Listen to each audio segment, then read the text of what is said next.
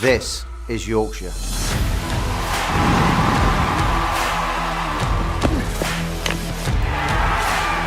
Built on pride.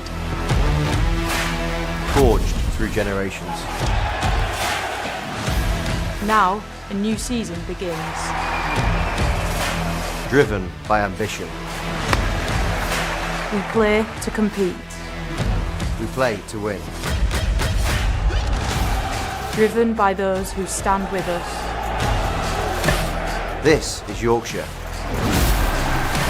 We don't stand still. We move forward. Together.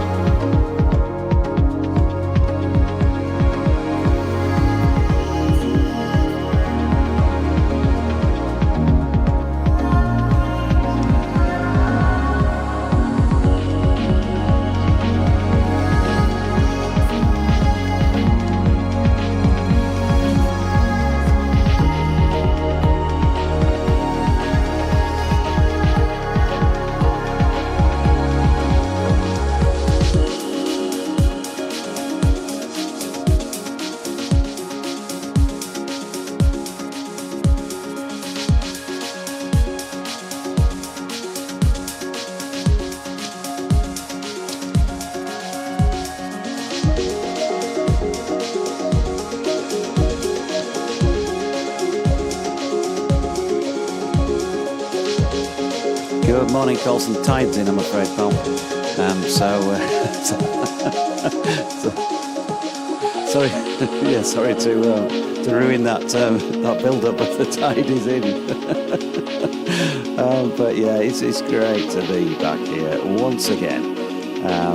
Fab yesterday, you know, decent crowd in at 2,000 to 3,000, something like that. Even though, you know, the stand that we're in is closed off at the moment for safety reasons, other than 15 members of the press and the periphery.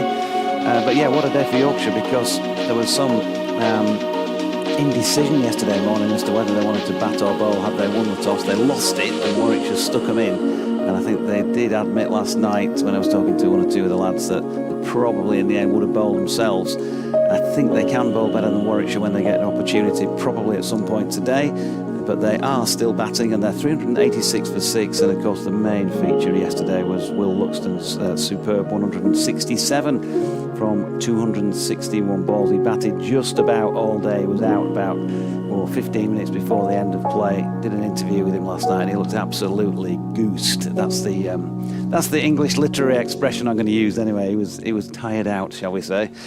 But what a stellar day for him, you know, to not only get your first 100 in first-class cricket, but then to go on and make it into a big one, 167. Superb. Johnny Bairstow obviously still there overnight, 49 not out. He was in good form last night, and George Hill not out on 2. So I think today they'll want to press on Coulson and get to 450 if they can, and get maximum batting points, which is still within reach. And if they really could extend that up to sort of 500, then they'll have a great opportunity to put some pressure on Warwickshire. And I think, as I say, I think Yorkshire will bowl better than Warwickshire have.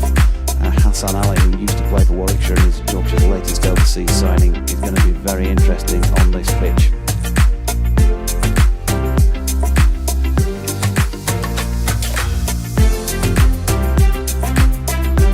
Oh, every time. I mean, it's my favourite ground. There's just something special. I'm not sure you can really put your finger on what it is, but apart from you feel closer to the players, I suppose, when they're out there in the middle, not like the distance you get, you know, typical test match stadia where you're usually several floors up and there's lots more security sort of feel about it. Not the case here. So the crowd get to speak to the players, they get to go on the pitch at the lunch and tea breaks, and some of them out there this morning as well. So those little things, you know, and I also think that, yes, obviously there'll be a weight of people in this area who come to watch the match. But lots of people, it's out of the way for them, and you're not coming here if you're not a genuine lover of cricket. It's usually a trip out for people. They've got lots of special memories here, often, you know, bringing the kids, the family, whatever, and seeing cricket in the sunshine at Scarborough. So yeah, just a very special place, and it would definitely be my favourite spot to watch and commentate on cricket.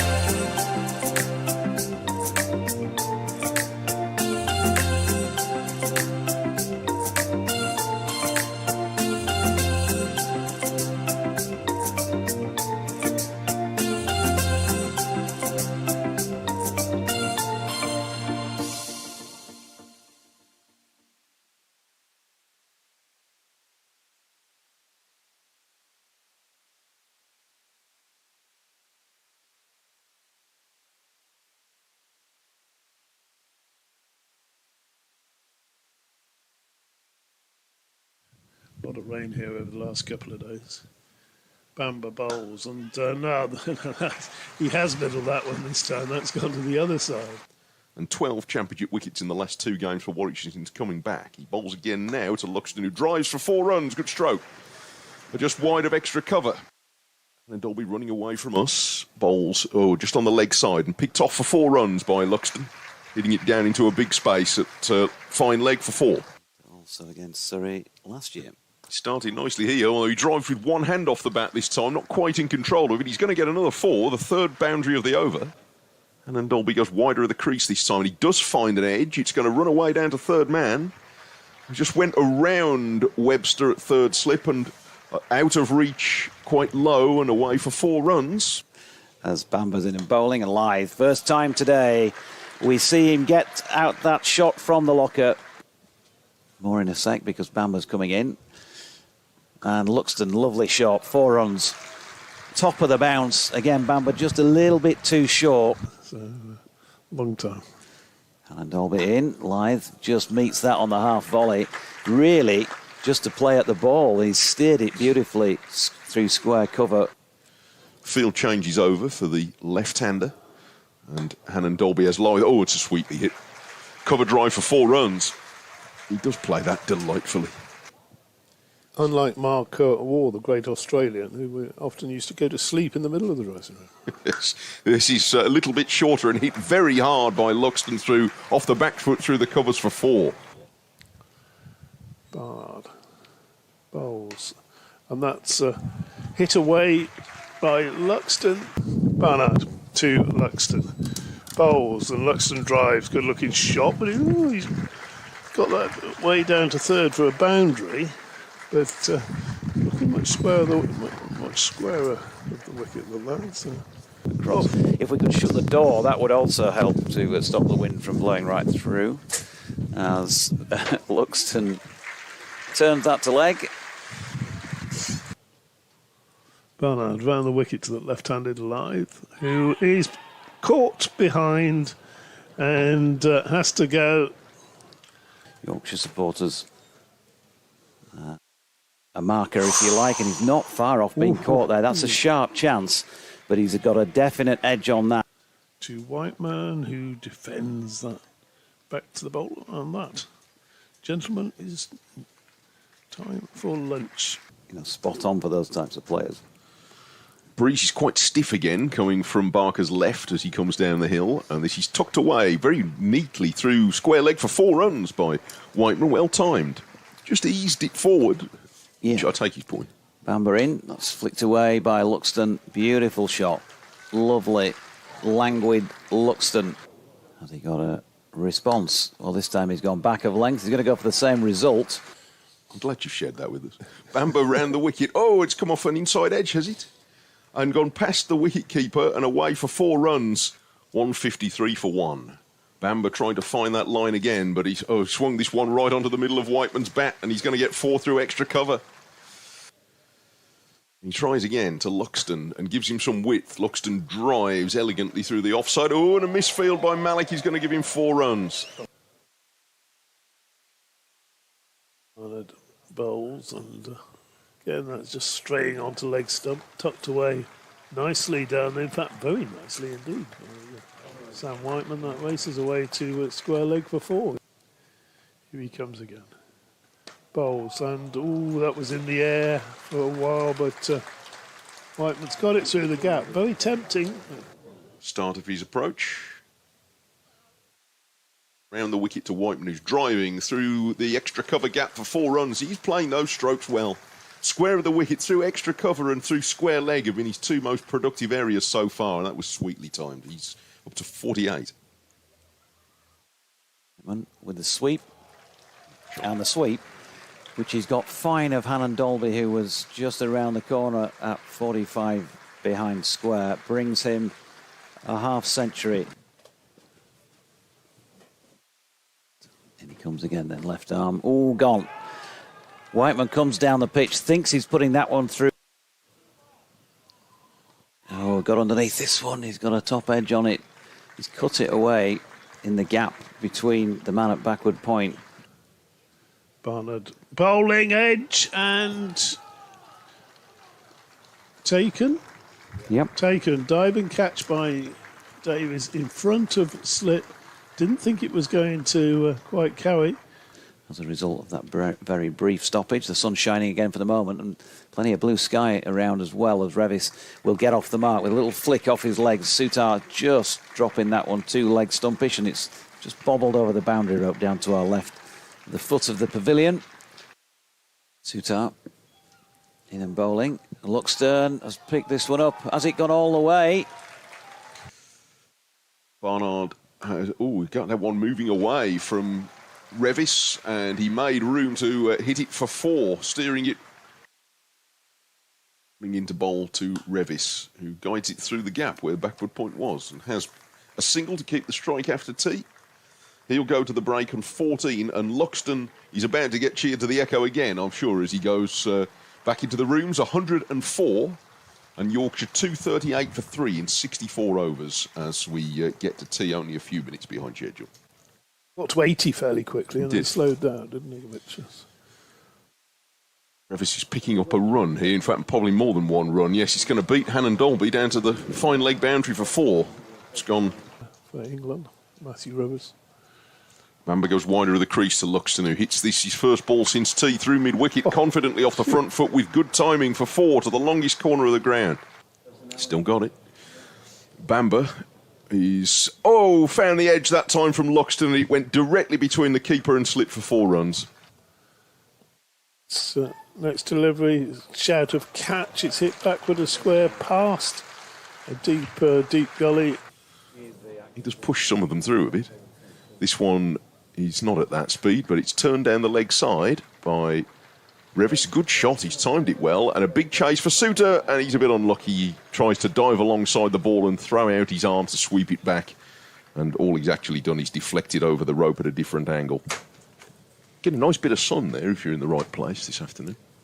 Yeah, Suter. Oh, lovely sweep shot this time from Will Luxton, just dragging it. Suter bowls, and that's edged by Luxton. He's got away with that one. Is it going to go for 4 again? Just past. In again and bowling. Ooh, got him. Revis has got one that's got either through or goes under his bat. Here's Barker again bowling, and pitched up and clipped through mid-wicket for a boundary. Bairstow's away. Off the mark. Nice shot over to the bleachers. Sure he did. Here comes Bamber bowling, and beautiful shot right on cue from Will Luxton. Steward's now leaving. Oh, she's had enough of looking at a mobile phone, and she's off towards the pavilion. Meanwhile, Johnny Bairstow at his finest. 3-3-3 for 4. There's the number in English cricket. It's not going to stay 3-3-3 for long. because Bairstow's gone long, over long on. Done himself a mischief there. Barker tries again, and Luxton is squeezing this away for his 150th run, down to third man. He'll get two, in fact. Keeping it going, Will Luxton. 151 not out, extending this maiden first-class century still further. Warwickshire, while they weren't dire this morning, they just weren't quite asking enough questions. As Ollie Hannon-Dolby back into the attack, bowls to Johnny Bairstow, who's flicked pleasantly off his legs. There's a chase on down to fine leg. And a good... There are still a few stragglers. Suter bowls and Luxton hits this a bit more aerial, I think. Lost it in the flight, but I suspect it's in the air. Yeah, it's 6.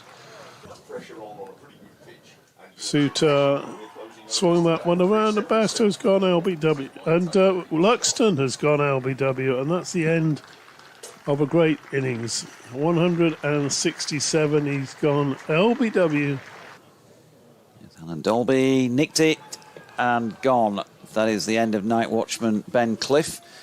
And that is why I still don't like night watchman, because you might as well just write down have a wicket. 2 slips a gully, leg slip. Alan Dolby to bowl to George Hill, round about off stump, and that is defended. And at 6:19 p.m.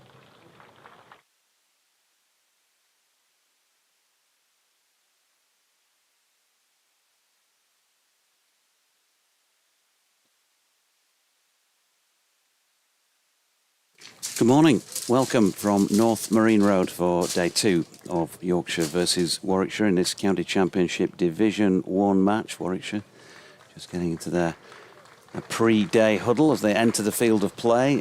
And as now our Yorkshire captain Johnny Bairstow not out on 49 overnight, and George Hill accompanying him. He's on 2. Umpires Tom Lungley at this Peasholm Park end and Michael Goff at the Trafalgar Square end have preceded them. On to the field of play, David Townsend and myself, Jonathan Doidge, with you for this first half hour or so of commentary. Mike Taylor of BBC's WM and CWR with us as well. An okay sort of crowd in the early part of day 2. Maybe not as many as there were yesterday, but I think we've kind of all got used to the fact that now Saturdays are less populated than Fridays, with other things to do, and local cricket on as well, people heading off to play for or watch their local clubs. But the situation here is that Yorkshire are 386 for 6 after the full 96 overs were bowled on the opening day. And I think there was a general acceptance last night that that was a good day. There was some debate, I'm told, before the toss was made yesterday, had Yorkshire won it, as to whether they would have batted or bowled. I think by the sound of things, when they arrived here yesterday morning, it was, we'll definitely bowl. But by sort of an hour before the start of play, when conditions were a bit more sunny, there was a decision to make. And they did say that they would have erred on the side of bowling first. But as it was probably one of those tosses that they weren't too bothered about losing. They were put in. And as we've often seen, DT, on this ground, opposing teams will put Yorkshire in first, and they often come out the better, don't they? They know how to bat here, they know how the day goes if you bat well, and they put themselves in a good position. Always bat first at Scarborough is generally the rule. So, first ball of the day from Bamber. Bowls, and that's played down into the gully. No run there. So, Yorkshire will be looking to push on. Just a little bit of byplay there between Bairstow and Warwickshire keeper Alec Davis. Bairstow wanted to leave his ground, and he kept his bat very firmly in his crease and looked at Davis and said, "Am I all right to go?" So, wonder what that refers to. Here's Bamber again bowling, and Bairstow, there's his 50. He's just worked that one wide of mid-on up towards the tee room. He's going to get 2. Is he coming back for 3? He's decided against it. 2 runs to Johnny, so his score now matches the number on his shirt. Number 51 is showing his bat to. I say all 4 sides of the ground, really only 3 sides at the moment, because this end, the north end, is closed to the public for... Doidge, you myself have braved it. 46 deliveries, I make it. Next delivery is worked away fine by Bairstow. He's going to get another 4 runs here. It's a chase round for Ollie Hammond Dolby, who made a very, very good stop on the boundary last night, but wasn't able to stop that one, and that popped up. Yeah, 46 deliveries, 6 fours and a 6 at the point of getting to his 50, obviously an extra boundary. In addition to that and that, I can tell you, is a 78th first-class half-century for YJB. And plus a good few centuries as well. 32 of those. It's 110 times he's reached 50. Wow. Bowls, and that rises a little bit as it passes outside the off stump through to the keeper. Score moves on to, well, it will do when it gets round to it, 392 for 6. Kate Holdsworth, our scorer, did start mentioning something about she's worked out why the scoreboard can be a bit late, and because she's sitting next door with the press people last night, and my eyes glazed over. Next delivery, Bowles, and that's push back down the pitch. Something to do with using a different type of electricity or something. I couldn't quite work out what it was. Dodgy. 392 for 6. Okay. For Yorkshire to do yet, you'd think they'd want probably 480, wouldn't you? Something around there. So another 90 or so runs would be in order. Bamba Bowles, Bairstow defends into the offside, no runs. So a good opening over. Johnny Bairstow reaching his, a good opening over for Yorkshire, reaching his 50, moved on to 55. 92 for 6. And the dulcet tones of Howard explaining exactly what Dwight just told you a minute or two ago about the details of that half century. Yeah, smoother than Smooth, something smooth. So Keith Barker's going to bowl the first over of the day from the Pease Park end. At 392 for 6. Bent Nielsen, good morning to you. Up there in a very rainy Denmark, he says. Happy to take the train away from Scarborough, though I do have to go to the shops at lunch. Don't mention the World Cup, unless it's the women's T20. I did mention it once, but I think I got away with it. In Denmark, did he say? What's listeners in Denmark, they do, of course, there used to be a bit of a threat back in the day, didn't they, Denmark? So, Ollie Mortensen playing for them. I thought you were talking about during the Viking period for a moment. Here is Barker round the wicket left arm, well wide of George Hill's off stump first. That was very much an early morning loosener. And I did see Keith Barker. Yeah, that line of yours, you mean? That was an early morning loosener, was it? Keith did have a good loosen away to the nets on the far side of the ground as well earlier on. So he's very definitely still a bit stiffish from yesterday's spells. And in he comes now. And that's wide of off stump, but a little bit closer to it this time than last time, and nips away up the incline to the gloves of Alex Davies. So one of the first things I want to say today, before I forget really, and I know this is a cricket broadcast, but you also know I've got a passion for rugby league, and just congratulations. It's actually great to see a knighthood going to somebody who thoroughly deserved it for all his efforts. So Kevin Sinfield, congratulations. Thoroughly top draw guy. Dealt with him a lot during the Leeds Rhinos days when I was following them around. As Barker is wide of off stump and George Hill leaves. But some of the stuff he's done just really out of his friendship with Rob Burrow and all that happened there. Phenomenal. That's what. Here is Barker. And again, under sunny Scarborough skies. Clatters into both bat and pad. No run. We do that well, don't we? Drawing some goodness out of what was obviously a very tragic situation with Rob. And the two of them. I don't think anybody will ever forget the end of that marathon that they did either, will they? No. That was That's a choker. isn't it? iconic, I think, Doidge, is the word that comes to mind. In comes Barker again. That is good delivery. He's just gradually straightening things up here, and there was a little bit of nip away from George Hill, who remains on his overnight 2 not out. Good morning to Debbie and Julie, who are, I assume, in the ground somewhere.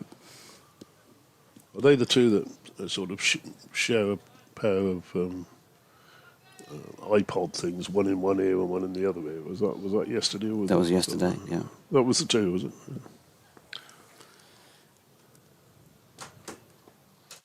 Yeah. Makes his way in again.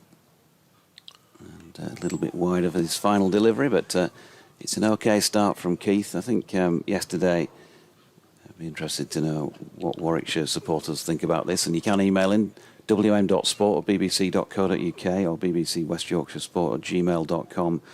But I think the general feeling is that it was probably one of their worst days of the season in terms of how they bowled in championship cricket. He kind of wasn't terrible, was it, DT? But it was just not quite there. It was just lacking that little, that extra, I don't know, 5%, 10%, whatever you want. Yeah, they were just, what do they say in horse racing terms? They were short of a gallop. Would that be? Yeah, right? a little sort of lackluster, I think. A little lackluster. Okay. They needed the run, if in horse racing parlance. Yeah. Bamba bowls and crashed away square the wicket. Short delivery, got what it deserved outside off stump, and Johnny Bairstow's made the most of that. Be interesting in those 110 times he's got to 50, how many deliveries outside the off stump short he's crashed through the covers. It would be a good few, that's for sure.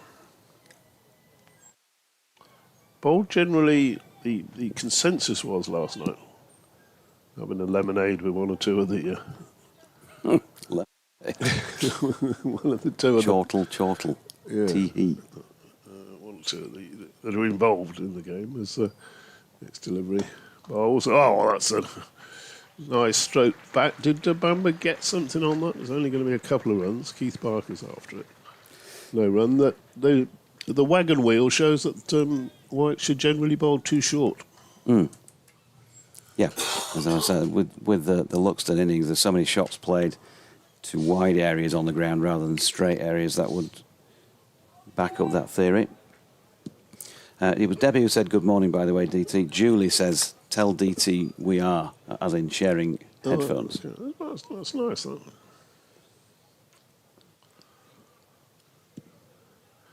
Amber runs towards us, bowls, and West has a little fiddle for that one outside the off stump. Goes through to Davis.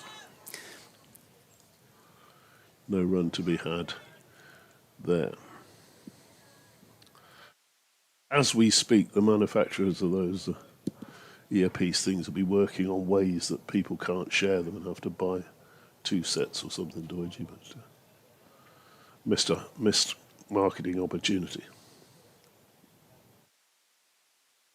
A little bit cooler this morning, but certainly Johnny Bairstow enjoying himself, because that's his another boundary. Takes his runs from this over into double figures. No, a little bit streakier, and takes Yorkshire to a 4th batting point, 402.46. Bairstow on to 65 very quickly. He's added 16 runs this morning. I'll tell you what, he's come to play today, hasn't he? There's a definite feel about that in this early couple of overs. Well, that first ball that he sort of wristily flicked past mid-on was a tremendous shot. Bamba bowls to him again, and this time he can't do much with that. He just covers up, pushes it to mid-wicket. No run. I had quite a long chat with Johnny last night across the road. He's interesting to talk to about the game, with so much experience, so many different situations he's been involved in across all formats. Get his opinions on things.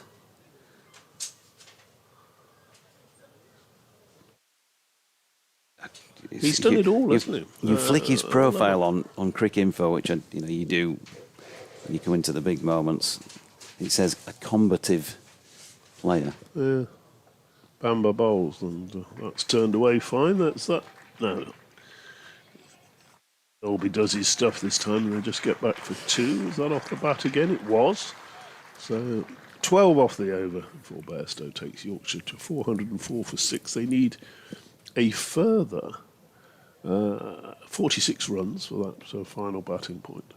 And they have 11 overs in which to get them. So you'd think they'll... Well, certainly if Bairstow stays out there, they'll get them. Yeah, so a combative player, DT. A lot has been said and written about Johnny, hasn't it, and during his career.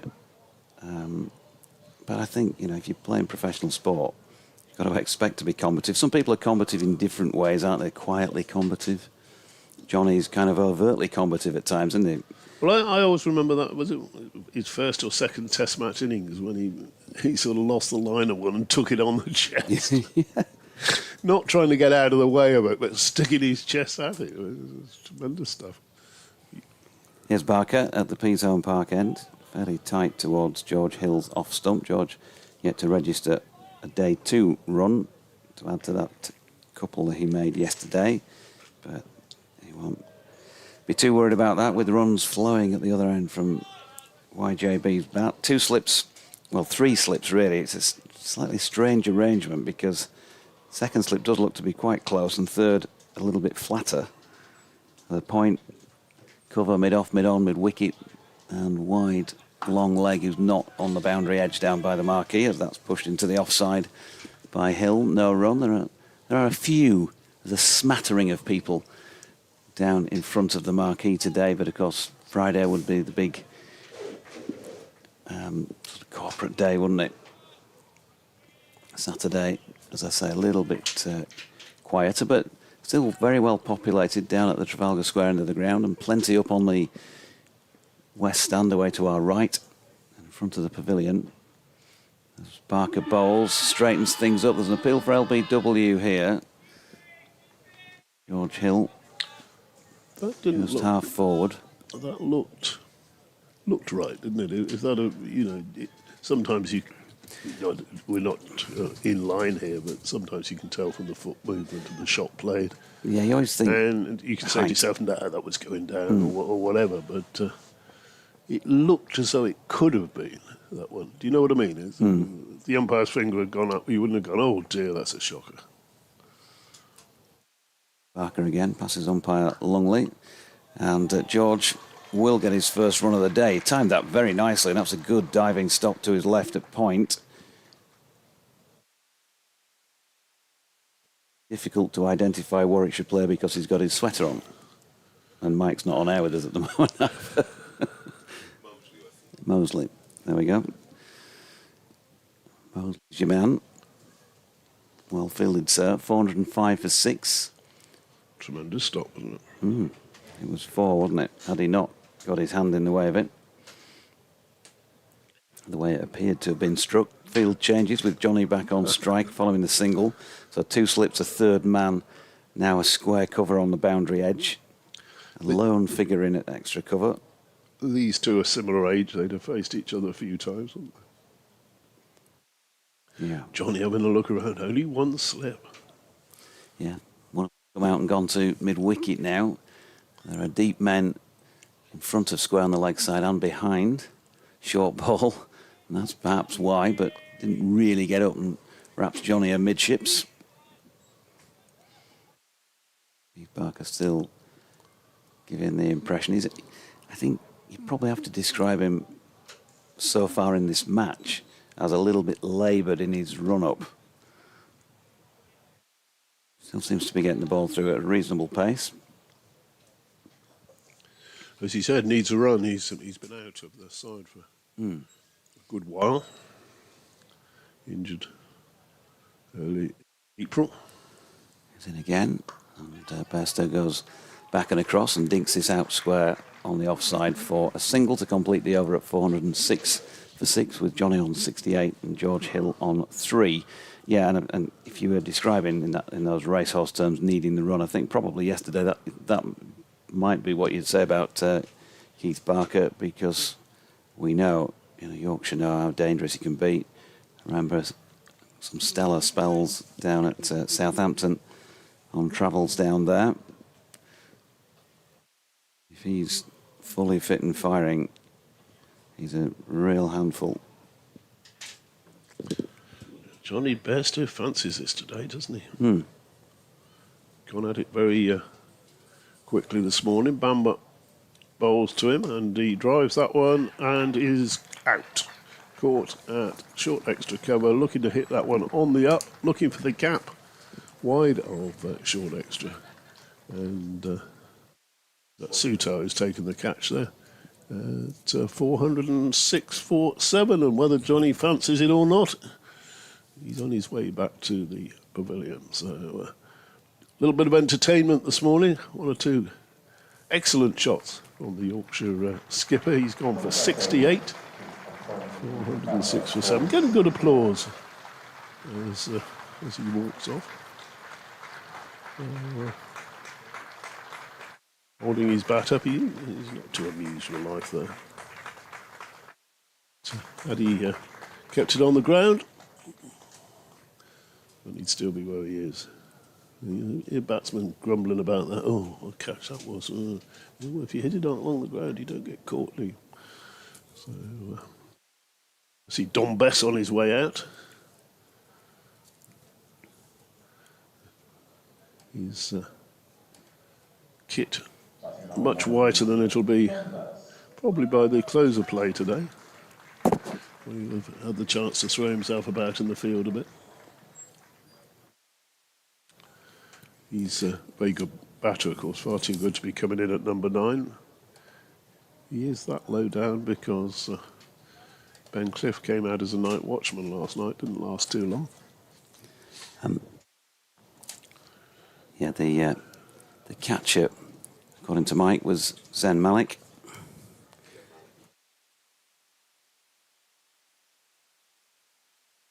He described that DT as a very comfortable catch. Didn't get hold of it. No. Yeah. Comfortably into the, sort of what, about hip height, wasn't it? Something like that. He didn't have to do too much, didn't have to move. Here's Bamber again, and added to his wicket, his impressive wicket tally for this season. That's delivery. Best a little feel for it. It's like the off stump didn't get a touch.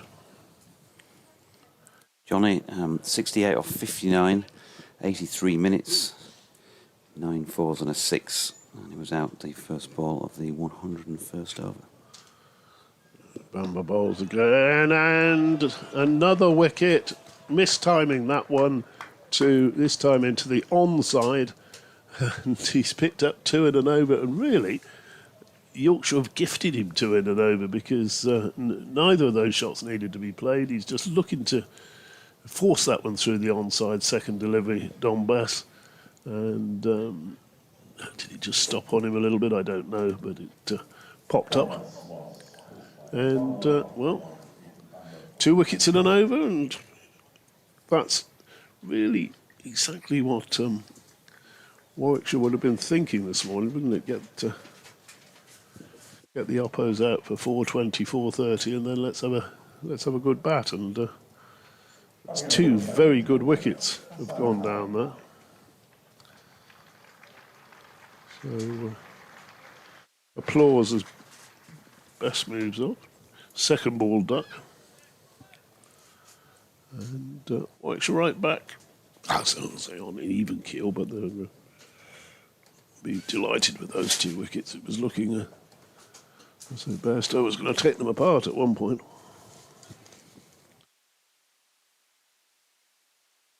We need bother too much with Bess's statistics there, Doige. Here's Amber still hasn't finished this over. Bowls again, and oh my word, it's a no ball. Did he get a touch on that?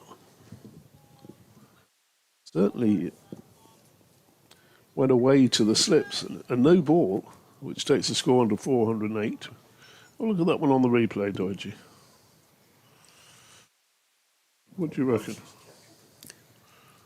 Dan Mosley, the catcher, by the way, I was trying to identify who that was. DT, sorry. Catcher of Don Bess. Bamba bowls again, and that one bounces a little bit. All of a sudden, there's a bit of zip and a bit of life about. So we're watching out there in the middle.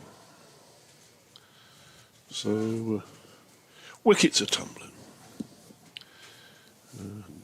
Hassan Ali probably didn't think he was going to be batting before.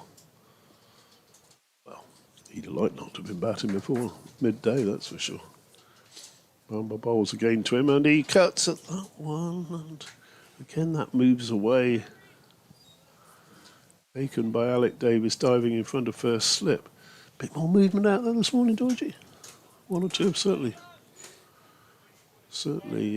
pitched and gone towards the slip cordon. Yeah, maybe. Morning session again. Wonder whether this game will pan out like the Surrey game. Bamba bowls, and that's played down backward at point by Ali. He's going to pick up 2 runs. He's coming back for the second. He's going to have to hurry, but he's not. He's home comfortably for 2. So 2 wickets in that over, a no ball, and a couple of runs. Bamba takes his cap and marches off down to long leg. So 3 to Hill, 2 to Ali, and then Warwickshire made a good start. Yep, Keith Barker to continue.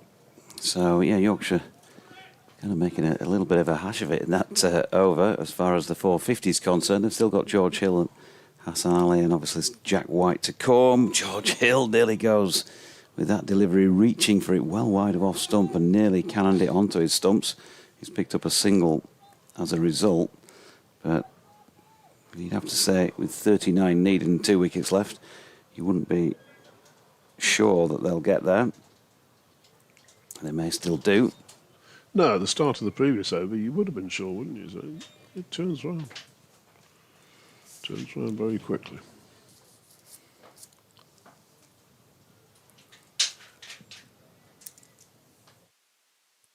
Go back at his mark.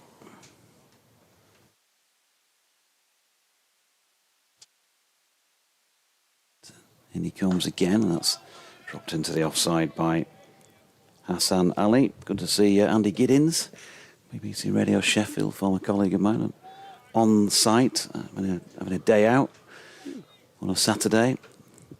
Gidders, I've appeared on his Football Heaven programme on BBC Radio Sheffield a few times. He's here for some cricket heaven, isn't he, in Scarborough today, DT? Yep. Here's Keith Barker and Hassan Ali trying to provide that from Andy Giddins and Yorkshire's perspective. 4-11 for 8, both these in single figures. It's definitely a cooler feel about today, but as ever, once the sun is out, it feels very strong in this commentary box. You've got a bit red face yesterday. Yeah, yeah, I've had to apply some factor 50 today. It was noticeable.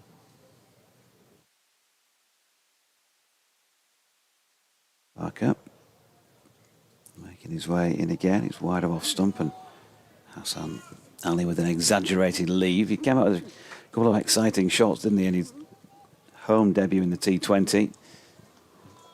Banged a couple of sixes through long on in that what turned out to be a match-winning stand for the 9th wicket between he and AJ Tye.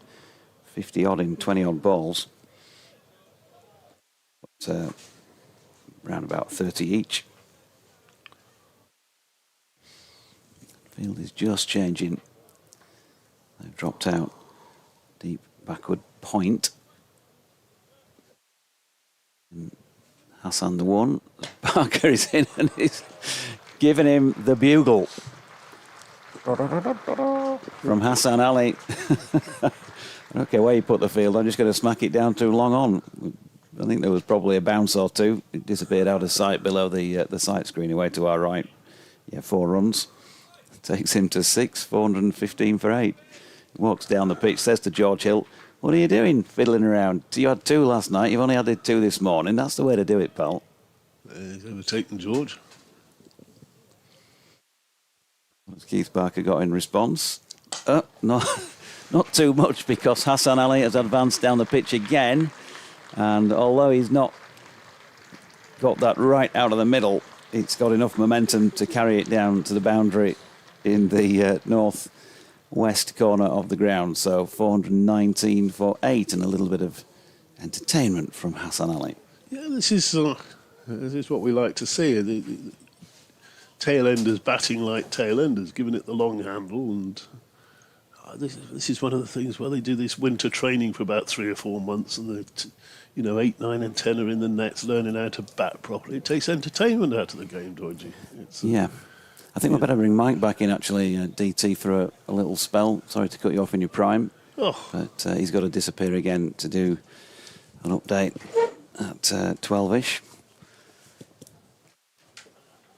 Bamber is in to bowl, and George Hill across from the crease. And having a little push at that one. Through to the gloves of Alex Davies. Lovely morning, as I was saying. A little cooler today, I think, than yesterday. There's a fair bit of cloud around. Sun shining at the moment, but the pockets of blue are smaller in size. Cloud cover. Lovely shot here by George Hill, though. Too much width from Bamber. And he really timed that one. Square on the offside. Picks up his first boundary. Anything you can do, Hass. So Hill on to 8. Still some runs out there to get, aren't there? And obviously Yorkshire, they want to get to this 5th batting point before the 110 overs is up. 423 for 8 on the board, but that's not gone on. The 4 runs don't appear to have gone on from George's shot as he defends another one. Yeah, I would suggest if they are batting to 110 overs, especially with these 2 there, then they'll have 450. In his time with Warwickshire, Hassan Ali's innings tended to be short but violent on the whole. That's a great description. Bamber bowls and Hale, beautiful shot. That is a cracking shot. Between the bowler and Keith Barker at mid-off, over-pitching Ethan Bamber on this occasion, and as soon as he struck it, we're right behind the angle of the ball there, or I am, and you just knew he'd really got hold of it. Raced away for 4. My impression, I don't think it's, a perfect pitch for batting, but it's a pretty good one.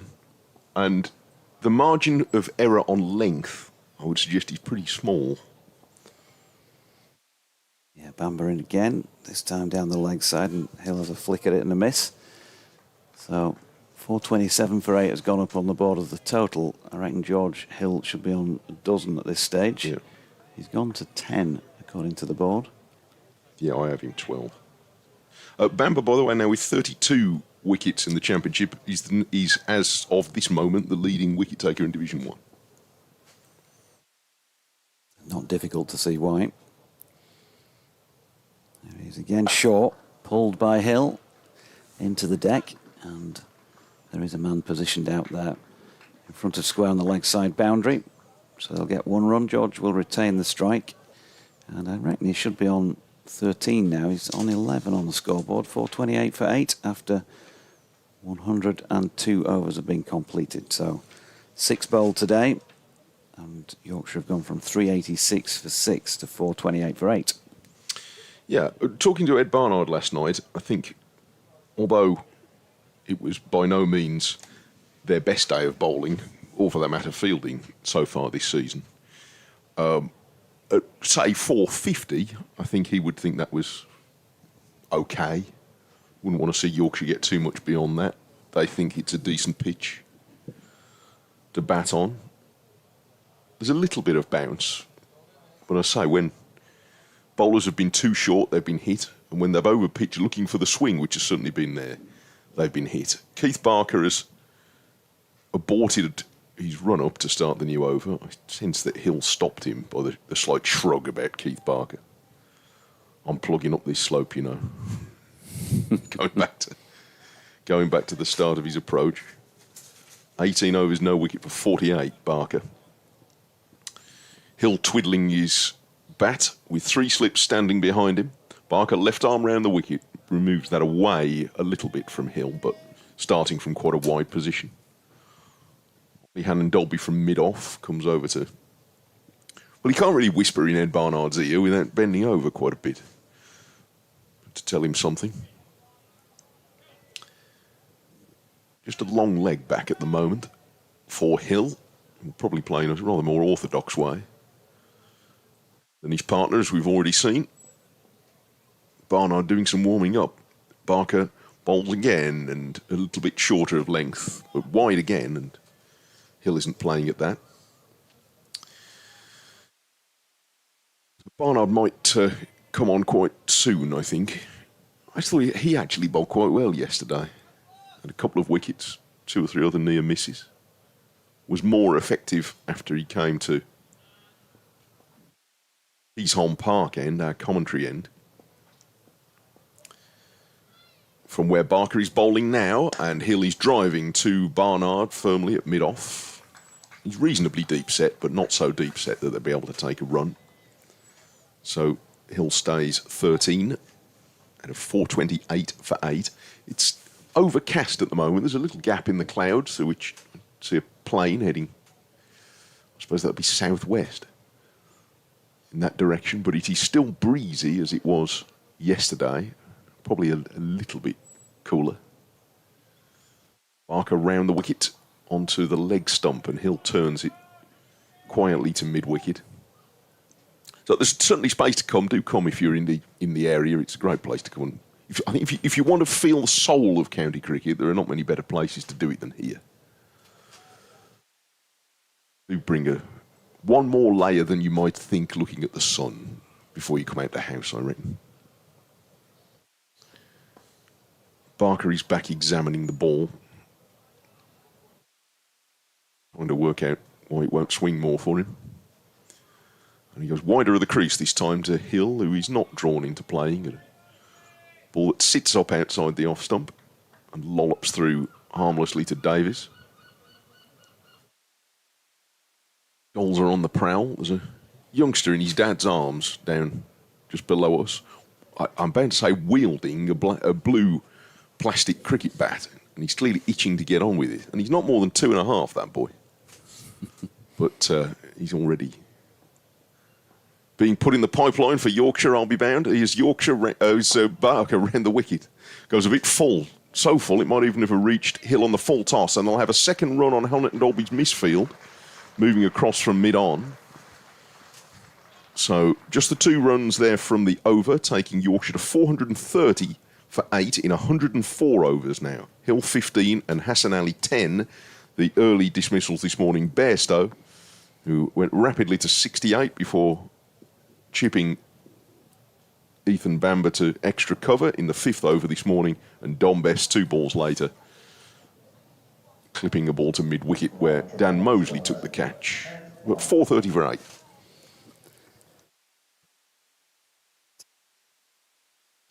Do you have a change of bowling? We do. Ed Barnard's coming into the attack, bringing himself on at the Trafalgar Square end. Might signal a change of ends for Ethan Bamber and a rest for Keith Barker. We'll find out, I guess, at the end of this over. Has gone for quite a few runs this morning, Bamber. Yeah. 31 in 4 overs, although he got the 2 wickets. So We shall see. Barnard, right arm over the wicket, and Hassan Ali tries to hit Johnny Bairstow's mural at the Trafalgar Square end, and probably not that far off doing so, because that has carried all the way for 6 runs. And yeah, there is definitely some excitement to be had. Yeah, good morning, Ed, as DT says. I've seen it again. Just comes a half stride down and levers that one up with plenty of bottom hand in it. And at the moment, they're having to look for a different ball. So it didn't obviously land in the crowd. There was a few people moved. Not sure if it cleared the tea room. I lost it, I must admit. Yes, well, they've lost it because out has come the briefcase of balls, which is very swish, by the way. It's not just, it used to be a sort of tatty cardboard box at most grounds, didn't it? But now it's, Yeah.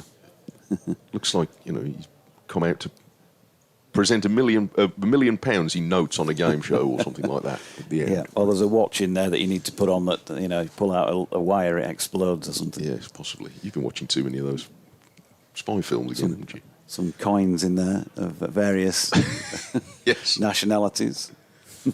Well, trying to find a one they like. And they're giving it back to Alan Dolby. He's like, well, I'm not sure this is my job, really. But anyway, put the combination back on. There he goes. So, 6 to Hassan Ali, who's gone on to 16 as a result. It looks like George Hill's score has now been corrected on the board to 15. 4.36 for 8, so 14 more runs. I've got plenty of time in which to get them now, with still more than 5 overs to do so. And Barnard in again, and Hassan goes big again and gets 6 more. This time it is into the crowd. Lands on the roof, in fact, at the Trafalgar Square end. You can hear the rattle on the roof and it bounces down into the hands of the spectators. Big shot. And a big knock, really, in a short space of time, this by Hassan Ali. He's on to 22, 442 for 8. Yeah, I don't know whether Hassan Ali has played on this ground before, but I suspect he might see that gap between the houses towards Trafalgar Square as a target. Yeah, this time he sat deep in the crease, didn't dance down, and managed to get the same result. So long on is out, cow corner is out, deep backward square. They're all out, as is long off, and Barnard's in and bowling again. This time slower ball, which drifts down the leg side. And Hassan not minded to play that. And he got a little tickle on it. Probably would have run away for 4 down beneath our feet. But they now need 8 runs to get maximum batting points. Haven't been saying that too many times this season. Comes Barnard, bangs it in short. 15 love. Well, I think that one bounced just short of the net, Hassan, on this occasion. So probably the point won by Barnard. Yes, he's got an on-drive, but not a first serve. On that evidence. Did he take this on the backhand or the forehand? As Barnard's in. It's a cross-court attempted volley, but Alex Davis diving to his left makes a good take, actually. That would have whistled away with no chance of Ollie Halland-Dolby getting round for it, had he not managed to snaffle it. Wicket-keeping's been very good so far this season, I must say, Alex Davis. Not had the greatest season so far with the bat, but he's in very good form up behind the stumps. Again. And Hassan meets this one just on the full. He wants to turn it into a 2, and they're coming back to do so. Look, all the pace off the ball. Bo Webster not able to get into cut off the second, so 444 for 8 at the end of 105 overs of this Yorkshire first innings. Remembering, of course, they were put into bat yesterday when Barnard himself won the toss. So 24 entertaining runs scored by Hassan Ali and 15 by George Hill.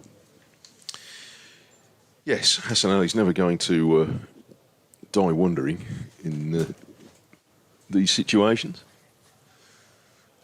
Get the blood pumping in time for a bowl. So I wonder which end he gets. He'd be wanting to come down then, down the slope, I reckon. So we'll see him in a bit. But he's certainly a bombs-on-seats cricketer. Non-strikers end at the moment, though, while George Hill is waiting for the ball to work its way back to Keith Barker. Fair to say, having got through their overs at a decent rate this morning, Warwickshire not mad keen to rush it. Yesterday, they bowled the overs in at a good clip. Third slip's gone out to Gully. Barker left arm around the wicket, and this is driven by Hill for 4 runs. It sort of slid off the face of the bat a bit, but he was in control of it, and it's gone backward a point, and he's joining in now. 448 for 8. Yeah, nicely played. Just a bit too much width, wasn't there? And he's already timed a couple really well this morning, George Hill. So he's in good touch. Yeah, that rattled on up to the highest point on the ground. So that's prompted a couple of changes in the field. The deep point's going to go out, although I'm not sure that he'd have got round to cut that off anyway. Breeze is picking up a bit, and there's some greyer cloud coming from the west. Looks like the weather's coming largely from the northwest today. That one does swing away from Hill, who followed it to begin with, and then was not really anywhere near it as it went through to Davis.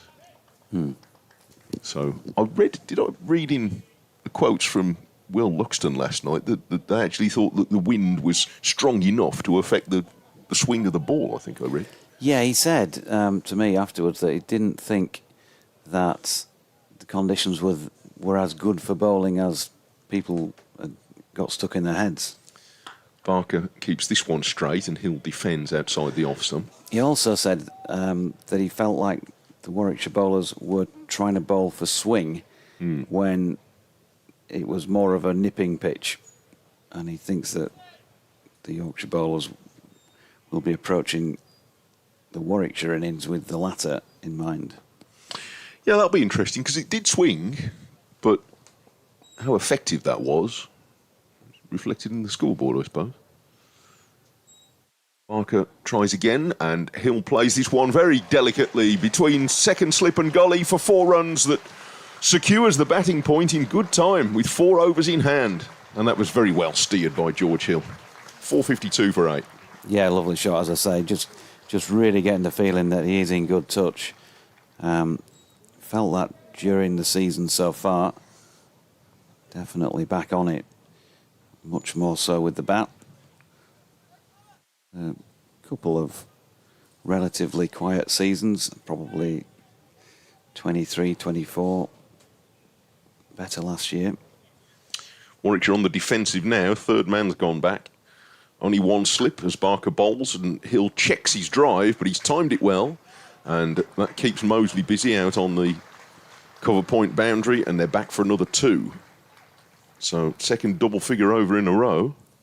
The word floaty, by the way, that was used by a couple of the Yorkshire contingent last night with regard to the feel of yesterday's Warwickshire bowling. Yeah, I don't think it was their most intense day of the season so far. 454 for 8. There's a few, wouldn't it? We haven't had any first team cricket for a while, which might have contributed. Barker goes fuller, and Hill just, again, with good timing, just placed the bat there. And keeps the strike through the extra cover gap. So by taking a single, 11 from that over after 14 from the previous one, taking Yorkshire to 455 for 8. 26 to George Hill, 24 to Hassan Ali, and they've already rattled up 49 in just 5 overs. This partnership. Yeah, it's entertainment.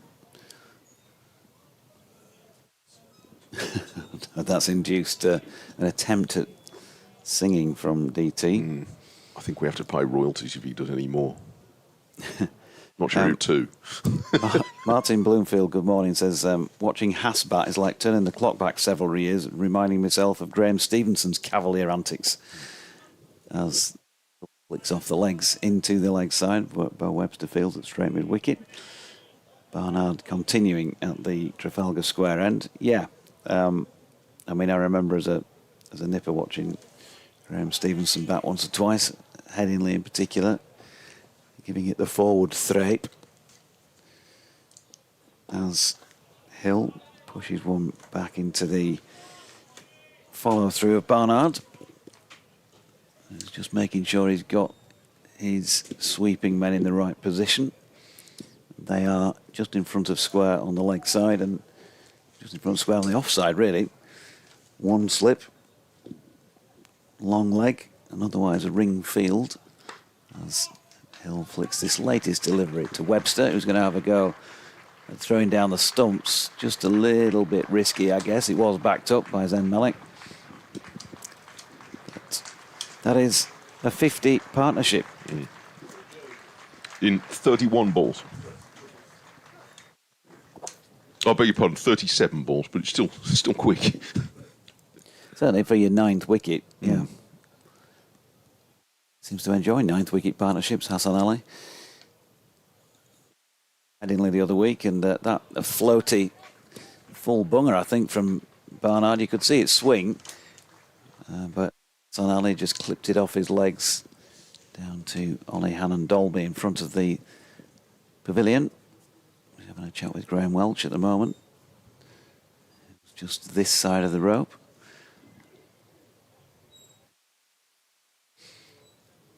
.458 for 8. Ali on 26. And, well, he does have a defensive shot in his locker because he's just played it to that delivery, straight back to the bowler.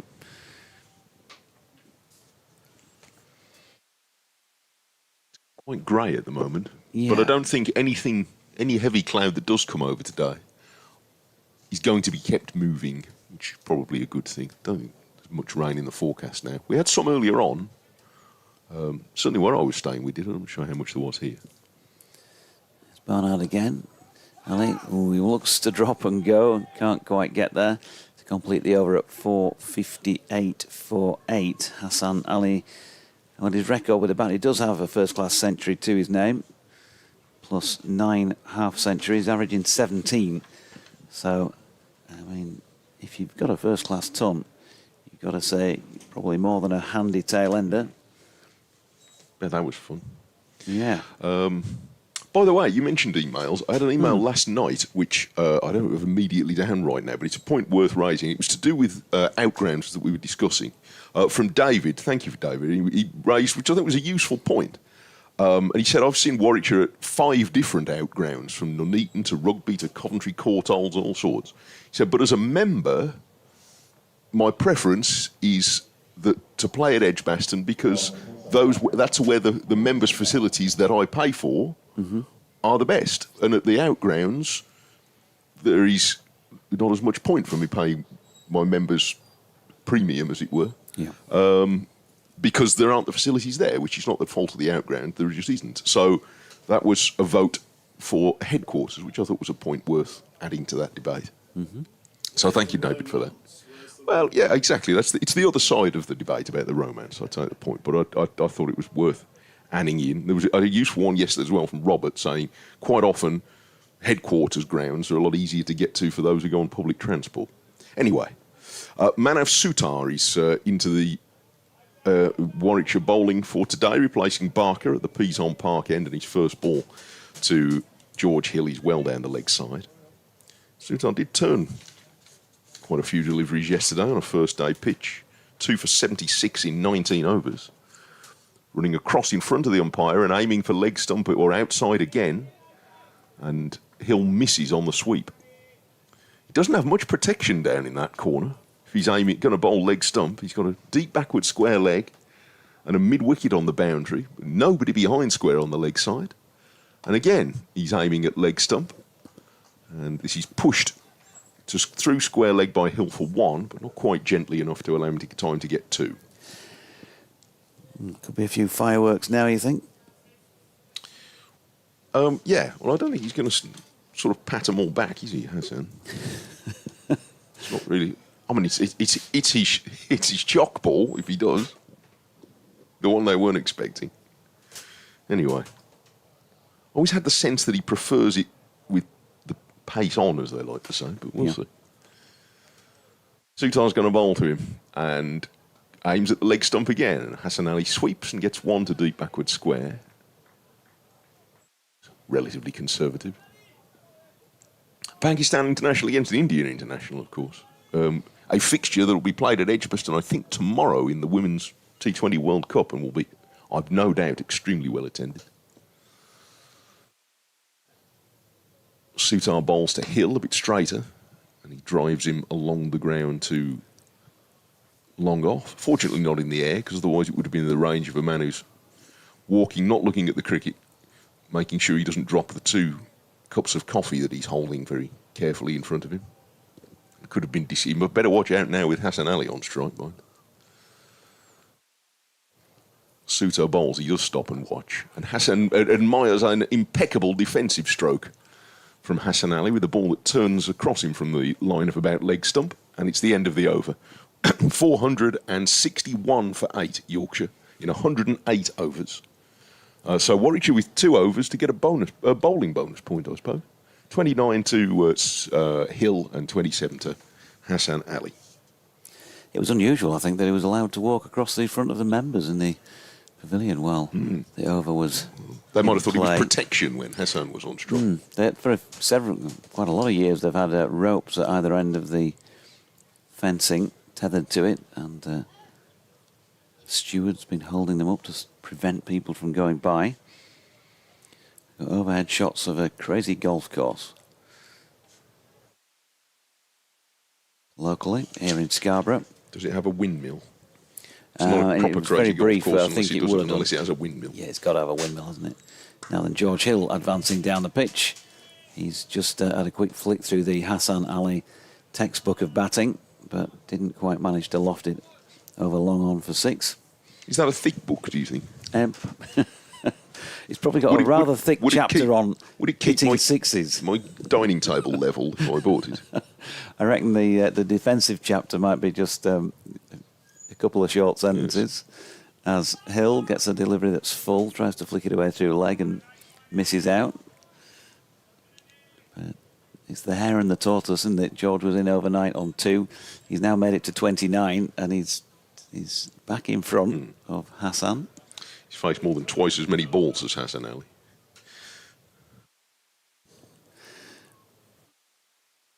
All part of the fun, folks.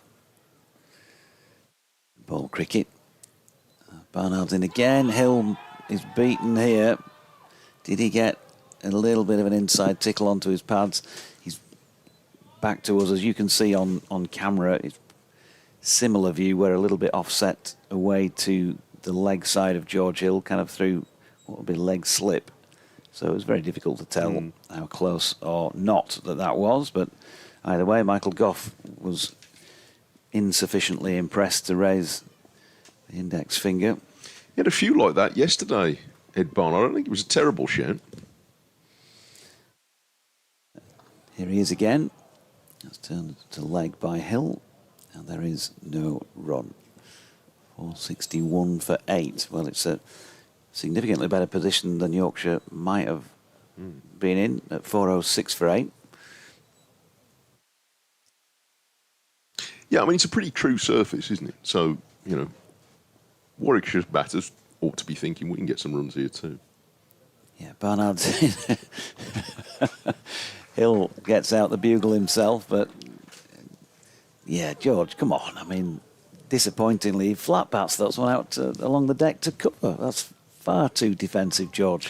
Yeah, he had the mute on, juncture, didn't he, on the bugle there. He sort of didn't quite give it the full drooping the colour job. 462 for 8.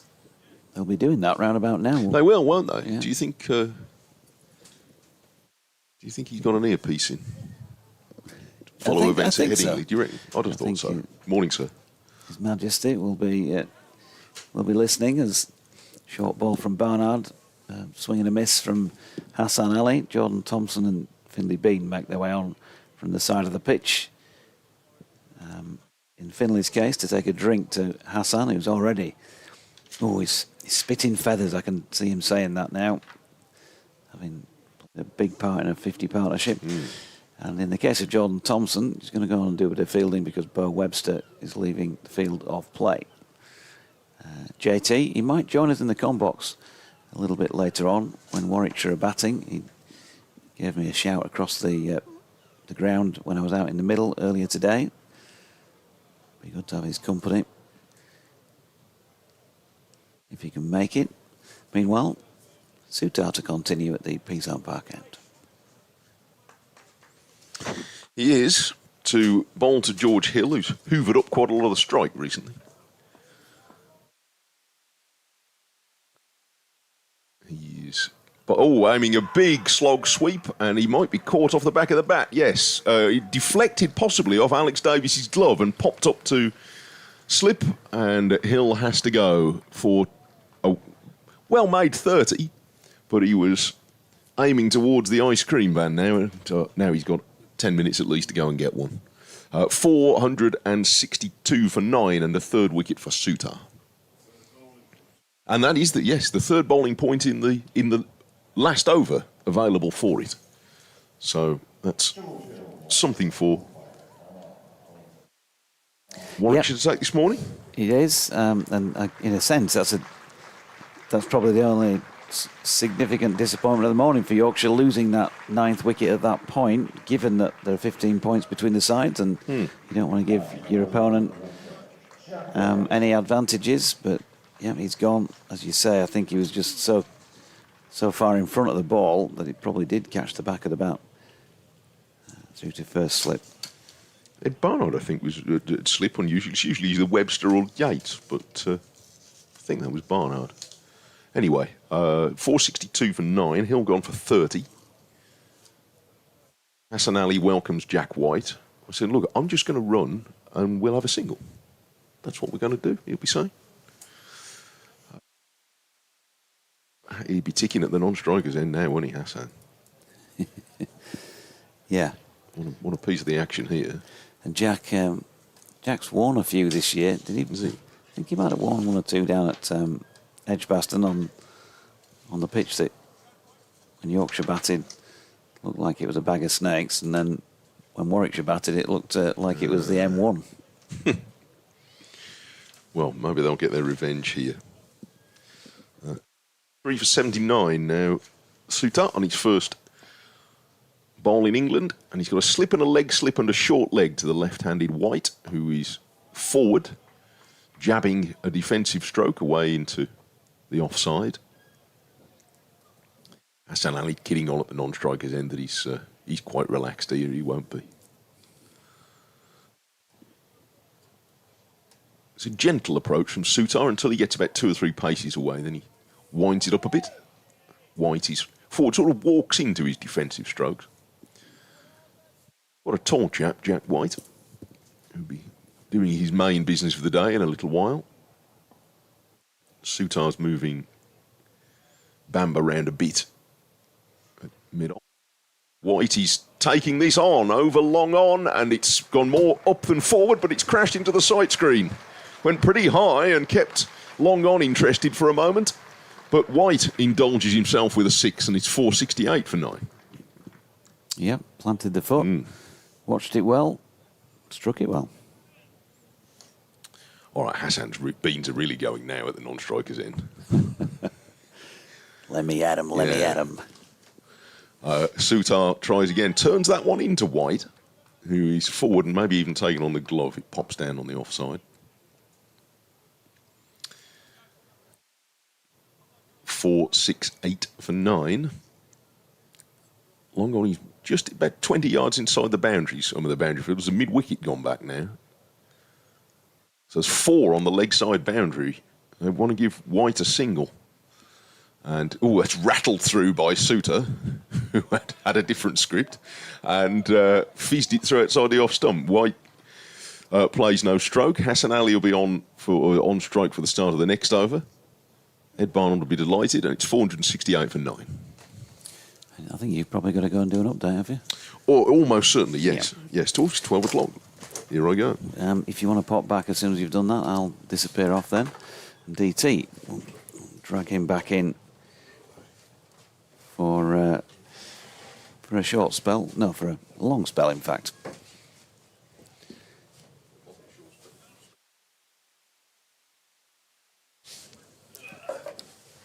Barnard is going to continue at the Trafalgar Square end of the ground then at 468 for 9. That is about as wide as you could possibly get. And Alex Davies takes it across on the next strip, more or less. Barnard trying not to give Hassan Ali anything too straight that he's going to hit. The field has dispersed around various North Yorkshire postcodes. No slip in place. everybody pretty much on the boundary edge or near enough, and that's not going to deter Haas from trying to play his shots, and he had a big mow across the line and missed that. Why wouldn't you just take a single? Oh. 470 and with the field out as it is now, and just say to them, well, bring the field in if you don't think you. We'll see. Here's Barnard again, goes slow Yorker, executed it pretty well. That's one of his white ball variations, and Hassan has knocked it down towards fine leg, thinks about a single. Alex Davies walked after the ball, threatened to throw the stumps down, but they've stayed put. Debbie and Julie have been in touch again. Do you make lost property announcements? Yeah. Here's Barnard and a big swish from Ali. The ball that goes over his top edge. They lost one of the iPods. Apparently Julie's found an Oyster card and rail card in the name of Anthony Geeson. If you're listening, Anthony, they've been handed into the office.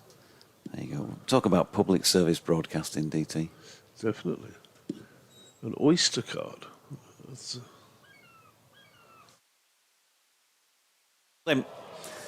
Hassan Ali stepped across pretty much to the other end of the square for that one, and Barnard has taken out his leg stump, and Yorkshire's first innings has come to an end at 469, with Hassan Ali making a very entertaining 27. Jack White with the one blow for 6, and he'll be not out. And we're going to get a chance to see how A, Warwickshire bat, and B, Yorkshire bowl on the same surface then in a few minutes' time. Keith Barker, 20 overs, 5 maidens, none for 61. Ethan Bamber, 3 for 132 from his 26 overs. Ollie Hannon-Dolby, 1 for 76 off 14. Barnard finishing with 3 for 66 from just short of 19 overs. Bo Webster, none for 21 off 8. Manav Sutard, 21 overs, 3 for 85. And Dan Mosley, 3 overs for 13. A lot of extras, 22 no balls, a wide and 15 leg byes for 38 of those. And just inside 111 overs. Yorkshire are done for 469, but I think, DT, anybody of Yorkshire persuasion would have taken that when they lost the toss and were put into bat. Definitely. I mean, you always look at something around 480, 500, don't you, as being not a score that is unbeatable, but it puts you in a very, very strong position.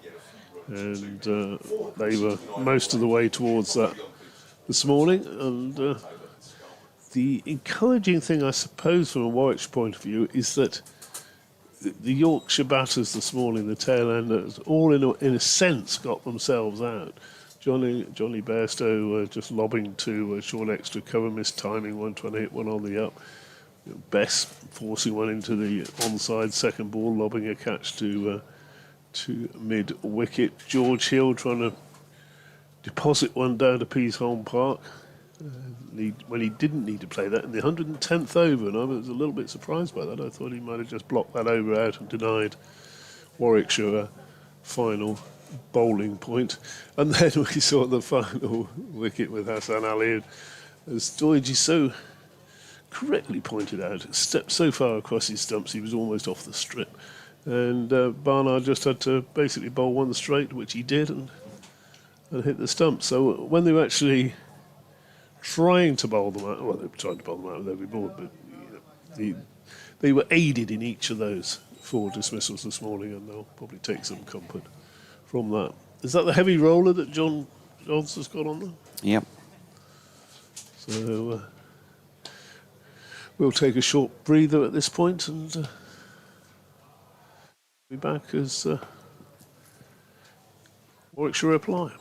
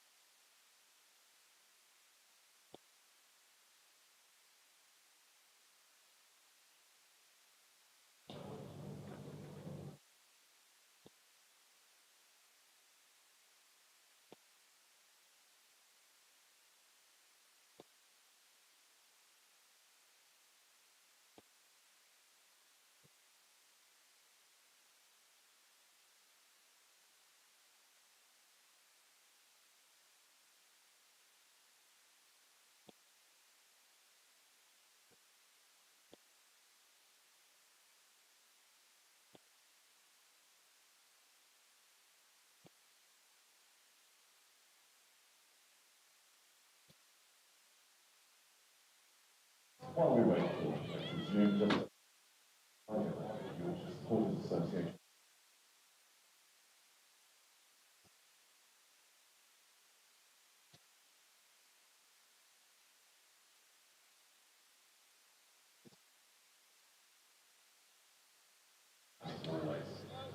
Will be a great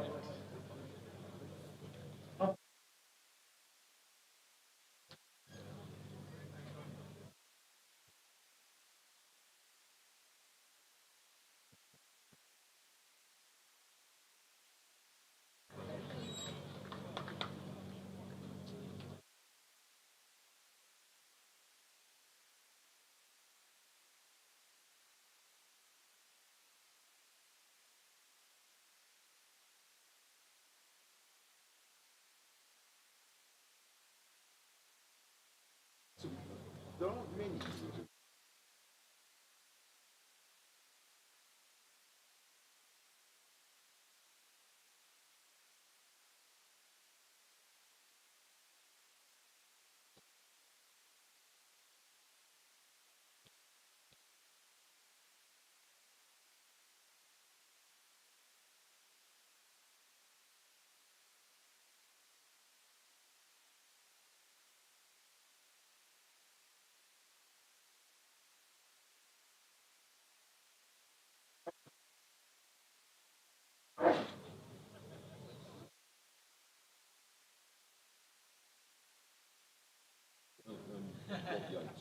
Johnny Bairstow is leading out Yorkshire.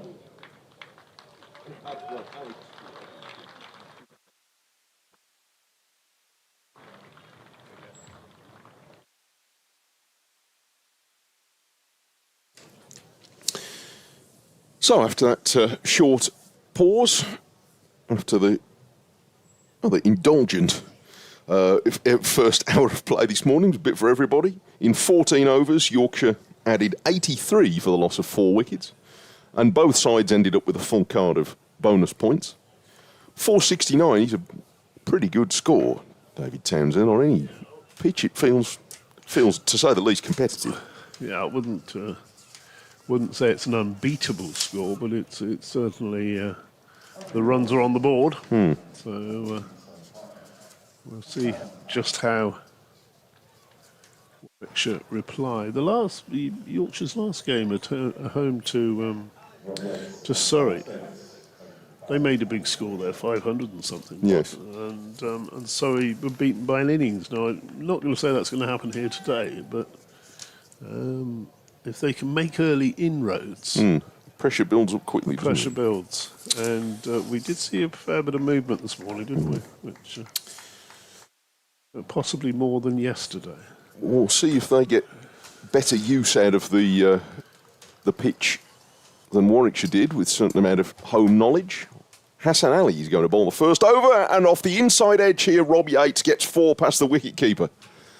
He was trying to cut, it came off the bottom edge and went all along the ground past Johnny Bairstow, and Rob Yates is away with 4 somewhat unconvincing runs. It really didn't bounce a lot from Hassan Ali. It was quite full and skidded on, as he tends to, and got the bottom edge. So that's 40 Yates, although the biggest bonus of all in it is that he's not out. So he'll settle for that. Rob Yates and Alex Davies are the 2 openers. 4 slips are there. Hassan Ali, right arm over the wicket, scoots in to bowl wider of the off stump this time, and Yates isn't playing a stroke.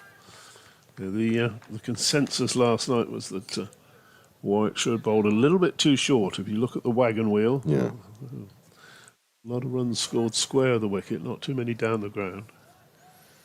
They were quite often searching for swing and then going a little bit too full and then overcompensated. I don't think there's much margin for error to find exactly the right length here. See if Hassan Ali can find it. He is... that's wider. It doesn't matter what the length is. If it's that wide, Rob Yates in the first over, he's never going to be tempted for that. Well, that had to be close to a genuine wide, I think. So through to the keeper. Yeah, the Yorkshire bowling coach was saying if Yorkshire can get Warwickshire's wagon wheel, with the spokes down the ground, if you like, Yeah. then then that'll be a long way towards winning the game, which was... Seems pretty astute. Oh, he is pretty astute, mate. I'd have said so.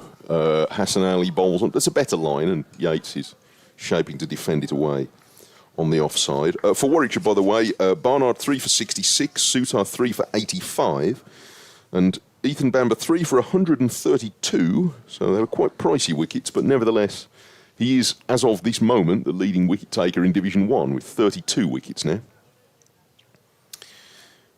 which is well on the way to beating his 42 that he got with his first championship season with Warwickshire last season. So that's a good return.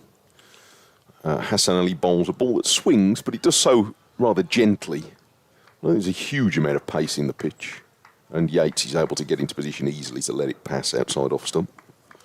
No, if you can find that length we were talking about, a little bit of swing as well, then with these cloudy conditions overhead, and it is breezy as well.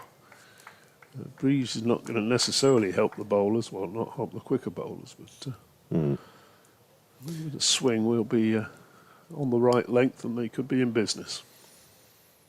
Off goes Hassan Ali again, and this is on the pads of Yates, who misses out here, trying to flick it down to fine leg. He might even just flick the pad and took all the pace off it as it bobbled through to Johnny Bairstow. End of the first over, Warwickshire 4 for none, replying to Yorkshire's 469 on what at the moment is an overcast morning in Scarborough, and a fresh one.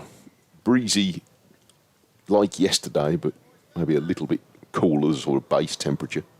Sufficiently chilly for the cameraman to our left to still have his Wakefield Trinity woolly hat on. And it's the longest day next week. Yes. Yes. And there he is, still with his winter gear, and I have to say I can't blame him. Maybe he's not got a lot to keep his scalp warm underneath that. Well, I don't know. I think he probably has. well, he doesn't want to show off to me then, does he? Probably like myself, he's a bit thin-blooded and feels the cold.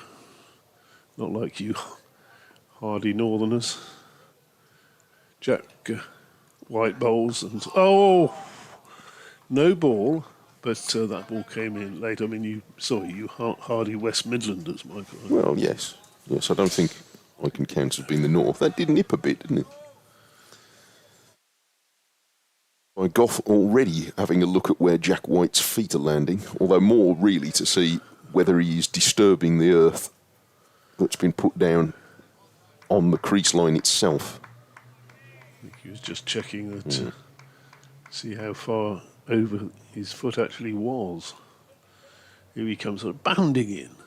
Jack White bowls, and that's an attempted square cut drive from Alec Davis. There's plenty of runs to Alex Davis. There's plenty of runs to be had because there's just the cover point to beat.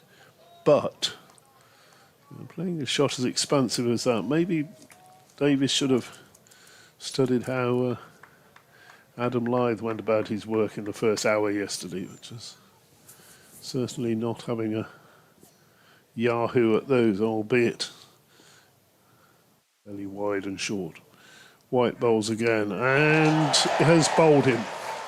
Played on, he's again looked for that shot through the offside, and the ball's come back off a bottom edge as we have a look at the replay of that, and chopped down onto his off stump. And again, had he been shouldering his bat? It was the same shot, wasn't it? It was the previous one, really. But the ball was a lot closer to him, and played down into his stumps, and the first Warwickshire wicket goes with the score on 6. And a short visit from Alex Davis, and well, I won't say he didn't trouble the scores, because they don't like that. No, but He didn't score. yes, he's on a bit of a rough run. Alex Davis had a run of 6 single-figure scores in a row earlier in the championship, so he's made a few in the last 2 championship games, but looked really out of touch in the T20s by his own standards in that competition. And here, trying to start with a real flourish. And like a lot of batters of his size, and especially wicket keepers, he is strong in that area, but that didn't feel like the right ball to cut. No. No, previous delivery, he'd thrown the kitchen sink at it. Had he got anything on the previous delivery, I'm sure it would have either gone over the slips or, if he middled it, gone square for 4. But that ball much too close to be trying to play a similar shot. And bonus really for Yorkshire. Who's that ball to? Is this This would be Dan Mosley at 3. Mosley, left-hander?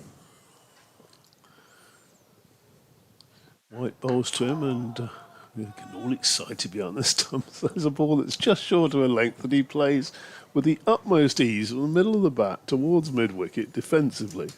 And all Johnny Bairstow and the 4 slips were all hopping about like it was. That's how it gets you. You get an early wicket. That was, imagine. That was the sort of buzz that we didn't see from Warwickshire yesterday. No, they didn't take an early wicket, but we were talking about that, just that little something that was missing.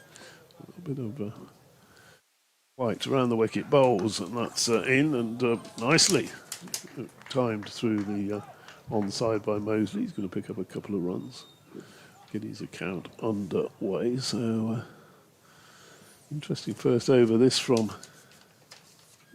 Jack White. Captain of the England Lions in the recent 4-day games against South Africa A, Dan Mosley. And so missed the first 4 T20 games for Warwickshire, a competition in which he's generally excelled. His first championship 100 finally came against Surrey right at the start of this season. Jack White bowls to him, and he defends there into the covers. There's no run. Well, there'll be, I counted to 6, but of course one of them was a no ball, so this will be the last delivery of the over. He's still a pretty promising young cricketer, Dan Mosley. Came through sort of in the same batch as Jacob Bethel. He's a year or 2 older than Bethel. But like him, he's one that they've really reckoned for quite a while. Don't think you're going to see much more Bethel for a while. No, I wouldn't have thought so. Here's White bowls and defence again. Dom Best that time at third slip. His hands were in the air. Does add to a little bit of pressure after the fall of that early wicket, I suppose. 8-4-1. I think we saw Bethel play a couple of 3 years ago at York in a one-dayer, and he was batting down the order then, and I think he was about 13 or something. But he looked a wonderful prospect at that stage. Yeah, he's one that they've really had their confidence in for a long time. It's interesting, isn't it, that the way selection has gone. I'll come back to that in a minute. Hassan Ali to start the 3rd over at 8 for 1, and the first ball's turned into the leg side by Yates for no run. Yeah, it's interesting how the England selection process has sort of evolved over the years. Before you would look at county cricket, and who very often who was in form would come in, and the team would change quite often. Now they seem to be identifying these players at a young age and bringing them on. Hassan Ali right arm over the wicket, brings that back, and if it just clipped the flap of the pad, that's what they were asking for LBW. I think. But, it's gone away through the slips for 4, and the leg by's being disallowed by Tom Lungley. He didn't play a stroke. No. I think it must have been going over the top. Yes. Because it was pretty straight. Yeah, that was a brave leave or a brave padding up there, but a little bit lower. I think the batter there got the benefit of the doubt, and as indeed he should have. Well, we commented yesterday about it. It's quite a bouncy pitch compared to some here, but the very first ball of this innings didn't bounce a huge amount and came off the bottom edge, so be a little bit careful. Hassan, he's not especially tall for a fast bowler. He's pretty skiddy. This one's going down the leg side, and Yates helping it on its way to fine leg for 4. And just started on the wrong line. He's swinging it into the left-hander, but doesn't want to do it from there. Yes, he is one of the shorter quick bowlers that you could mention. He'd be, what, 5'8", 5'7", 5'8"? Something of that order, yeah. Easy little bowler. Oh, yeah, he's good. To be honest, he bowls in the same way as he bats. In that, you know, if the next ball were the last ball I were ever to be involved in, how would I want to play it? That generally seems to be the Hassan Ali's method. It's not a bad method, is it? He bowls outside the off stump, and again, that one went through maybe a bit lower than Bairstow was expecting. He didn't take it cleanly. And eventually he tidies up, but he's skidding it through in the way that Barnard was from this end, but appreciably quicker than that. Yes.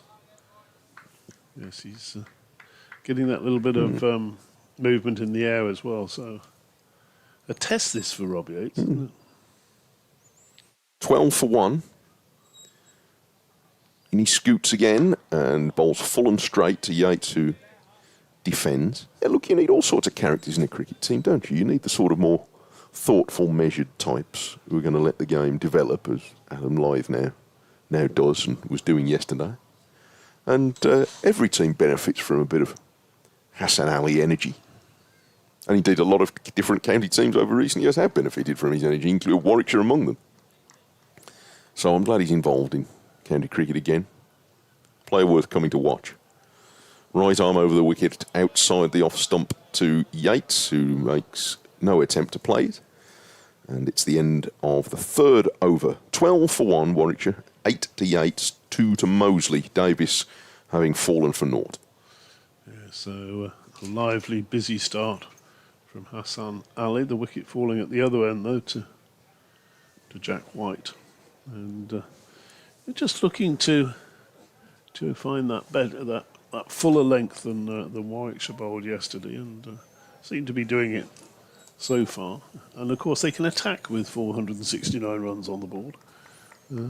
If they can knock over the top 3 before lunch, that would be considered a very good morning's work, I would have thought. So to go. It's been an entertaining morning. White starts the 4th over, bowls, and Mosley plays it up to mid-on. No run. I like to see tail-enders batting like tail-enders. Yes. Mike. It's in the sense of to bring a bit of joie de vivre to the whole thing. Yes. To bring the long handle in, as they say. Yes. I think that's probably more what they do say here, actually. I think one of my... Sorry. I've been on the language app since I went on holiday last year. Certainly those of us who didn't do Latin at school, that's for sure. Yes. Could have been Welsh, to be honest. White bowls, and that's again tucked to mid-wicket. And there's no run. The slips have quietened down a little bit. So I had one of those holidays last year, you see, that embarrassed me, that every time I went into a shop and attempted to ask for something in French, they answered me in English. Yeah. And after a while, I thought I need to do better than that. That's encouraging, though. So I've kept my daily streak going on the app since the day I got back. That's good.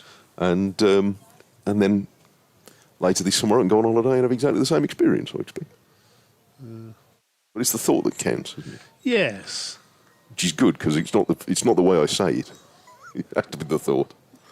Next delivery from White has with slips all excited again with a perfectly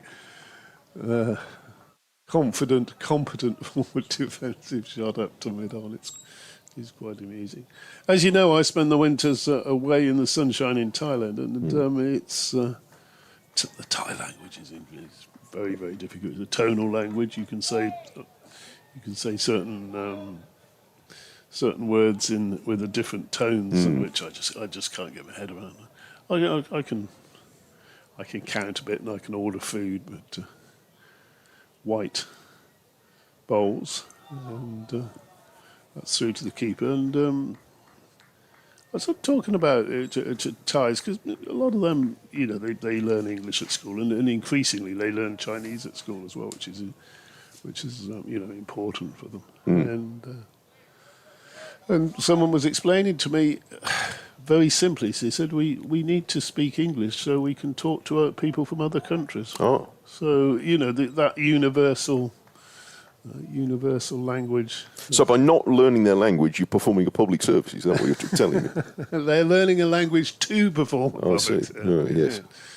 Jack White bowls. And that's off the edge. He tried to turn that one square on the onside, and it's gone off a thickish edge. Run away down to the pavilion here at Scarborough. Those of you who've been to North Marine Road, and those of you who haven't, then put it on your bucket list. It's a wonderful place. We said that every day. It's true, though. That was one worth getting more excited about in the slip cordon, Yes. actually. Because it landed short of the slips and wide of them, but not all that far short and wide of Luxton at fourth.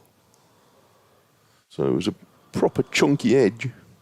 Interesting, the slips are keeping their hands warm, or needing to keep their hands warm. White bowls, and that's played up to mid-wicket, where Revis does the fielding. And there's no...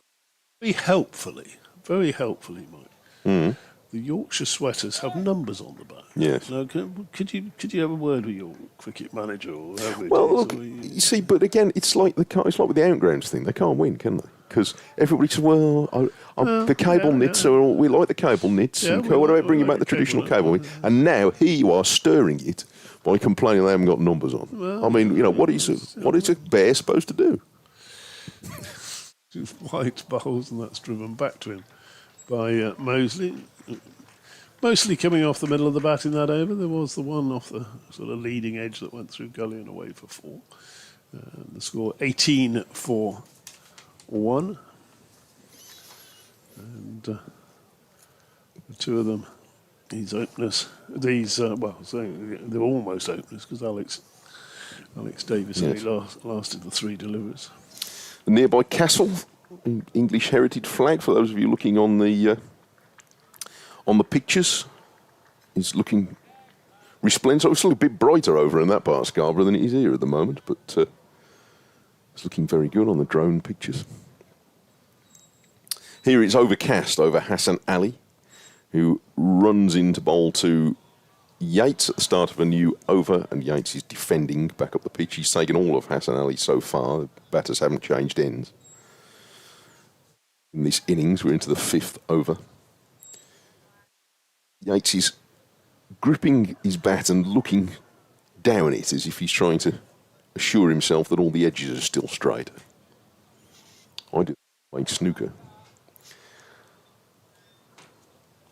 Hassan goes away from us, and Yates is forward playing what looked like a very correct defensive stroke, although he'd sort of shuffled his feet around behind him. So he was standing square down the pitch when he actually ended up playing it. The bat didn't come down entirely straight there, did it? But it located the ball. That was the important thing. Objective. Yeah. Bairstow and his 4 slips were about ready to erupt into an appeal. The bat hadn't come down. Well, they're on a hair trigger. We've seen that. Hassan Ali bowls a little bit more towards the leg side, and Yates is defending this with a bit of a forward movement, but steers it straight to mid-wicket. It's picked up by Whiteman. Made a very sprightly 55 yesterday until overindulging himself against Sutar and running past a delivery that saw him stumped. Switching the 4th slip, he's going across to leg gully. He's moved a bit finer. Yates is looking straight down the pitch towards Hassan Ali, who adjusts his line the other way and bowls just outside the line of off stump. And Yates is forward with a more positive looking defensive stroke, pushing it firmly square on the offside. And Wharton picks up 18 for 1. What time is it now? 25 to... Or as I would say if I were back in the West Midlands, 5 and 20 to 1.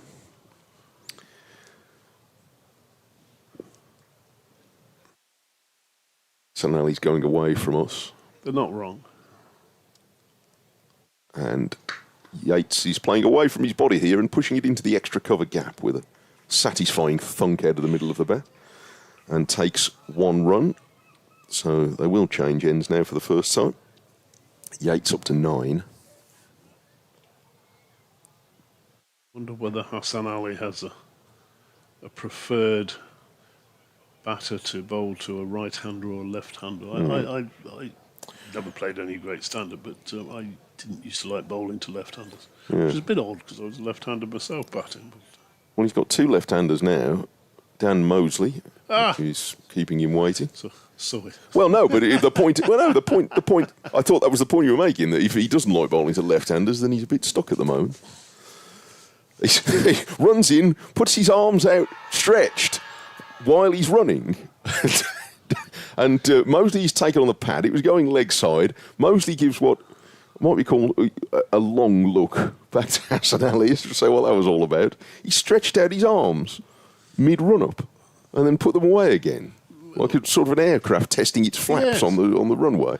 Very strange, wasn't it? I mean, we saw yesterday Keith Barker when he ran. He likes to zigzag the run-up, little detour, but that was, he got halfway through his run. Yeah. Signalled a wide. Yes, that's exactly what he did. And then ridiculous. Would a batter be in his rights to pull away at that point, do you think? I think he probably would. Yeah. I think he probably would. I think that's deliberately trying to... Yeah. He wasn't all that far from the stumps when he did it. No. So it's Jack White bowling, and he just lollops in, and that's played defensively up to mid-off. Lollop doesn't sound very...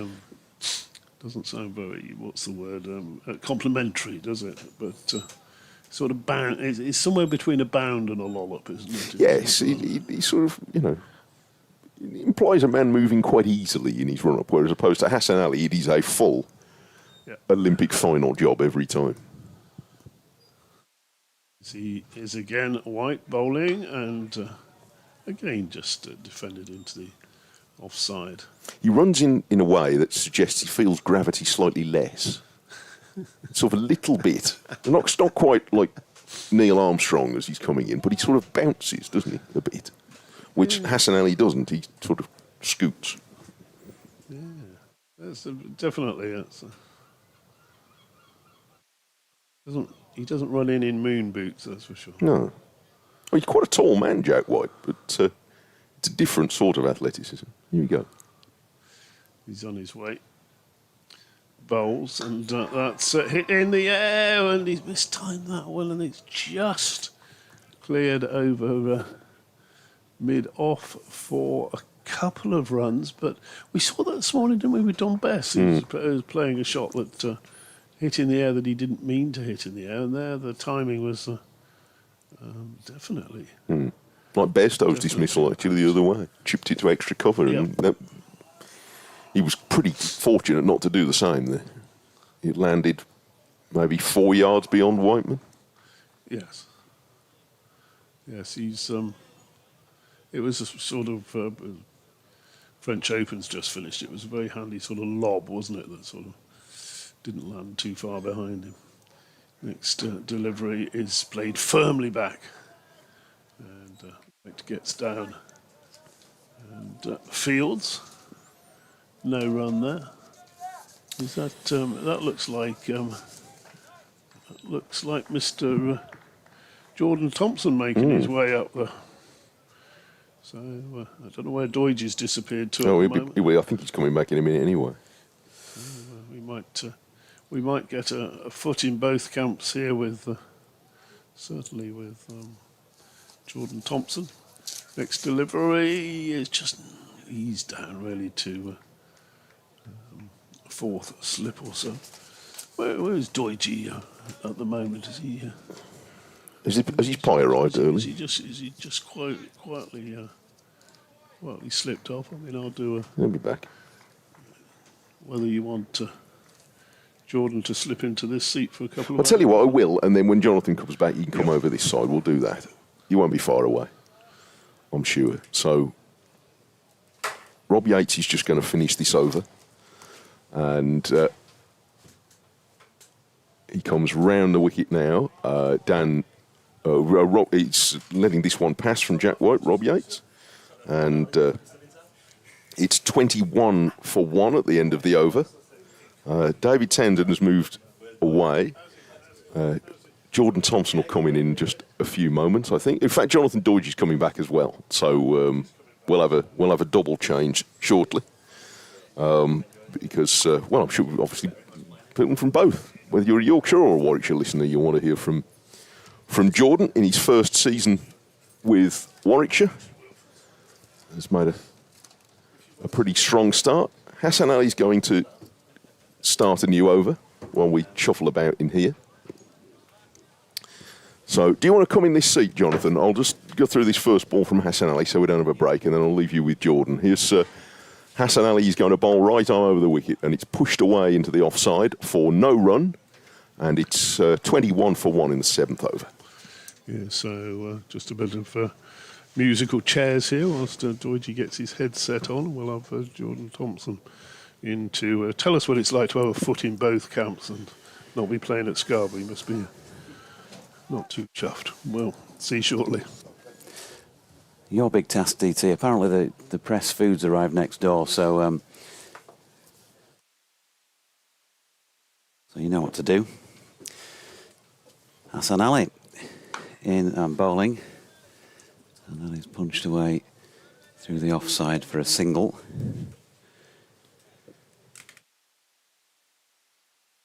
Come JT. Cheers, Dodgy. We'd kind of much rather have seen you out there playing and then coming in to spend some time in the comm box with us, but obviously that's not to be. That must be frustrating for you, I guess, being back here as well. Place that everybody loves to play at. But it is what it is, I guess is what you say these days, isn't it? Yeah, it is, mate, it is. Here's Hassan. And wide of off stump. So, what have you made of... What have you made of it? What do you think of it so far, folks? It's interesting. Pitch is a little bit slower than usual, actually. It's one thing that we spoke about coming to Scarborough. Obviously, the bounce is the main thing, and you normally get a little bit of carry, but we felt like it was a little bit tennis ball bouncy, more so than usual yesterday. So it was spoke about being full and being brave, swinging the ball, but it just looked like it was a little bit easier when it got too full. There's Ali again. Just trying to flick that one to leg, and it diverts back to the bowler. Welcome to 5 Sports Extra 2 listeners. Of course, the big stage is what Jordan Thompson demands, and as soon as he puts the headset on, we're on nationally as well. Hass is obviously a very good bowler. Looks to swing back into Yatesy and Mouse up the hill and looking to trap him on the crease. Here he is again, and that's flicked away nicely into the leg side. A tumbling stop by Sam Whiteman, no run. So, you know, let's have a proper catch up on air. Yeah. Because obviously we saw you to good effect, celebrating in style down at Edgbaston a few weeks ago, getting one over on your old mates, and I can imagine there'd have been a fair bit of banter going on across forums like WhatsApp before, during and after that match, JT. Oh, plenty of it, yeah. It was obviously nice to get the win down there. I was slightly nervous before that game, to be honest with you, but... Hassan's in. Yates blocks it. Yeah, it was plenty of banter flying around, a few nerves flying around until we got going, and obviously first innings didn't go to plan, really. Obviously there's a bit going on. 150, played 150, and then luckily we batted really well and found ourselves with a big lead, so it was nice to get down there and obviously get a win and against the old lads. But yeah, it's obviously good to come back to Scarborough, but disappointing not to play. A place that I enjoy coming, and I've had reasonable success in the past as well. So hopefully the boys can go out there and do the job. And picked up a big wicket down there. I seem to remember a fair old celebration. Oh yeah, well, he was due it really. I mean, Haney was at first slip, and when he turned around to walk off, he said he was giggling to himself as Brookie as he walked off. There's Jack White round the wicket. That's turned to leg by. Now then, is it Dan Mosley at this end? I've got two left. Yeah, this end. Yeah, me and Brookie played a lot of cricket together, and there's a few messages exchanged during the game. And when I hit him for 6 and then got him out, he just messaged me afterwards, telling me that I'd won the battle. So I'll happily take that. Good to hear. All in good fun. Okay, so 4 slips in place here. George Hill, Adam Lyth, Don Bess, Will Luxton.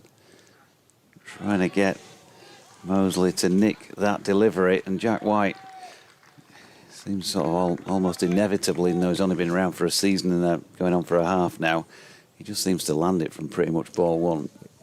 Yeah, he's obviously skillful bowler, Jack. He's someone who creates chances on a regular basis, and it's a pitch that suits him here, actually. I think it's obviously comes quite over the top and wobbles it down, so it's choosing whether to play or leave is tricky at times.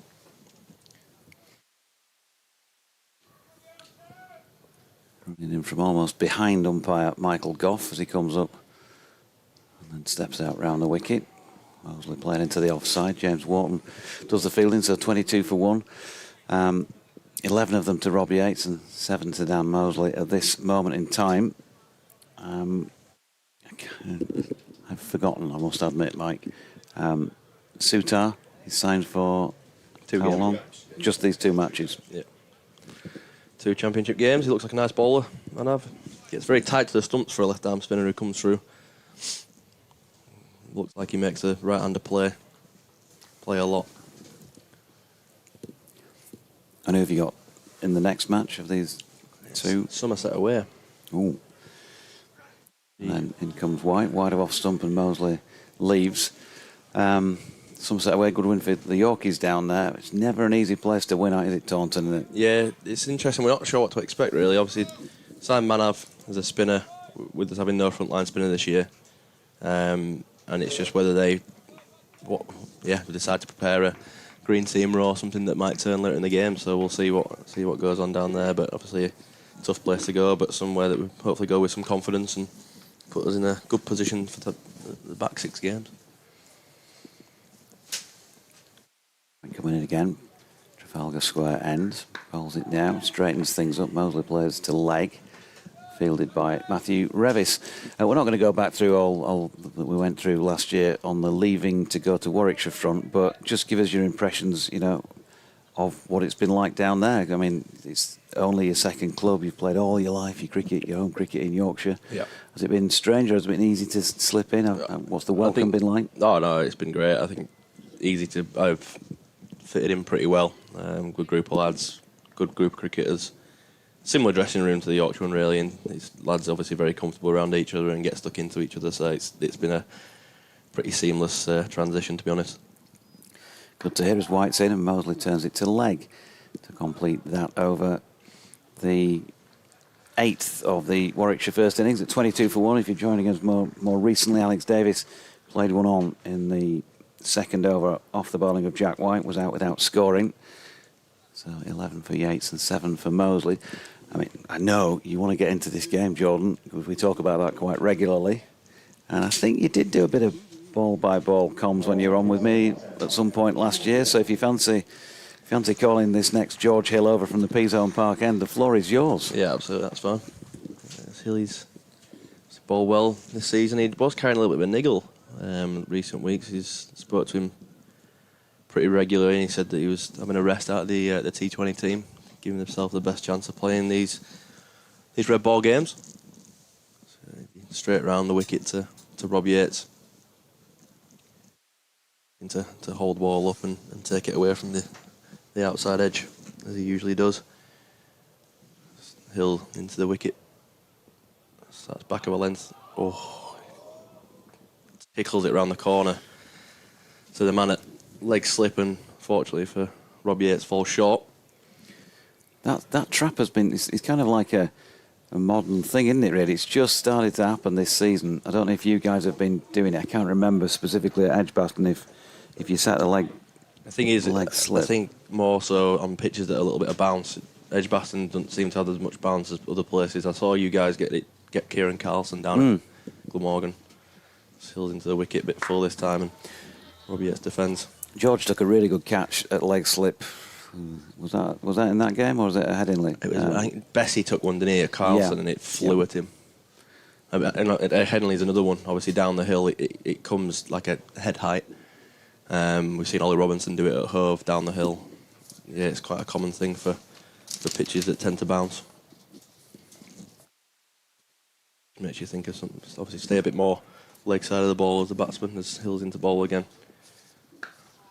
Tickles it into mid-wicket. The pitch just looks a little touch slow. I say the important thing that I've re-emphasised to our lads is getting through this new ball and give yourself a chance to cash in and score big runs, which is what I've seen as a Yorkshire team in recent years. When you get put into bat, it's not necessarily it's panic stations, it's giving yourself a chance, and the amount of times I saw us score 500 plus when we've lost a toss has been quite a few, so definitely no panic from us in the away dressing room.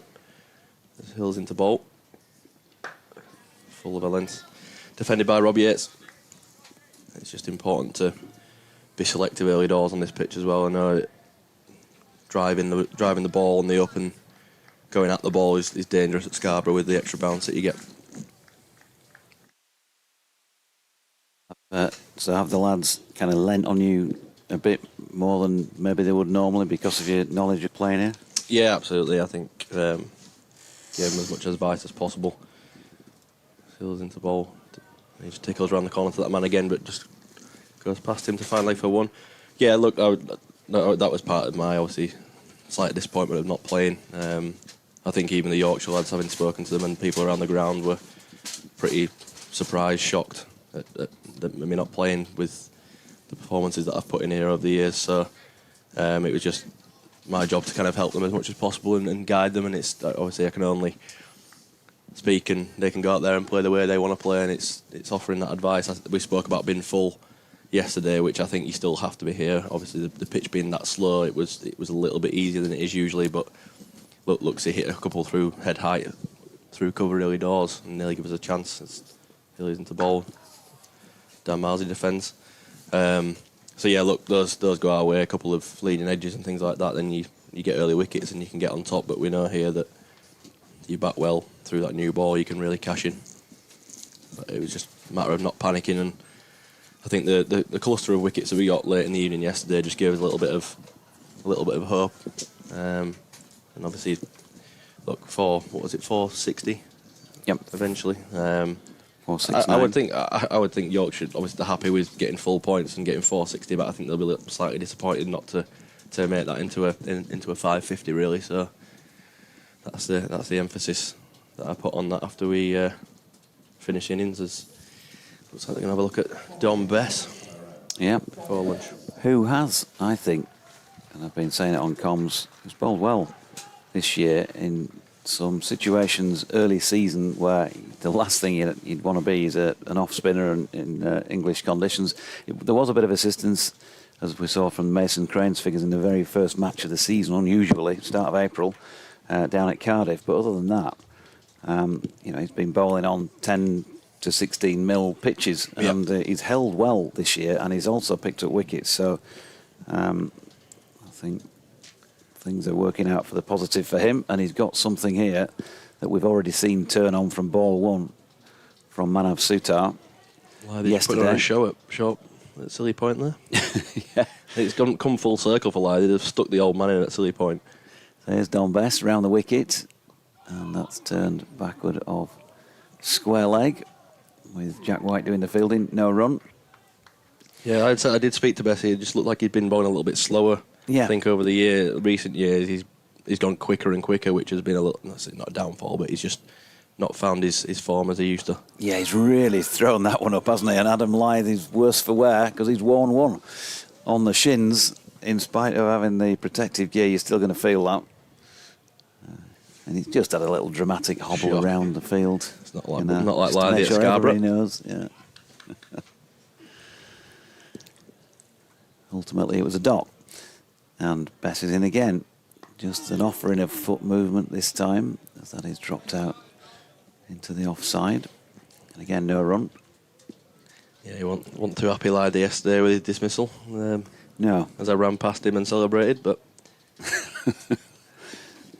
gave him a little look. Not like you to wind him up in any way, shape or form. There was one at Edgbaston as well. A little bit of dissent towards the umpire as he got out and ran past him. I was like, oh, Lyther, you can't do that. His best in and bowling. Nicely defended into the offside. Let me get the batters right again. Yeah, Robbie Yates. This end, yeah.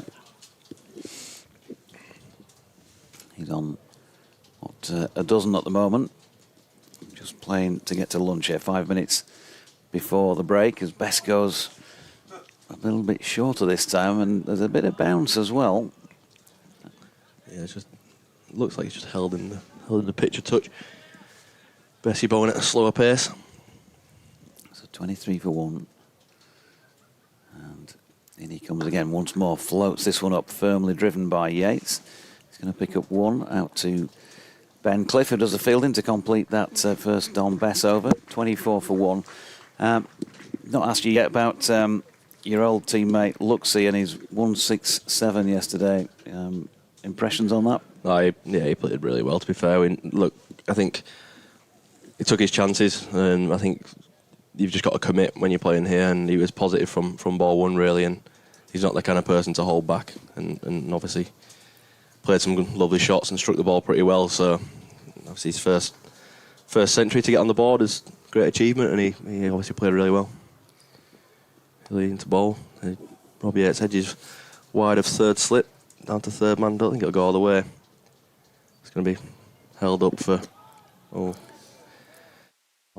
Rejects the 3. I think he's struggling a little bit with his quad, his mouth, so he's just probably saving the sprints.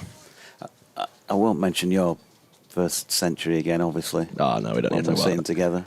No, it was only 70 games ago, I think, and it's not happened since. And you still remember that comment I said to you, I'm sure I'll get another chance. Not as yet, it'll come. After that, the first text I'm expecting when you do get there is one to me. Yeah, it should have. I had a good chance actually a couple of weeks ago against Glamorgan. I got 50 odd. Probably had a little bit more time as well to bat, and unfortunately kicked one in front of middle and then walked off.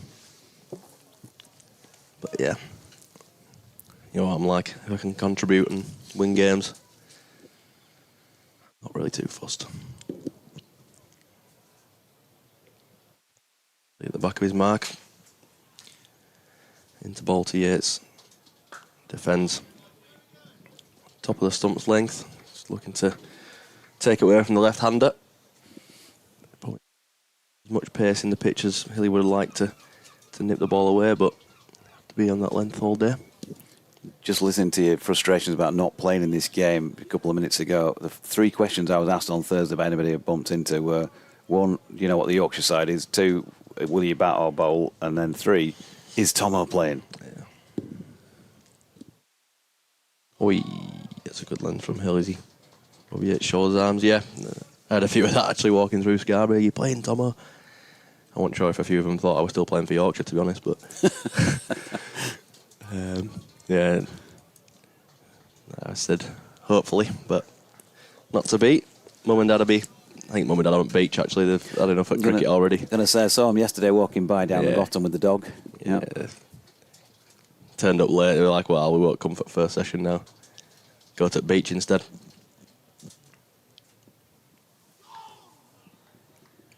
He'll swings one back in there. He tries to play around with Robbie Yates a little bit. He leaves it. Collective ooh from the slip cordon.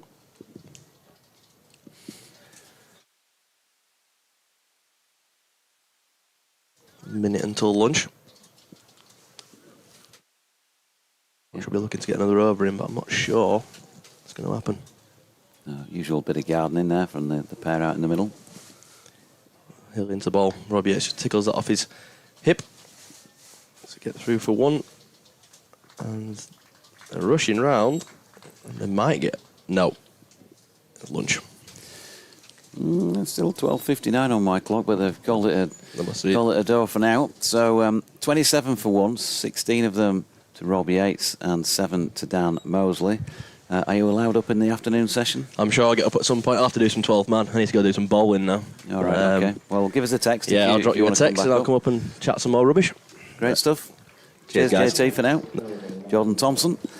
Who hopefully will make it back up for some more commentary, a more informed ball-by-ball commentary in the afternoon session. But that is it for the morning session, which saw Yorkshire move from 386 for 6 to 469 all out. 3 wickets apiece for Ethan Bamber, Ed Barnard and Manav Sutar, and 1 for Ollie Hannon Dolby. Alex Davies bowled by Jack White off his own bat without scoring. 3 balls and 6 minutes out there in the middle for him. And as I say, 16 for number 17, Rob Yates, and Dan Mosley not out on 7. So a lot of hard work for Warwickshire to do at this moment. They're 27 for 1. We'll be back for more ball-by-ball commentary during the afternoon session. But like the players, we'll take a break.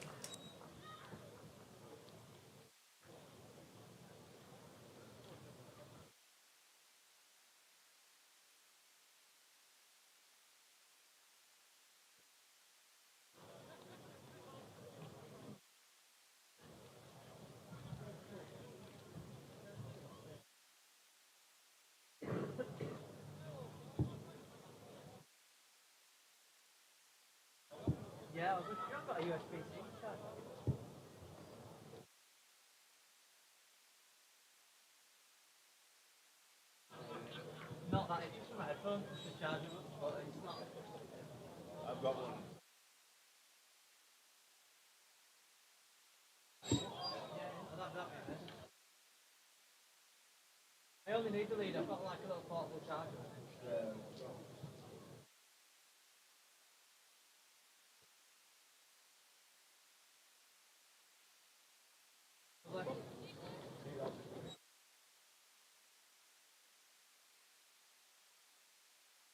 Yeah, no worries.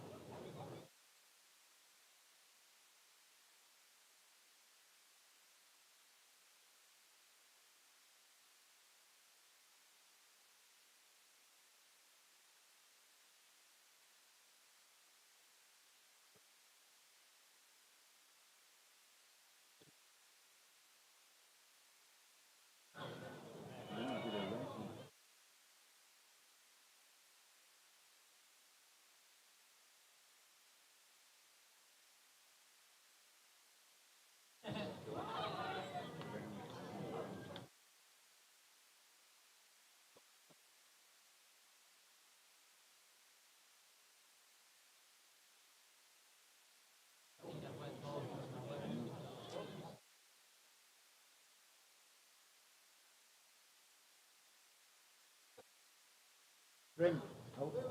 I asked for a Keith Smith, but they've left a bit too much on.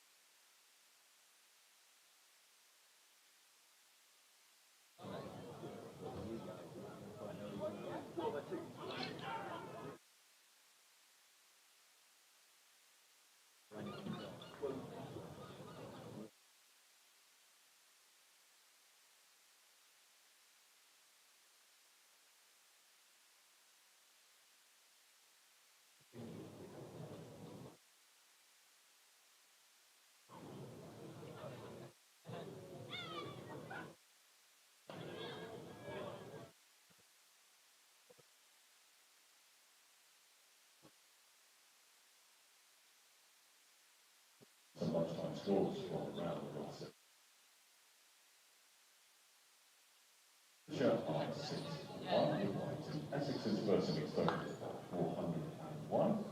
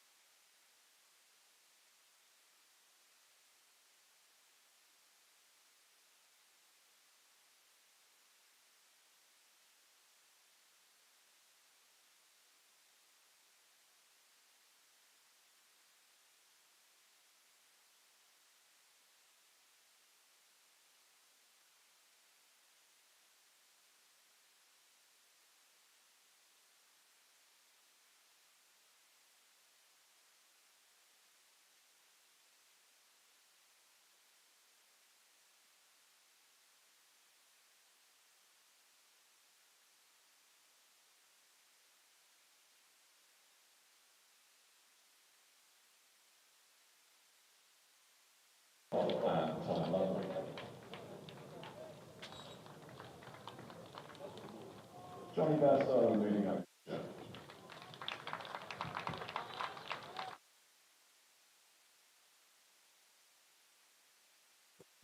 Welcome back from North Marine Road, where Yorkshire are making their way back onto the field, as are Dan Mosley and Rob Yates for Warwickshire, who are 27 for 1 in their first innings in response to Yorkshire's earlier 469. That was posted, 386 for 6 overnight, 469 all out. Alex Davies, the only wicket to have fallen so far in this Warwickshire first innings.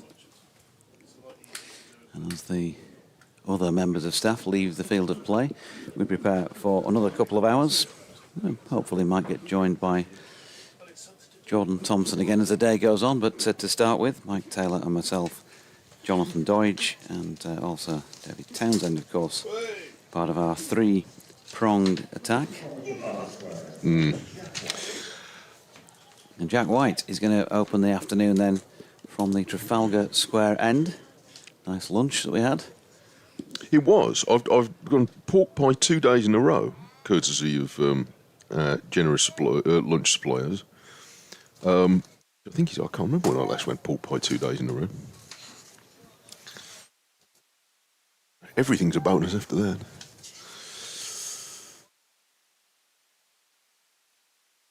So yeah, White back after 4 busy overs this morning. Warwickshire with a bit of tunnelling to do, I reckon, here. At 27 for 1, we'll be feeling a little vulnerable.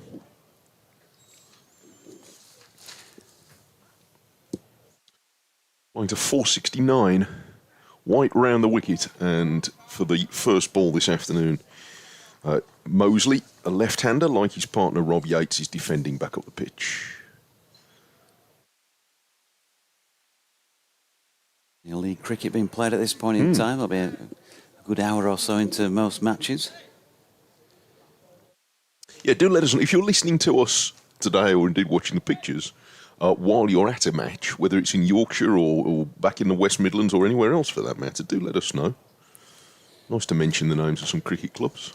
Round the wicket comes White from the Trafalgar Square end, and she's levered into the leg side by Mosley for no run.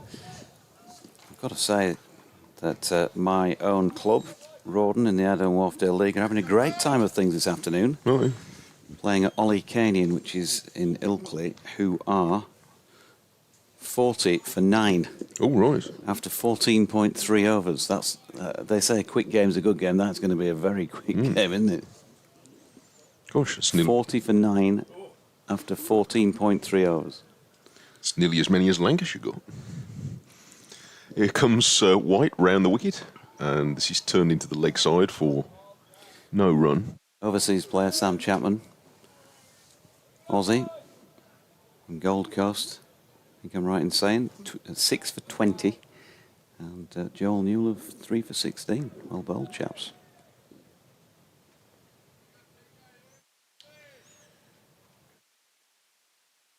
Run added here. In so far this afternoon. It's Rob Yates on strike. I've done him a disservice, by the way, in this first over. Well, probably the two most similar looking players in White among the Warwickshire top order batters. And this is left with what looks like it was going to be a stylish leave and ended up being a slightly ungainly one by Yates, who ended up with the bat dangling in front of his front pad as he was pointing down the pitch. But he got out of the way of the ball, which is the object of the exercise, and remains unbeaten on 16. Survived one particularly energetic LBW shout from Hassan Ali shortly before lunch when he didn't play a shot. It looked like he was going over the top. An enthusiastic appeal. White brings that one back late, but too late to get in line with the stumps, and Yates able to let it go. 4 slips once again, being battered by the breeze that's picked up. I felt a bit of warmth in the sun, actually, when we went outside just before the end of the lunch break, but it's been covered over in the last 5 minutes. Hasn't deterred a couple See, there's the early summer in Yorkshire summed up there. They've got their overcoats on, but they've got an ice cream. I was just going to say the ice creams look pretty tempting. Very good, but you can't take your coat off. Here's White coming round the wicket to Yates, who's defending the last ball of a maiden into the leg side, and it's the end of the first over after lunch. 27 for 1, Warwickshire playing to 469, losing Alex Davies for no score in the second over of the innings. And Yates has 16, and Mosley 7. People taking their places back on the benches, including a... I don't know why I say it's a man. I assume it was a man. I believe it probably was. Who appeared to be involved in a small wrestling competition on the outfield just before the end of lunch. And from this distance, I can't make out whether he has come dressed as Mr. Blobby or the Pink Panther, or indeed a sumo wrestler. It could be either of those. Giant haystacks, perhaps. Possibly. Mick McManus.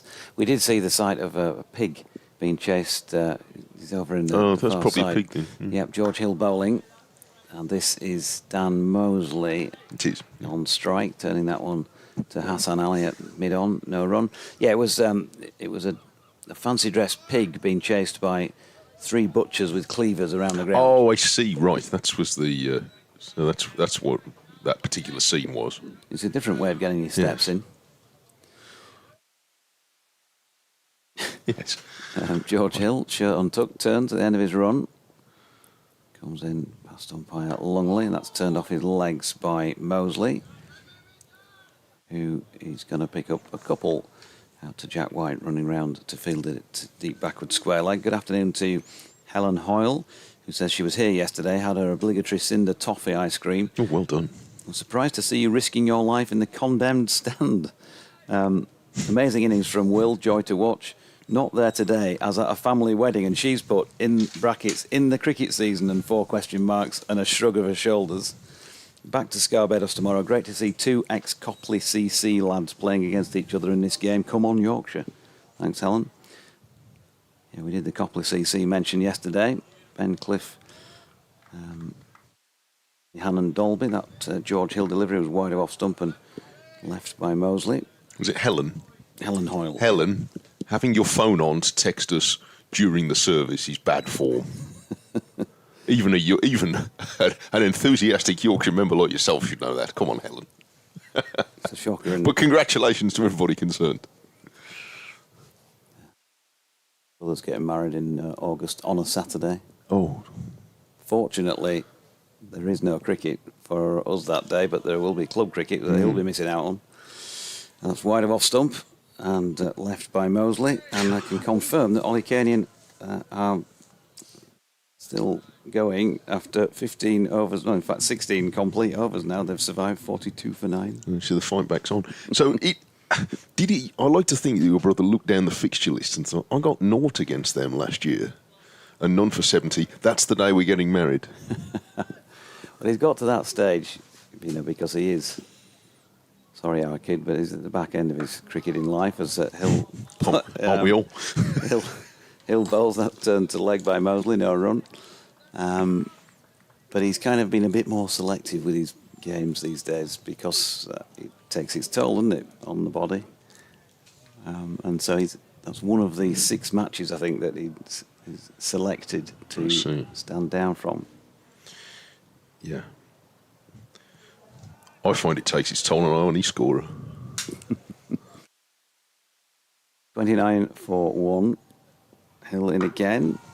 Mosley solidly in behind that to complete a pretty good over by George. So 16 of them now to Rob Yates and 9 to Dan Mosley, and still just that 1 wicket of Alex Davies who didn't score. It was a solid start from Dan Mosley and from George Hill, actually. It was right on target, and Mosley looked pretty secure. Yeah, we've got Speedy Gonzalez and his mate walking round just to our right with their sombreros on. I wouldn't say that was traditional Yorkshire cricketing wear. Well, I don't know. It warms up these days in the summers here. It'll come.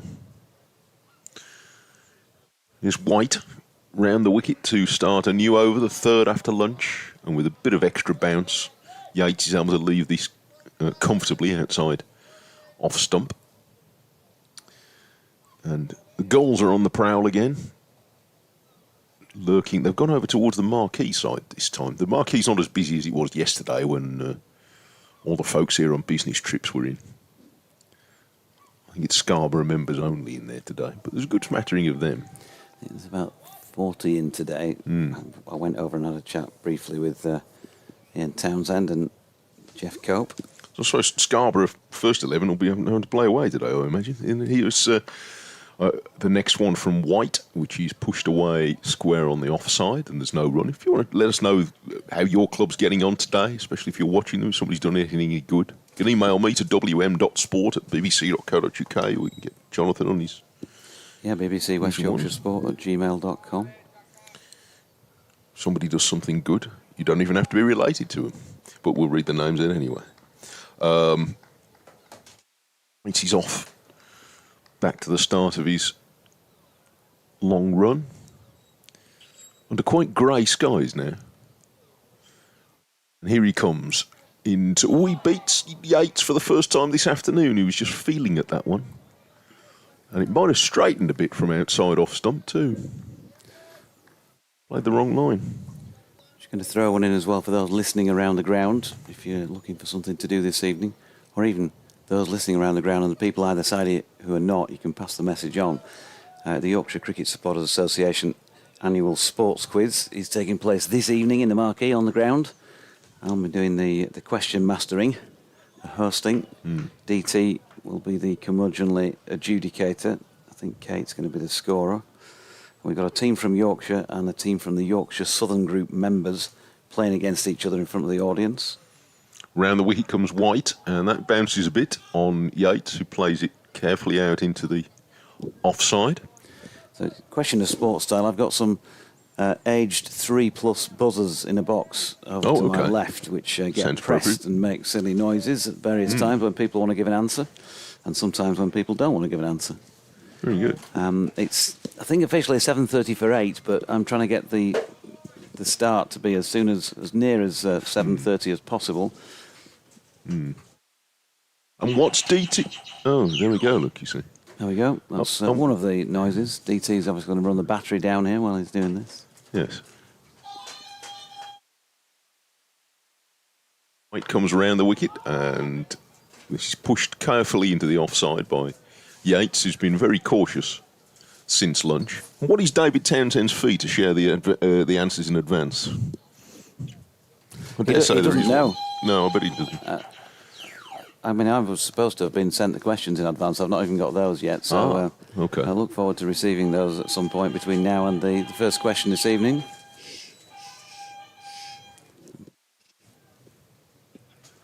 Four slips now, waiting for White. And he tries to find Rob Yates' edge. Comes past umpire golf and pulls out about 4 strides before he gets to the crease because he's hit by a particularly strong gust of wind, I think. Just tugging at the trousers of the slips. Dom Bess has almost got his hands on his knees through his pockets. They're thrust so deep in them. Trying to find a bit of warmth. He does look cold. Adam Lythe looks very cold, actually. I thought he ought to be hardened to what it's like on this coast, Adam Lythe. It's lulling the opposition into a false sense of security. White can't tempt Yates. He defends this carefully. It's the end of another over. The slips could just stick their arms out and get blown up to the other end. By the way, which reminds me, incidentally, I'm reminded by our colleague Clive Eakin over lunch regarding Hassan Ali sticking his arms out. Yes, saw that when I was off there. Clive reminds me that a while ago, Keith Barker was sort of done for that, in that he did it. Where's Clive's message? He said when Barker stuck an arm out during his run up against Notts a few years ago, the batters did pull away each time, and at the end of the day, the ECB ruled on it in the batter's favour. So, there we are. Okay. One to watch. George Hill at the Peasholm Park end, 3 slips and a leg slip, and still Mosley at the striking end. Plays that into the offside, no run. I can tell you that Rawdon have cleaned Ollie Kanian up for 47 in precisely 17 overs.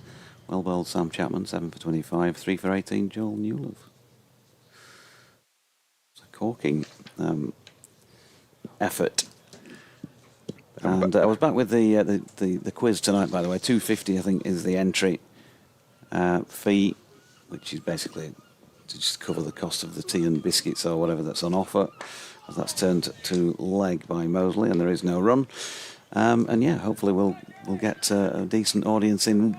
Any profit made from those ticket prices is just to go to the Yorkshire Cricket Supporters Association, which they do help out cricket in Yorkshire and the club with various things from the finances that they raise. So it's a cricketing cause. Yes, that's good. That you are supporting if you come along, and hopefully we'll see you there. I know you're coming, Mike. Yes, I'll come and have a look over. Looking forward to it. Here comes Hill. That's fairly tight to off stump, and a good leave by Mosley. No run.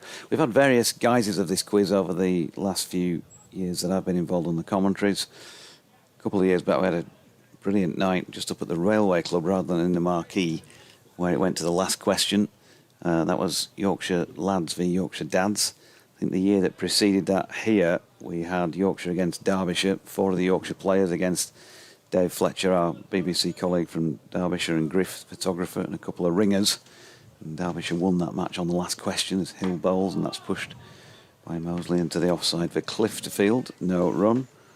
Can't actually remember too much about last year's quiz. Oh, was that good, was it? No, I wasn't. Before Wasn't tea and biscuits last year then, was it? I think we sort of made it a bit more. That there is a round in the middle where spectators can have a go at themselves. Oh, right.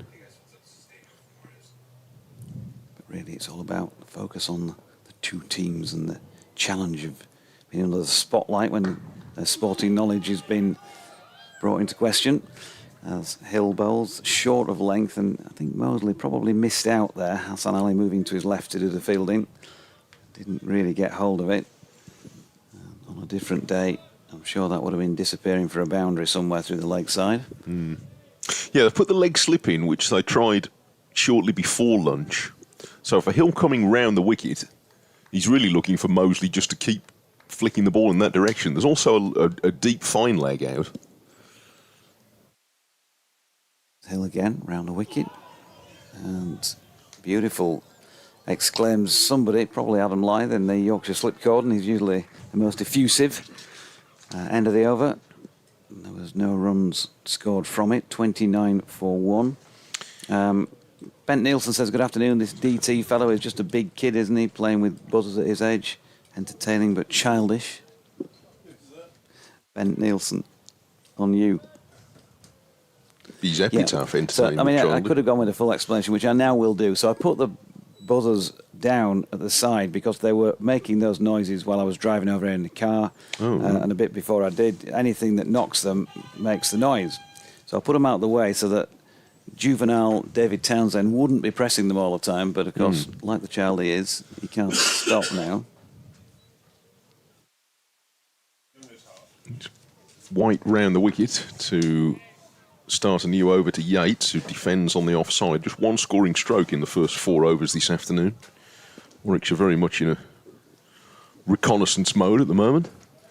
There is no rain in the forecast for this afternoon, but the cloud that's moving over the ground at the moment is quite noticeably greyer and thicker than we've had at any point in the game so far. So whether that will change the character of the conditions, we'll see, but it's now quite autumnal.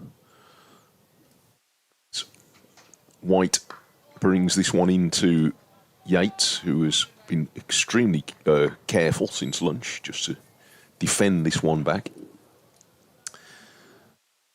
Hill at first slip, Lyth at second, Bess at third, Luxton, the century maker yesterday, at fourth. There's a cover point mid-off, mid-on, mid-wicket.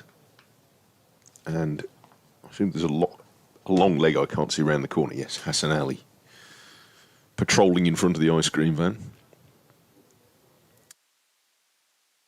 29 for 1. White, who sort of runs from the shoulders, doesn't he? He powers himself from there. Comes around the wicket and bowls a harmless delivery well outside off stump, which Yates is letting go. Yeah, the sort of best description I've heard, I think, of Jack's run-up was by Radders when he was playing for Northamptonshire before he came to Yorkshire. Hendrick-esque. Yes, he is a bit like Hendrick, isn't he? Well, that's not a bad comparison. I wouldn't mind being as good a bowler as him. Yeah, watching a bit of the 76 series highlights on YouTube the other day with Mike Hendrick bowling.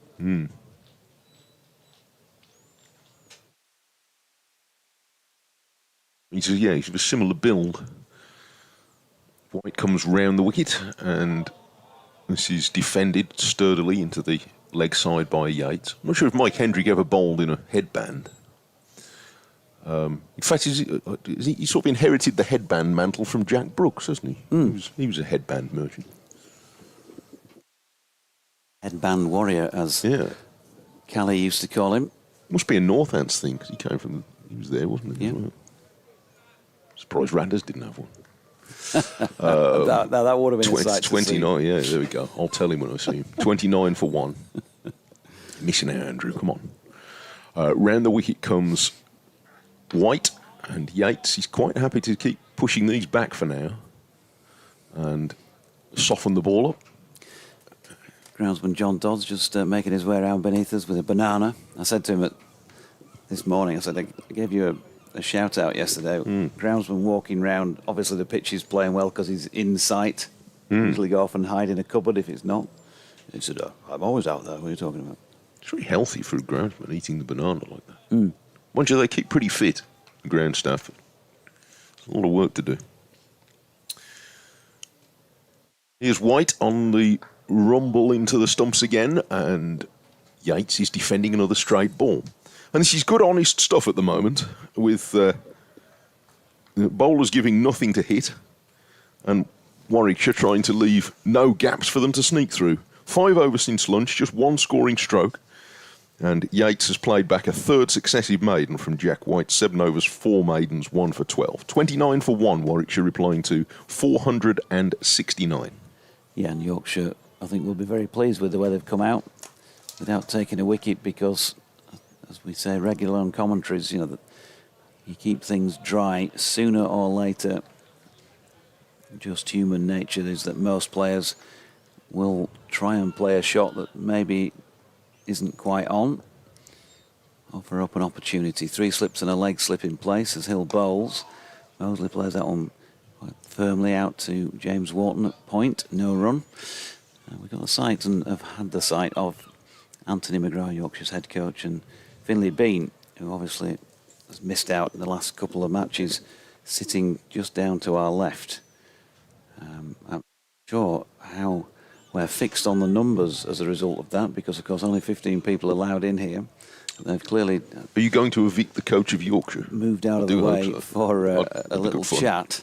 They've been there for a good 10 minutes now chatting away as Healy's in. It's wide of off stump and left by Mosley, and that really did kick off the pitch. And Johnny, a bit of theatre from Johnny there in terms of how he took that up by the collarbone. Threw the head back slightly.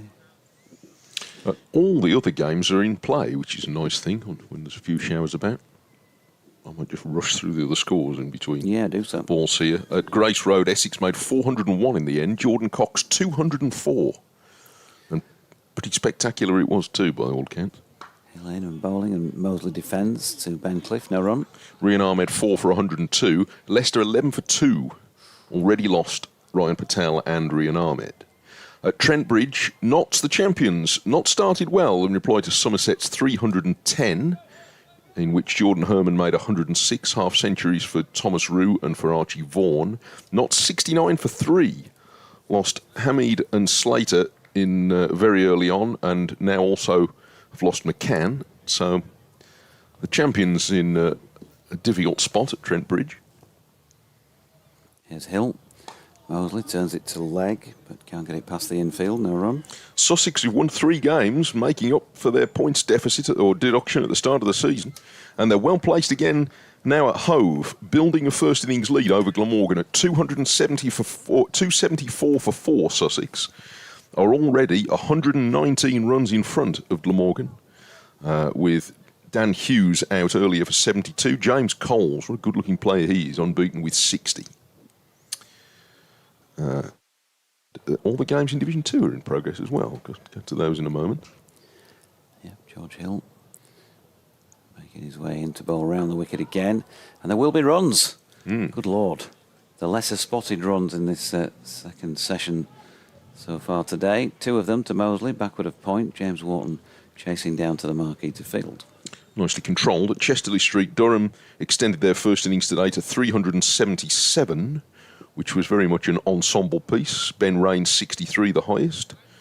And 5 wickets for Aitchison. He's in the wickets again. Derbyshire 16 for 2, though, in reply. At Blackpool, they won't be happy. Kent 178, Lancashire all out for 87. In reply to that, Keith Dudgeon, 6 wickets. Hill to Mosley, who's got it away in the same area again.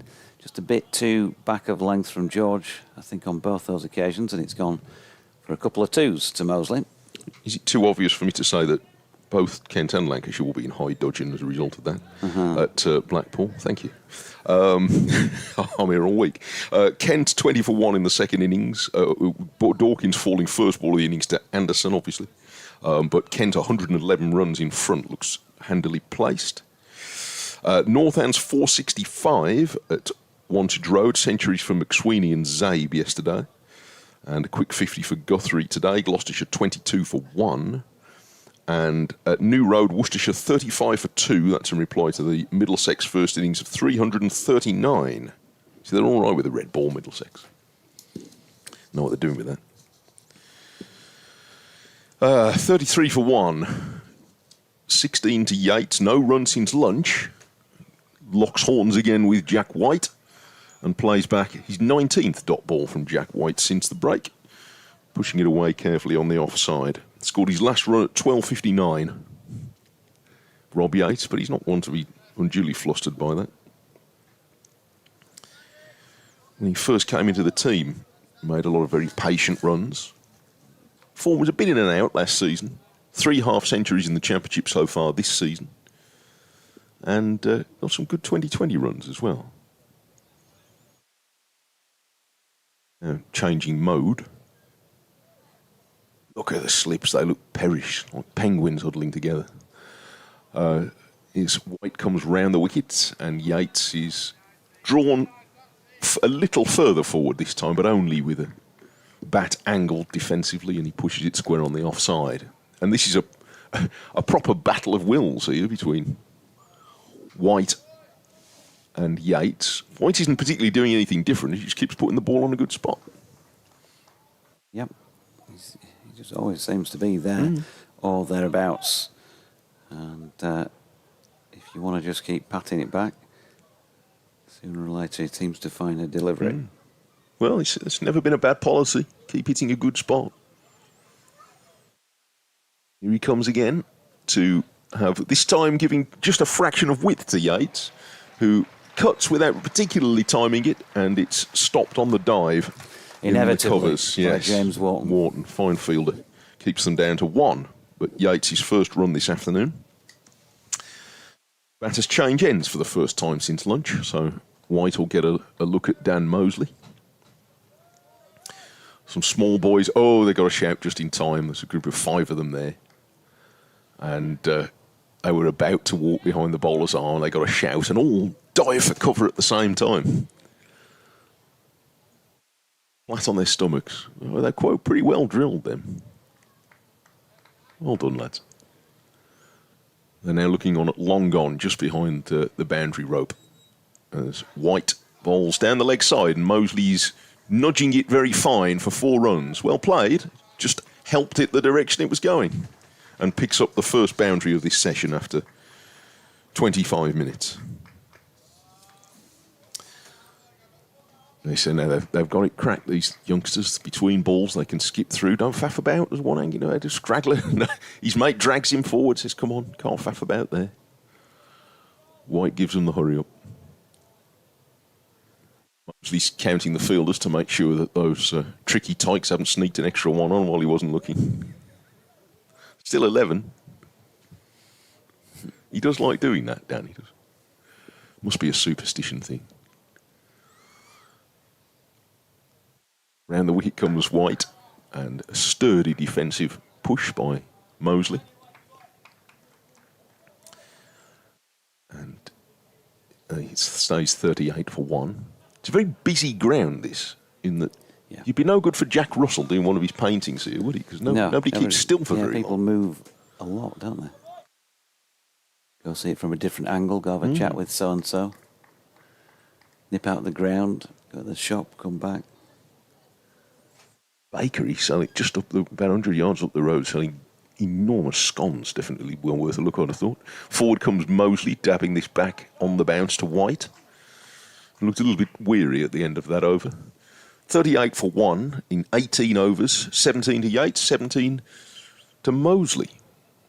I think I'm on instructions now from the current Mrs. Taylor to make sure I come home with some of those scones. I'll have to pop in there on Monday morning. There's a queue down the road this morning.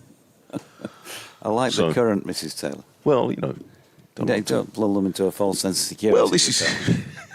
What makes you think that'll be my decision? Anyway.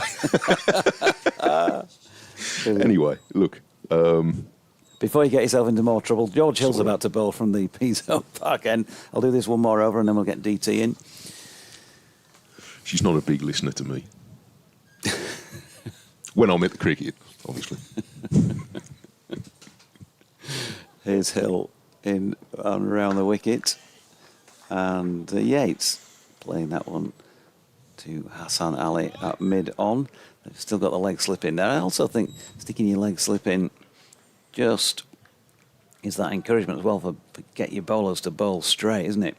If there is a little flick off the legs, you don't have a fine leg in, okay, you accept that if it goes wide either side of your leg slip, that's fair enough. And there's 4 runs, but you might just get him to play it to hand. Nothing's particularly gone there in the last few overs, but there was one not so long ago at the feet of Don Bess. That was another blocked delivery from Hill to Yates. James Wharton is at point. Ben Cliff, we haven't seen him with ball in hand just yet. Hasn't bowled loads of overs in the few matches he's played this season, but let us remember that he did, of course, get the nod first up at the start of last season when Anthony McGrath took over as head coach down at Hampshire and got injured, unfortunately, in that match. As George Hill bowls, that's pushed into the offside, and Ben Cliff right on cue fields. And Cliffy came here having suffered the injury and was out for quite a while, came back in August and took his first senior 5 on this ground in one of the 50-over matches. Brilliant boost for him. Seems to have had a good winter in Australia, playing great cricket out there. I'm not sure his team did that well by the sound of things, as Hill is in and bowling, and that's blocked this time by Yates. 8 for 1 with both batters on 17. Just Alex Davis bowled White without scoring earlier in the piece. Just his 3rd delivery and the 8th of this Warwickshire innings. Yorkshire working hard on a pitch that's not got a lot of grass on it to try and take wickets, and Warwickshire are at least being made to work hard themselves for their runs here, as that's turned to leg by Yates and fielded by Sam Whiteman.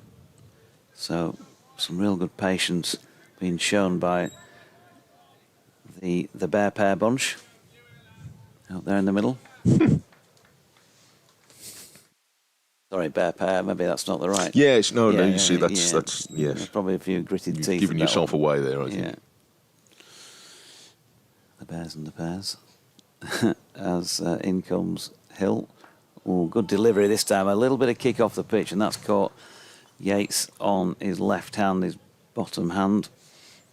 I I think he's just flexing that to ease the pain. So the end of the over, I'll clear off for a little bit, and 38 for 1. Right on the end of the thumb, maybe. So it certainly got his attention. 6 overs, 2 maidens, no wicket for 9, George Hill. But it's been very steady on target stuff since lunch. What it has not particularly been is penetrative. And we're now 19 overs with the new ball. So it won't be quite so new. We're going to see a change. Is Hassan Ali going to have a go down the hill? I think he is. From the Trafalgar Square end, bowled his first spell running away from us, which, as we were discussing yesterday, it's not directly up the slope, going from the Pizon Park end, but there's a slope sort of tilted across the ground. Here comes Hassan Ali then, right arm round the wicket, and that one bounces up to almost rib cage height, but Mosley rides the bounce nicely, plays it away into the offside. And he's in charge, and he's just checking where, with umpire Goff, where exactly his feet were landing there. Hassan Ali. Michael Goff goes to test the ground there himself.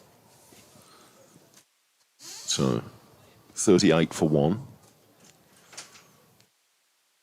And he turns, Mosley bouncing on the balls of his feet, waiting, and he turns this ball that's tailing into him, into the leg side and straight to mid-wicket. Right to the fielder and no run. He stays on 17. But it's been very cautious stuff so far. From Warwickshire since lunch, I think it probably needs to be. Good old-fashioned first-class cricket, this. Good virtues. Oh, whoa, and that one snuck through. It went through quite low, possibly off the inside edge. And Hassan Ali has struck for the first time in this innings. The 2 wickets both played on, one to White, and now Mosley playing on to Hassan Ali. Again, that one seemed to skid through. It didn't bounce all that high, and Mosley looks very cross. He's out. Mosley bowled Hassan Ali for 17, and it's 38 for 2. Yeah, so that's the end of Mosley. That ball, don't want to give the impression that it was alarmingly low. No. It shot through, but you're right. It was probably looked on the replay, the benefit of that it was about bail high. And I think he was... He skids it, caught doesn't he? between Yeah. caught between playing it and leaving it. And Yeah, that's fair enough, I think. got a little inside edge and a far more understandable way, if you like, to get out than Alex Davis earlier, who was playing a rather ambitious shot at a delivery that was far too close to him. So early in his innings, yeah. Yeah, third ball, so it really shouldn't have perhaps been playing that. So there's this Sam Hain who's marched out. It is at number 4. Everywhere I go, the opposition say, "Oh, Sam Hain always gets runs against us."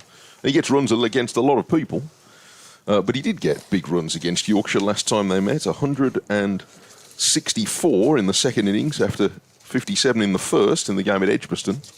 Well, you can't complain about that. No. Otherwise, although he's averaging 62 in the championship, it's been a bit of an uneven season. 3 noughts in that. So it's a question of get him early or... Yeah, you run the risk.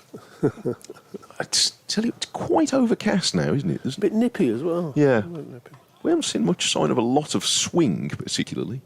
I think we don't know. They've tried all sorts of scientific experiments, Oh, yes. don't they? But No one quite knows. if the temperature drops, it tends not to swing more. If it's sort of hot and sultry, it swings. Nobody really knows. Anyway, Hassan Ali's going to see what he can get. Bowling to the right-handed Hain and beats him on the outside edge with a really awkward delivery that bounced a bit too past the shoulder of the bat. Whoa. That was tasty. Dear me. Hello. Well, if he can produce 5 or 6 overs of this, then Yorkshire could be looking at a very strong position indeed. Just having a look, see whether we're going to get a replay of that or not. But You'd have to be in some nick to have touched that. Dear me. it's sort of pitched on about, I think, about a fourth stump line and bounced and left him. Here he tries again, Hassan Ali. That one's wider, and so there's no problem there for Hayden to take a step across his stumps and let that go. Lively. So just checking where his front foot is coming down there. Yes, because he's come back over the wicket now. It's a right-hander. So. Goff. Nothing against the two young men who were out there previously, but I was hoping one of them would get out before I returned to the commentary, because they're very hard to tell apart, aren't they? To tell apart. Hassan Ali bowls and Haney's forward, squeezing a full delivery away backward of point. And it's the end of the over. A wicket maiden for Hassan Ali at the start of a new spell. And he is warmly applauded for that. 38 for 2, Warwickshire. Replying to 469 in light that he's playable but not brilliant at the moment, and as evidenced by the way that the lights on the scoreboard, or the digital numbers on the scoreboard, are standing quite proudly to the eye now as we look across the ground. Sam Haines standing quite proudly as well, without a sweater on. Well, not even a sleeveless. Well, he would be wearing a sleeveless one if he was batting. So he's proudly got a number 16 on his back, but he's a right-hander as well, so no excuses. Hill runs away from us. Bowls to Mosley, big shout for LBW, and that might just have been going down. He is bowling from round the wicket. Yeah. And we'll have a look at that when we get on the replay, but it looked relatively adjacent. Certainly, it's going down that one. Yeah, passing leg stump. He wasn't a long way forward. But, no, it was pretty full. It was. I mean, I think he was passing the leg stump, but not by an enormous amount. No, I think it would have certainly sent a fourth stump cartwheeling, that one. Good decision. Here comes Hill again. Bowls, and that's outside off stump this time, and through to the keeper, Johnny Bairstow, who entertained us for deliveries this morning, didn't he? Very quickly took his score on from 49 to 68. Yes, they did 83 in an hour this morning, Yorkshire at 6 and over. Entertaining, wasn't it? Yeah, it was. I mean, I think you could have a discussion, say whether they'd have been able to make a taller score still if they'd have batted more steadily and, say, batted until 2:30 this afternoon. Hill bowls, and that's pushed into the offside. However, No run. that's only an issue if Warwickshire get near it, really, because at the moment 469 looks plenty, and they want to get on with the match. So anyway, but as you say, it entertained a Saturday crowd, and there's no bad thing about that. It did. We had George Hill batted properly, shall we say? It did start with. But Hassan Ali certainly got the long handle out as well. That next delivery is pushed into the offside. Don Besswell, we don't really know what he was going to do because he was out second ball. No run to be had there. 38 for 2 then. It certainly was the sort of cricket that would put a spring in your step as you're going out to field, I suppose, wouldn't it? Yeah. And it's not as if that 469 gets you in the game in most games.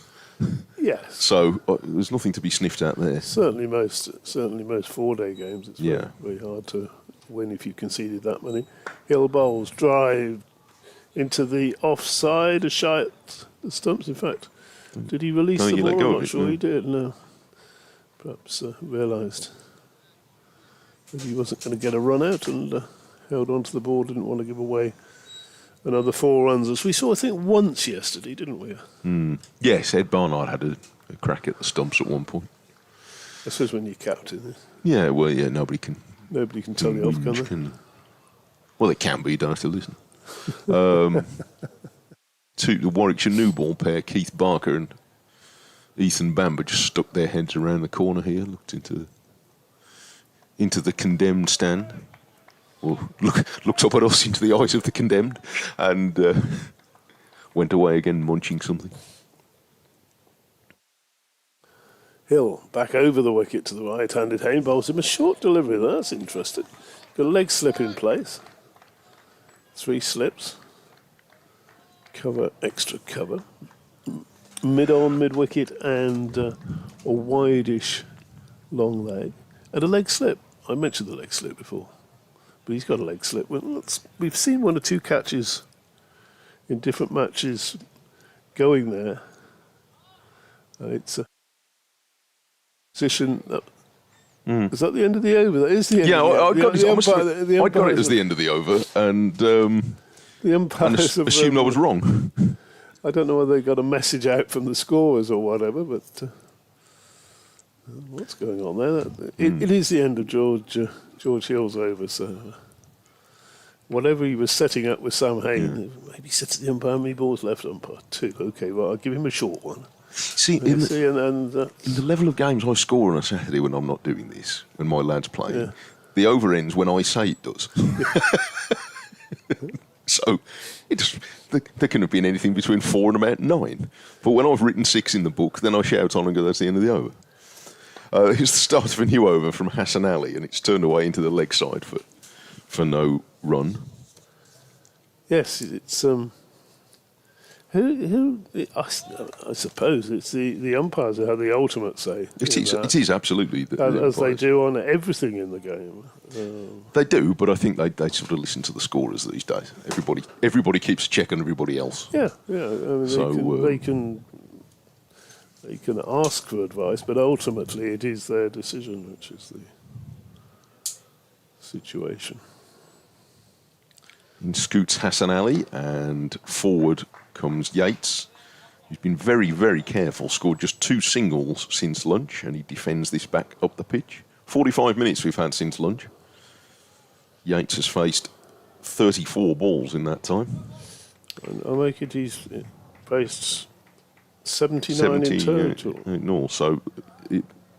But it doesn't matter. If he's still batting at tee, he'll have done a job, I reckon, in this situation, and that will be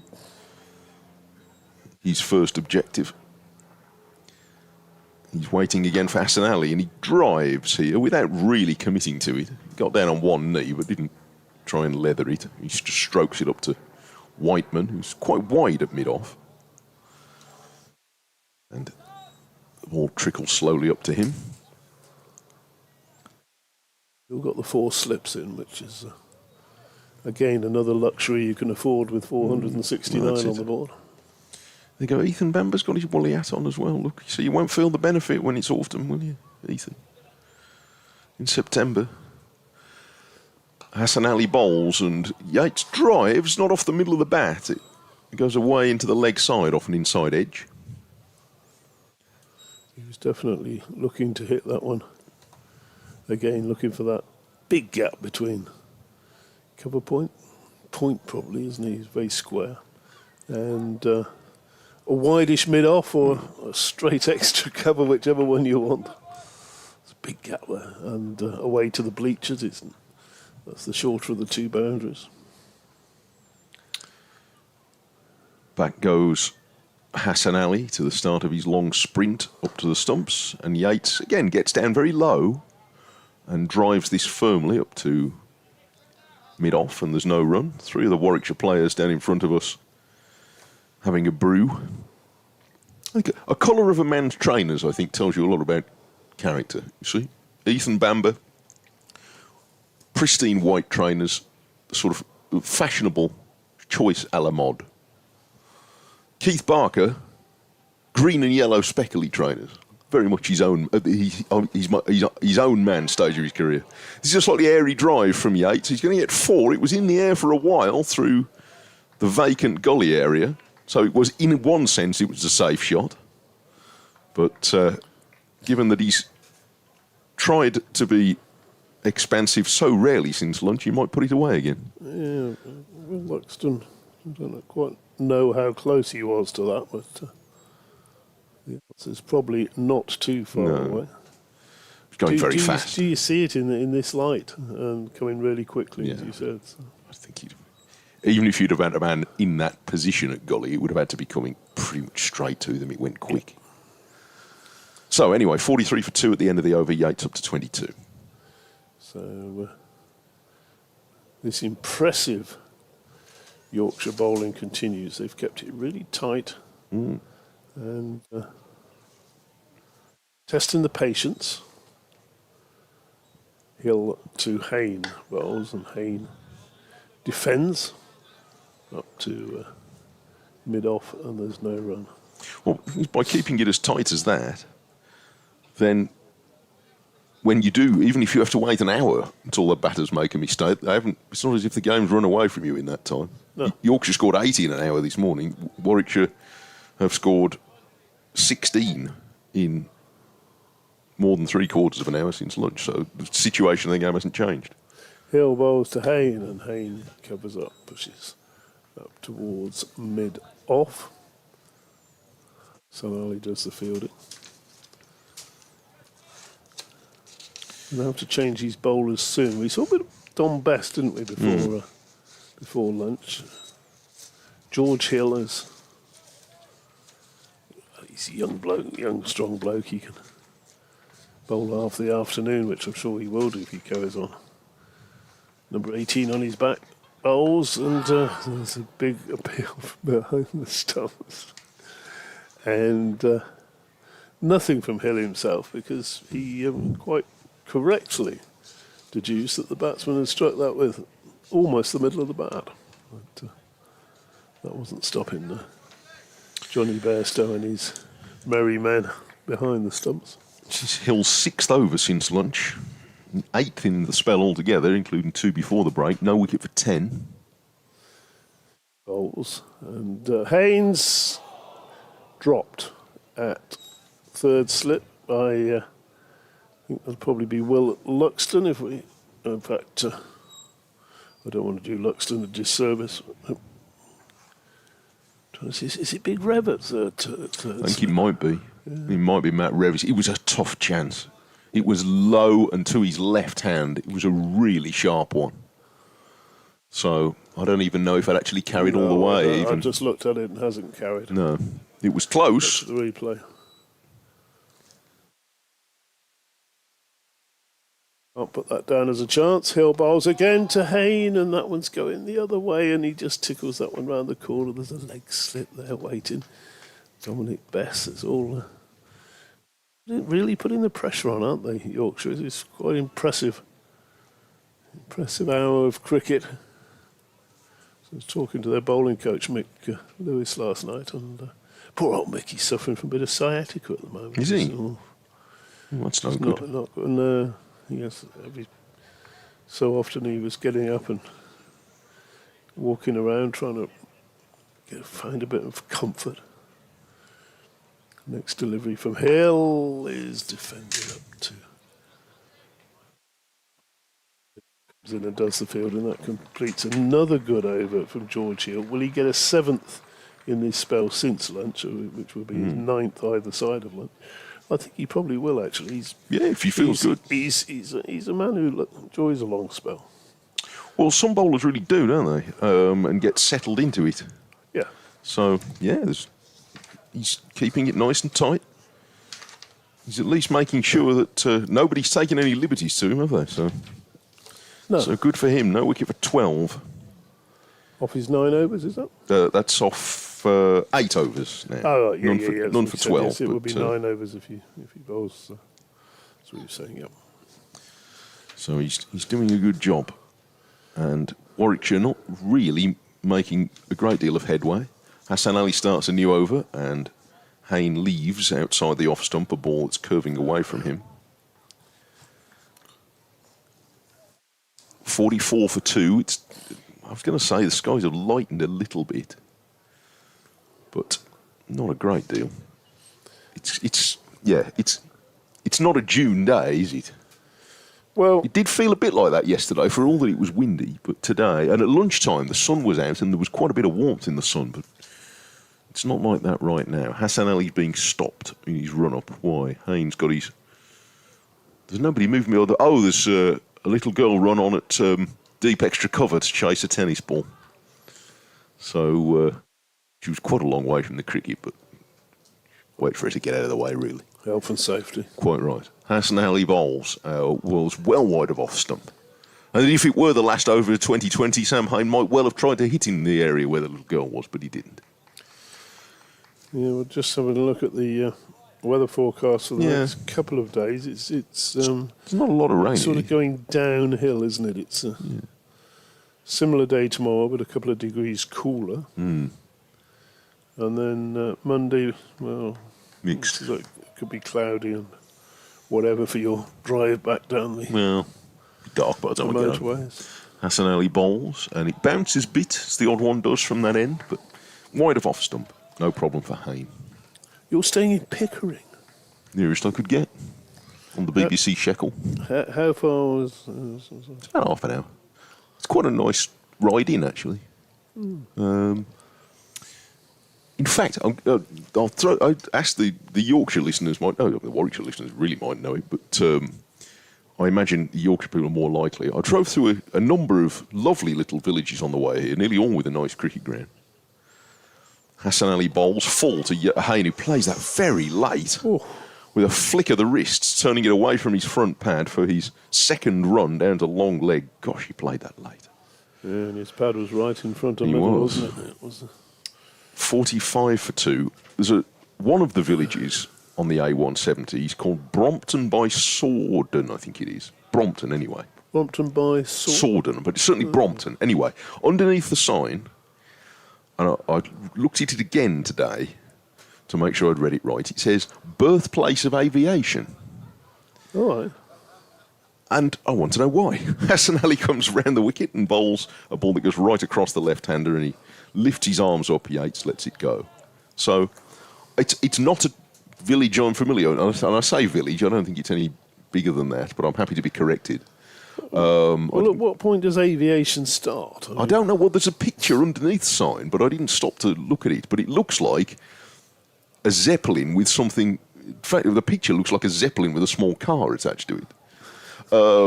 But I don't know. That's all I've seen driving here. So, I mean, I could look it up online, but where's the fun in that? I thought I'd ask the Yorkshire listeners. This is full and from Hassan Ali, and it's defended out into the offside by Yates for no run. It's the end of the over. 45 for 1. It's Hain 2 and Yates 22. So while Jonathan's out of the room... Firstly, while Jonathan's out of the room, you can gossip about him, and we won't tell him. But secondly, you can email me on wm.sport@bbc.co.uk, particularly if you are in or from Brompton. wm.sport@bbc.co.uk. Then it would. I don't know whether I would go as far as to say it would make my day if you told me, but it would certainly liven my day up if you told me. I would be interested to know that. Why is it the birthplace of aviation? Because I don't know it, but I'd be interested. And if you can't, we could change a bowling. Yes. Ben Cliff coming up. And if you can't remember that email, you can always you can always tweet me at dt_oldchap. Yes. And let me know, and I'll pass it on. That'd be good. Yes. I mean, you can make it up if you want, but it'd be nice to know what it really is. Ben Cliff then into the attack, down the leg side through to Bairstow, and there is no run. Still an attacking field. Yes. A couple of slips of gully, but no leg slip now. So looks as though Cliff's going to be directing his deliveries, or trying to, outside off stump. Just the three regulation fielders on the leg side. Number 26 on his back. Strides in, bowls, and good delivery, which is good length, pushed back down the pitch. wm.sport. WMFM you are these days. Is that what We're on all sorts. Anybody will have us. We're on FM, we're on DAB. Today we're on online only. But BBC Radio WM. We got our radio back in our title a few years ago. Radio WM. As in West Midlands. They're the ones that used to have Travel You Can Trust. Yes, we do. Yeah, well, absolutely. I should say so. Next delivery is clipped. Square of the wicket. That's going to bring runs. It's going to bring 4 runs. Nicely timed away down to the marquees down there, to the hospitality. So a boundary there from Hain, and you just feel a little bit, without being unkind to Ben Cliff, you feel the pressure's just off a little bit because he's still, he's still isn't it? Apprentice stage, is that unkind? I don't know. He's not. He's the fourth seamer. So Hasn't quite hit the line in this over yet. that's not to say he won't take No, wickets. quite. Bowls again, and Hayne gets a good delivery, covers up. Cliff tries to knock that up with his foot and catch it, and doesn't. Travel you can trust. Yes, we marketed Have travel. you had that for years? Yeah, haven't we did have. We tried travel you can't trust as a Well, slogan, yes. but we'd found that's the official motto of the M6 apparently. So, so we didn't. Dodgy travel we make up. Yes, I should say so. First time I heard that, I just laughed. Better than not trusting. When Cliff bowls through to the keeper, it almost suggests that there are some other travel reports that you can't trust, doesn't it? Well, we couldn't possibly say. But I mean, it only says you can trust. We don't say you have to. You can listen to it and think, well, you know. I used to write travel reports in my brief spell in independent radio. I wrote travel reports for a short while, for a summer, for a very well-known breakfast presenter in the West Midlands called Les Ross.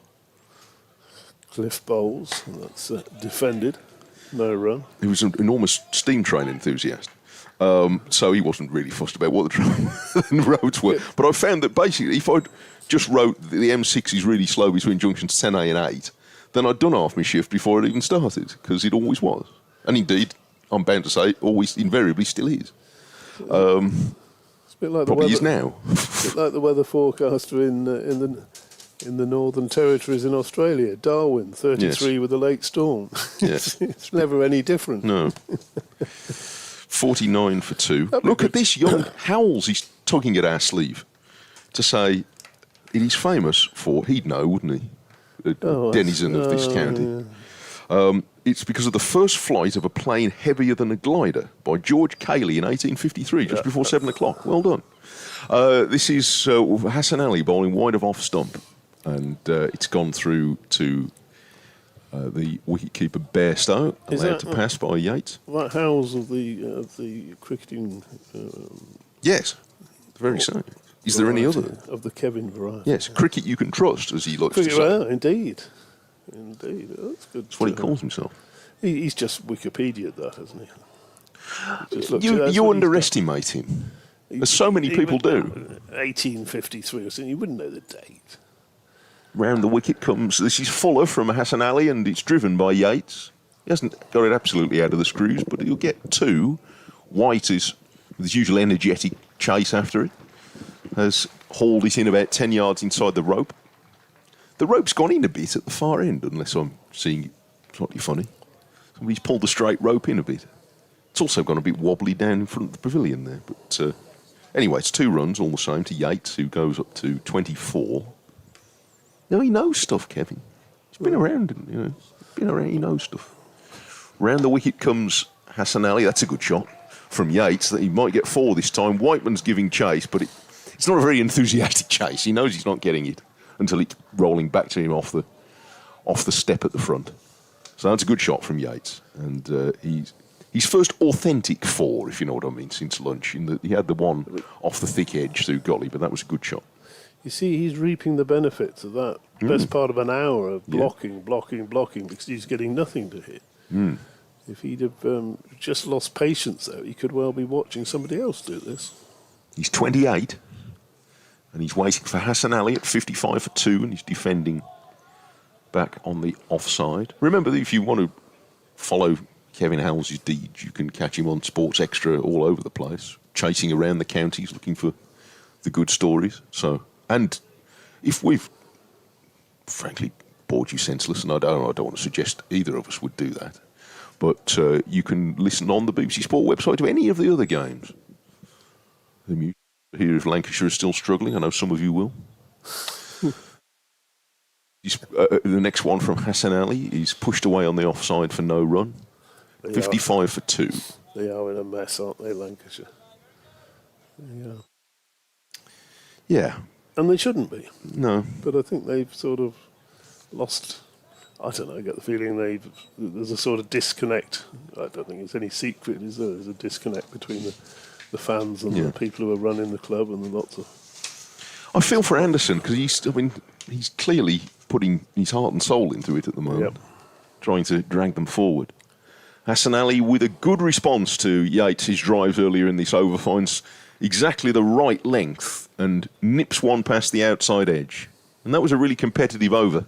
55 for 2 at the end of it, Yates to 28 and Haney 6.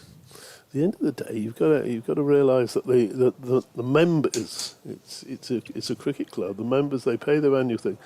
You might want to do something that they don't want. And at the end of the day, you've got to persuade them. You've got to bring them with you. You can't just say, well, we're going to go ahead and do this because we know better than you in the first place. It's true of many things, of course. Jeffrey emails me, by the way. Jeffrey, not the Jeffrey. Surely. Are there any others? Jeffrey says, again, confirms it was the home of Sir George Cayley. And says he was a pioneer of aeronautical engineering. He's sometimes referred to as the father of aviation, designing the first glider reliably reported to carry a human aloft.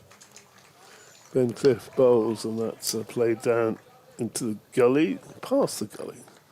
And he gets a single for that. Will Luxton couldn't prevent that passing him. Just one run. The field changes round for the left-handed Yates. He, says Jeffrey, he as in Sir George Cayley, not Kevin Howells, is commonly credited as being the first person to understand the underlying principles and forces of heavier-than-air flight, weight, lift, drag and thrust. He was also the inventor of the wire wheel. So there you go. Thank you, Jeffrey. Next delivery is an absolute beauty from Ben Cliff. That pitches in line. Yates offers the bat to it, and it goes through to Johnny Bairstow. Probably missed the bat by 6 inches. That did so much. That was a good ball. Also cracking delivery. You don't want too many of those. I wonder what he wouldn't have lived long enough, was it? What was his name, Sir? Sir George Cayley, Cayley. Okay, Sir George Cayley. Come back to that in a minute. Cliff bowls, and that's punched into the offside. No run. He wouldn't have lived long enough to have boarded one of the super 380s or something, double decker. No, I wouldn't have thought so. The theory of something that's that heavy being able to get up in the air and stay up in the air, and I don't know whether you've ever done that. You sort of queue in to get onto it on the air bridge, and it's like you're looking and you think, how on earth is that going to get off the tarmac? I try not to think that. Ben Cliff bowls and defence and nowhere. You just look at it and you think, yes, it's enormous. It's like a sort of small hotel taking off, isn't it? And they all seem to. The other thing I can't. If you're listening to us in airport security at the moment, have a nice day. Sorry. The other thing I can't get my head around with that is with those 380s, they spend more of their life in the air than they do actually on the ground. That's like Jonathan Doyle. The next ball from Cliff is defended into the offside. But they're not the only ones, of course. Swifts. You should look up what swifts do. Yeah, they really. Sometime with the the bird. I gathered that. Yeah. Apparently, they can go up to 10 months without touching down. Gosh. 10 months. They sort of take cat naps in the air, or swift naps, I suppose they would be. They sleep as they're flying around. Cliff bowling and played back to him. As you can tell, I have far too much time on my hands, mostly queuing to get onto aeroplanes. But, Yes. Quite like the idea of a swift nap in the afternoon, though. It sounds very good. 56 for 2. And they swoop down to get the food, but they don't. Yes. They don't actually land. They carry on. Yes. Tremendous stuff. Walsall Football Club mascot is a swift. Who's mascot? Walsall. Yeah. Yes, which lovely club which I enjoy covering a lot. As a Swindon Town fan myself, we're not. Oh right. We're not the biggest fans. I saw Walsall win the league with a last-minute goal at Swindon a few years ago. Yeah. Half the fans, as I remember, were dressed as Fred Flintstone who invaded the pitch. After the goal, not before it. It's very good. 56 for 2 here. Yes, because they were Walsall Town Swifts before they just became Walsall. That's why. Oh, I don't know. There you You'll never guess what the mascot's called. Swifty. See, you didn't know Sir George Cayley, but you knew that. Found your level. Swiftly, yeah. We're going to have a change of bowling at the Trafalgar Square end. Is Matthew Revis going to come and replace? Oh yes, now Rev. Hassan Ali? Rev coming down the hill. Yes. He's always a proposition here at Scarborough. It's revved you up. Which is the prospect. Rev it up, Revis is his fans. He's got two slips, a gully and a leg slip, as he bowls for the first time to Sam Hain and bowls full and outside the off stump, and it goes through to the wicket keeper. Ed Barnard's jogging past us and towards our right.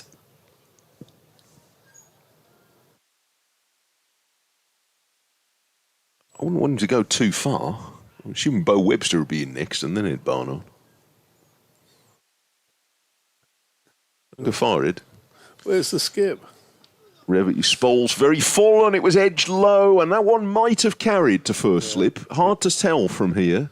He went low towards the foot of George Hill, but he didn't cling onto it. No, that was a definite chance there. But the reaction, Adam Lyth next to him at second slip has just sort of put his hands on his head, and that was the reaction of a drop catch. Yeah, I think so. And a difficult one because he was looking to play it through mid-wicket, so they're always hard when they count those ones that... It almost hit him on the... In fact, it might even have hit him on the boot. Certainly hit him on the hand because he's ringing it. Revis bowls to Hain, who's pushing back down the pitch.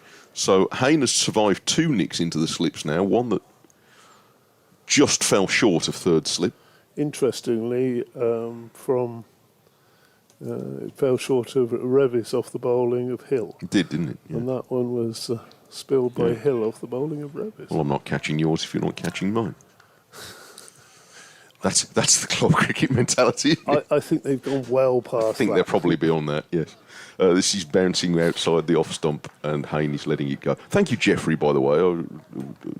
Remiss of me not to say for that bit of research just now. That's good. I shall know now when I drive back through it later. Back to the digs. I shall know. So there you see, I've got a son who's studying physics. Oh, and I don't understand a word of it. What sort of age is he? He's at university studying physics. Very sensible. So he'd have probably known that if I'd have asked him, I expect. That bounced quite a bit, actually, from not very far short of a good length, but it was well wide. So it was no problem for Hain to leave it. You're a lucky man, Mike, Am I? to have somebody studying physics. Yes. Because he'll should go on and get one of those jobs that pay decent money, and you won't have to support him until he's in his middle age. He can support me. Here comes Revis, bowling to Hain, and she's turned away into the leg side, and there's no run. A maiden. Warwickshire inching along still. 56 for 2 in 28 overs, which I don't need a degree in physics to tell me he's 2 runs and over. Do you know what the most? But a couple of years ago, I've taken him round University Open days. The first one was terrifying because I went into this university physics department, and for 3 or 4 hours, I literally didn't understand a word anybody said. He did. And then, but that's the point, you see, because then by the time of the next one, I worked out that actually this was going to be the most relaxing 3 or 4 hours of my week because I didn't understand a word anybody said, and therefore nobody would ask me to do anything. I could just sit there looking moderately gormless, and it was fine. Cliff bowls, and that's driven firmly into the start of the 29th over. So my wife asked if anybody noticed the difference. That I was sitting there looking moderately gormless. That thought did cross my mind, but I'm too polite nice, to say too so. polite to say. Yeah. Kind of. No, my lad went down the writing. Oh yes. Course, and has been trying for a very long time. Cliff bowls and driven in the air, didn't quite carry to cover. There was a bit of excitement there. Sam Whiteman diving to stop it, but. Yeah, well, and but last year he had his first play on in London, so. That playwriting. Oh gosh, okay. And wow, okay. and was a proud dad moment. I should say so. He was nominated for an Olivia this year, so Oh, okay. which was pretty good. It is. Next delivery from Cliff Bowles, and that's pushed down into the offside, and there's no run there. Didn't win it, but you know, It doesn't hate Olivia nominated is quite. There's nothing. He's quite pretty good. a feather in the cap. I should say so. That's marvellous. So he's done reasonably well. Yeah. Hopefully it'll kick on to bigger and greater things, and you'll be able to look after me when I'm. Yes. Well, I'm almost in my dotage now, as you know, but if Bowles and Yates leaves that alone, he's batted really well. Yates, the patience he's shown, hasn't he, and the judgment. Yes. I mean, he's always had that trait since coming into the Warwickshire team. He can play in different modes. I mean, he hits a long ball in the 2020 game when he gets going, as he has done a couple of times recently. But this is a very different task. I mean, I think what you would say is that Yorkshire have bowled much tighter than Warwickshire did yesterday. Yeah, so far, anyway. They bowled with that a little bit more zip as well, so I feel. As Cliff bowls outside the off stump through to the keeper. No run to be had there. Wasn't that Warwickshire didn't bowl any wicket-taking balls? It was that there were quite a lot that were picked off for four in between them, so they couldn't build pressure as Yorkshire have done in this hour. Yeah. You couldn't quite put... I couldn't quite put my finger on what wasn't right yesterday. Yeah. But you could just sense it. Yeah, it wasn't quite. They weren't at their best. Just that little sprinkle of oregano or something was missing from the mix. Here's Cliff bowling again short, and that swung away out to deep backward square, just the one run. So that means that Yates will keep the strike. Doidge is itching to get back in. Yes. Shall I move, Jonathan? Yeah, I'll move. Hang on. No, So what's happening? No. Who's going where? No. You have to keep talking. Oh, do I? Okay, I'll keep talking. Doidge comes in here. It's a musical chair. Oh, okay. Jolly good. Right, what can I tell you? I tell there's a small shaft of blue sky over the ground at the moment for the first time in a while. There's a little contingent of Warwickshire players, Barker, Bamber and Barnard, have now done, I think, 2 laps of the ground, being pursued at a distance by that group of 5 youngsters who at some point are going to catch up with them for an autograph, I reckon, but they've sort of done 2 laps of the ground behind them. And I don't know how many laps of the ground you did in the last hour, Jonathan. I didn't do a full lap, I've got to say. I ended up, as I always do, bumping into somebody who wants to talk about cricket or the commentaries, or somebody I know a bit better than that even, and that was the way it was. Just been having a chat with Paul and Bev Wharton, James's parents, and his other half. Revis is in and bowling. Yeah, he's playing out into the offside helpfully while I've been off. There was the wicket, which means that we've got the left-hand, right-hand combi, and I can now fully recognise that Sam Hain bats right-handed, not Haynes. Well, I said, Doidge, when I was listening to you struggling through, that I was hoping one of the left-handers would get out. They got out the first ball, I think, of the spell. Yeah, full delivery from Revis. Yates plays to mid-on off the bottom of his bat. Melvin Gills emailed in, BBC West Yorkshire Sport @gmail.com. Afternoon, Jonathan and team. Great comms as usual. What are your thoughts about YCCC returning to play at Barnsley in 2028? Personally, I think it's a good idea. It gives fans from Derbyshire and Notts, etc., easier transport. Down in Barnsley as Revis bowls and Yates turns that to leg. No run. I've never been on the ground in Barnsley in my life, Melvin, so I wouldn't know how appropriate or otherwise the decision is in that respect, but clearly it must be deemed viable. But yeah, I mean, why not, in the sense that we know geographically it's a large county. I think you never know until you try, really. But if the facilities are in place for some 50-over cricket, then we shall see, as that is punched firmly to Hassan Ali, who's in at mid-off. No run. Finley Bean has been out there doing a bit of fielding. He still is at mid-on at the moment. Not sure who else went off the field. Hassan Ali did nip off, probably to the loo. He was back on fairly swiftly. Keith Barker and co continue to peruse the boundary edge as Revis is in and Yates plays out into the offside. And again, no run. We were discussing the home, the origin of aviation. Would you know anything about that, Georgie, whilst you were away? Apparently in Brompton on the drive to Pickering from Scarborough, there's a little sign that says the home of aviation, or the origin of aviation, or the village. That's where it started. Revis is in, driven firmly by Yates, back past Revis's hand. A diving miss by Hassan Ali, and that turns out was a very well-timed punch by Rob Yates, because he's picked up 4 and it travelled quickly across the ground. Good shot. It was Jack White who'd left the field and is now coming back on, so unless somebody else is going to take it as a turn to nip off for an over, Finley Bean will be leaving the field. 61 for 2, and no is the answer, DT. I don't. Very nice drive, apparently, between Scarborough and Pickering, as Mr. Taylor was telling us. And the George Cayley, who's credited with being the first person to work out how you could sort of get something heavier than a glider in the air or whatever, was born there. And I've got a couple of tweets as Rob's roving report. Thanks, Rob. He's a Scarbadian who's messaging me from the northeast of Thailand. So back home for you. Well, I know a few people. Well, a couple of people from Sisikat. It's by the Lao border.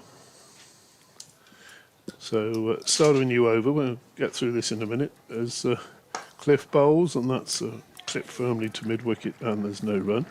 George Cayley was born in Brompton. Disappointingly, hardly celebrated in his hometown. Great display, though, at RAF Museum in Hendon the last time I went.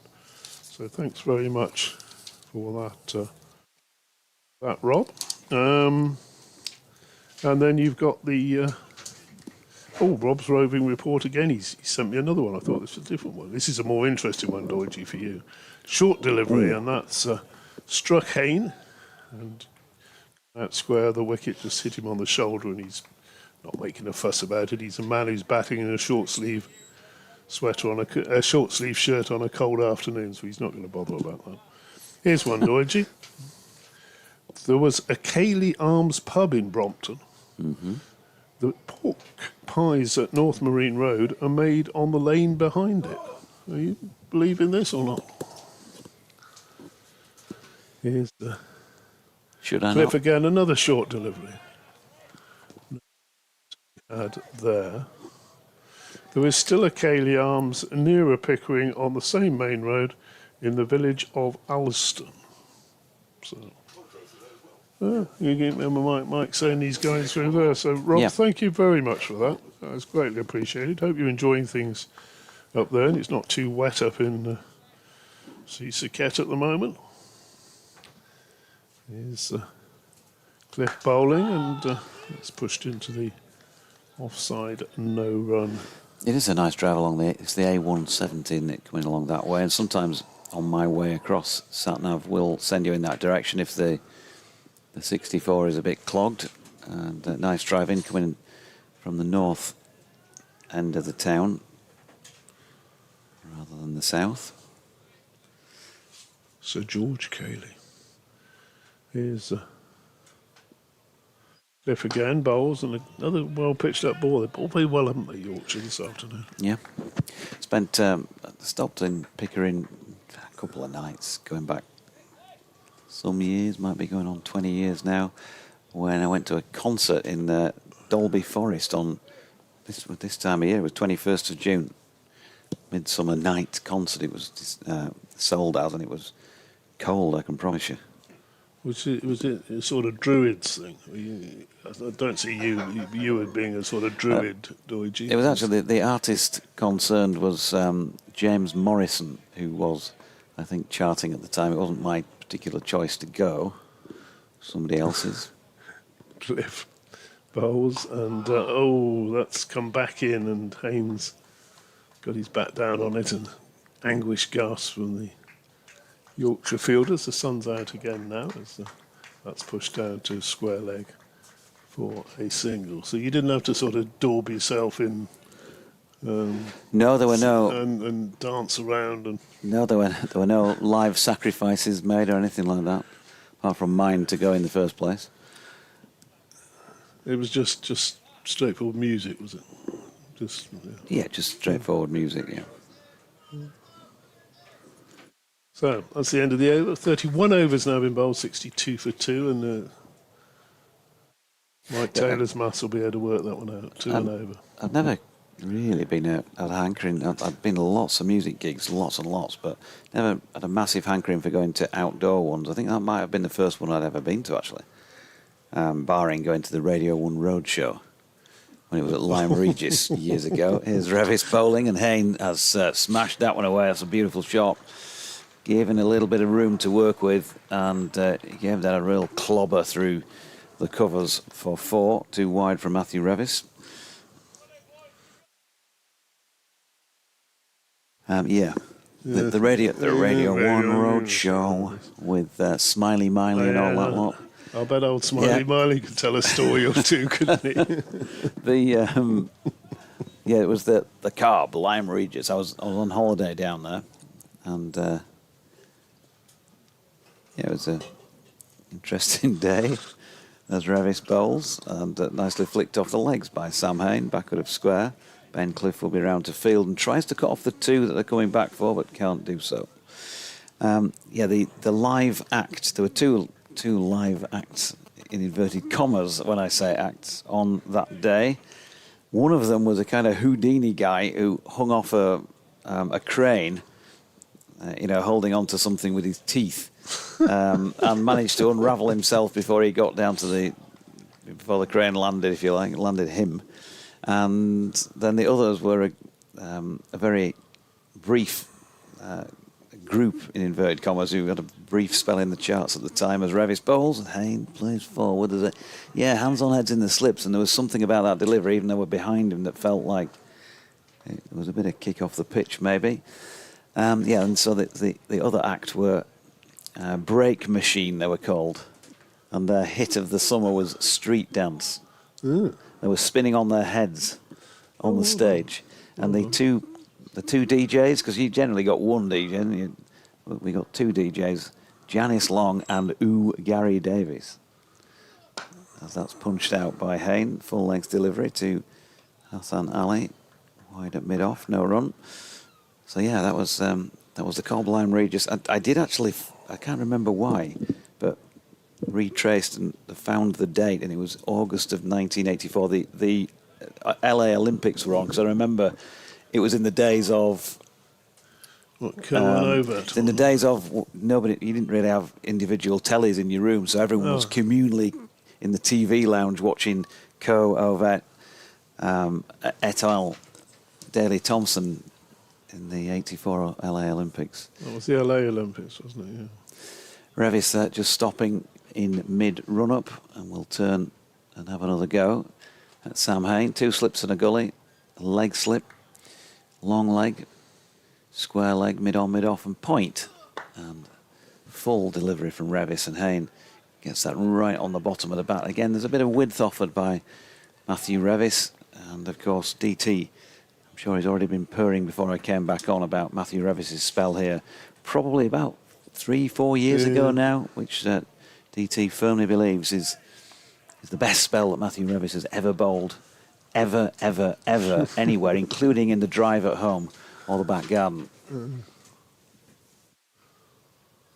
And he's nearly bowling again, but then not quite. Not sure if he's losing his run up here or if there was...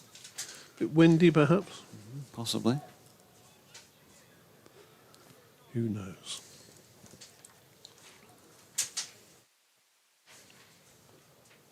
.68 for 2. Just nudging ahead of that 2-run per over. So it's been absorbing cricket this afternoon. Again, Revis, that's flicked off. He gets a long way across, doesn't he? Yeah. He just,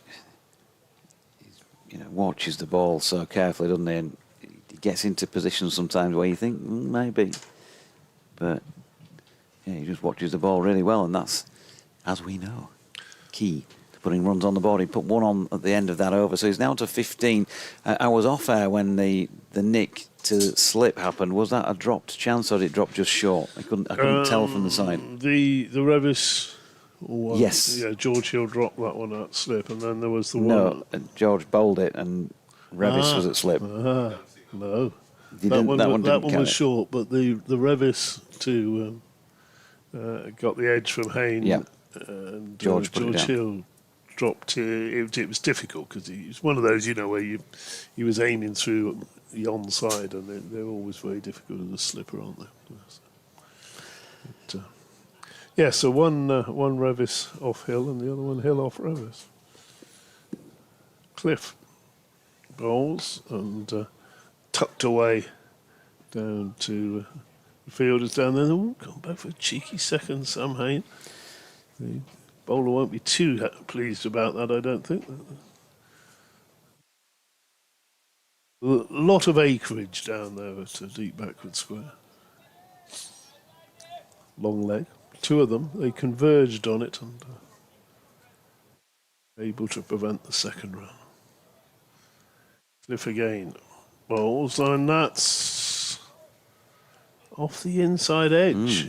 He's very full delivery, almost a Yorker length delivery, and he's somehow squeezed that one away down to fine leg. Not quite sure how that got there, but they're going to show a replay of that one on the stream. Possibly not. So a minor success there for Ben Cliff.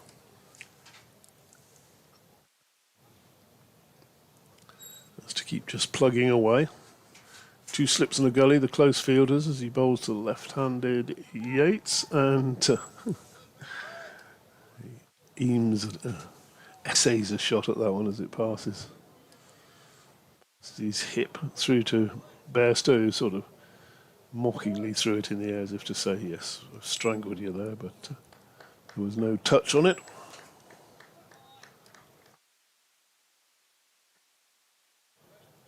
Crowd wrapped up against this wind. Cliff bowls and defended again. I think my temperature gauge is working this afternoon, Doidgy, in a sense. If you look around the crowd, all dark colours, aren't they? So, around the crowd and their dark colours, then it's cold. Brighter colours, the sun's out. Coats are off.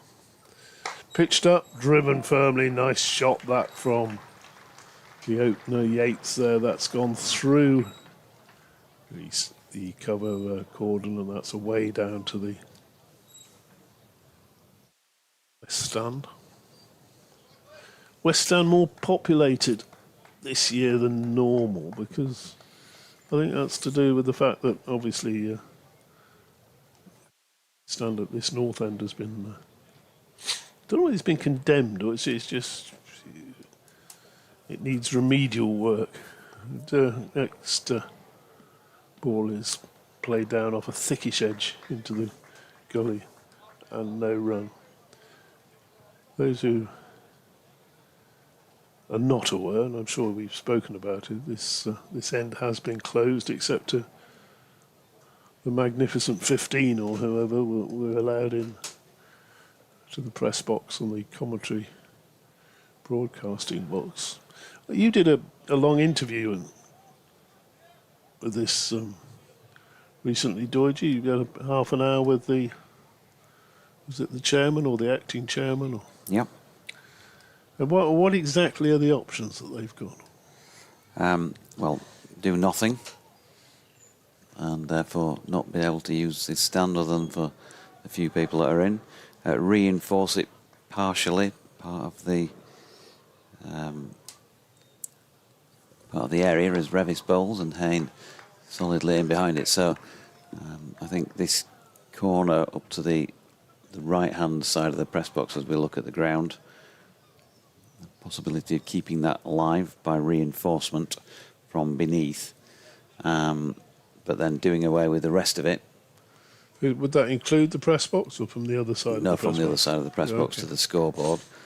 Potential for sticking an Aussie-style grass banking in that far corner, sort of a family area. As Hayne punches that one through the covers, that's a lovely shot along the carpet all the way, and will have the legs to bobble over the boundary rope and into the little white picket fence in front of the marquee for runs to Sam Hayne. 22 to him, 80 for 2. But of course, Is that that's those are the only options? They're not thinking of sort of rebuilding that end of the. well, there were talk of potentially putting another building in place of this end, maybe an indoor school, maybe some other building that would benefit the ground, however that may be. I don't know if it could be changing rooms perhaps or something like that. Maybe having some seating in front of it, maybe not. It's all down to finance, isn't it, as Hayne turns that one backward and square on the leg side. And Pittman Fields. And of course, finance is not just to build, it's to demolish as well. So in the first place, you've got to pay for somebody to come and do the job on that properly. And I would imagine that won't be cheap. Revison and bowling, and Hayne has timed that one nicely. Diving stop by Guess you know who. I think anybody who listens regularly will know exactly who I mean, and that he is getting involved on terra firma yet again.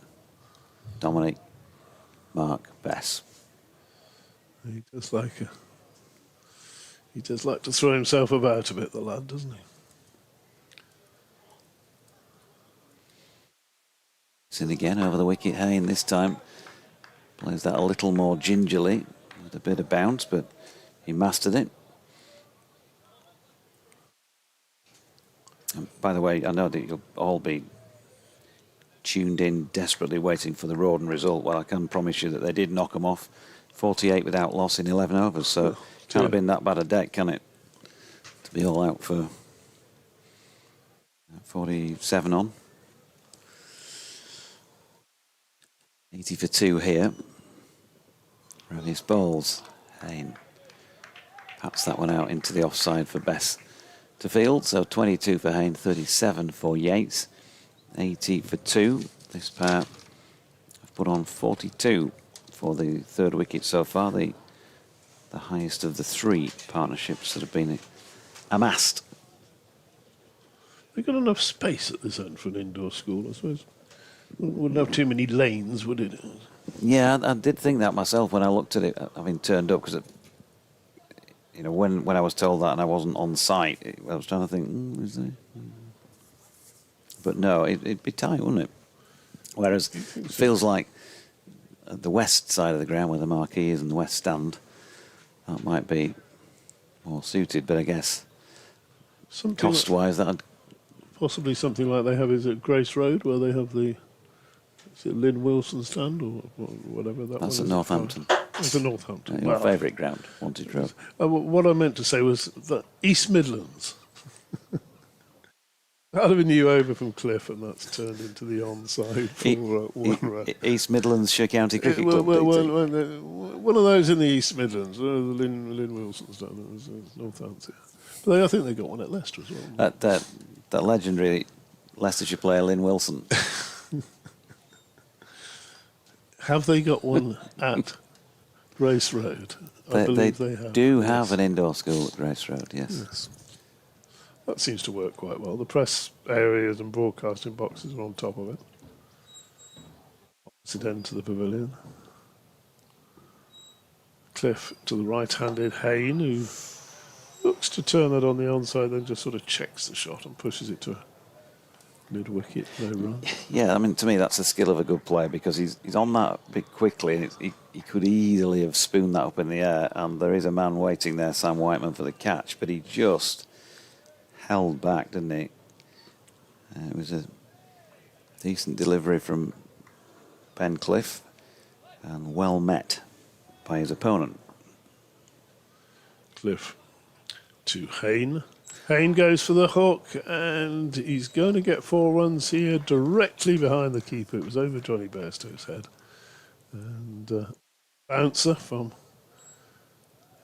Ben Cliff, and gloved, bit of bat. It certainly wasn't where he was looking to hit it, obviously, but that's 4 more to Hayne.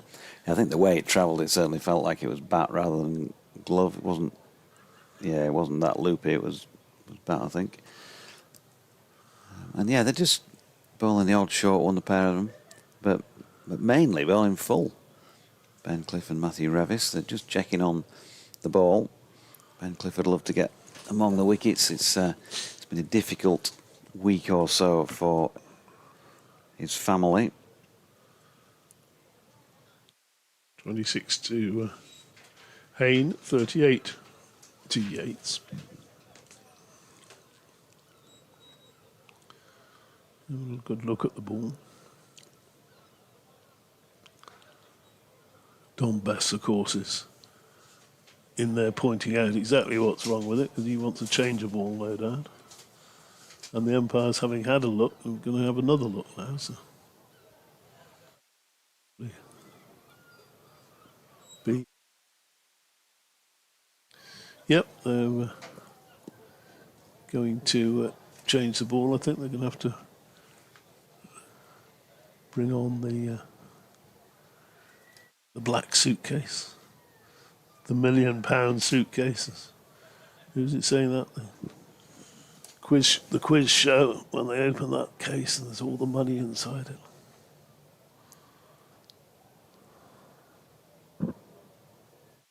Must have been before my time, that in black and white, DT.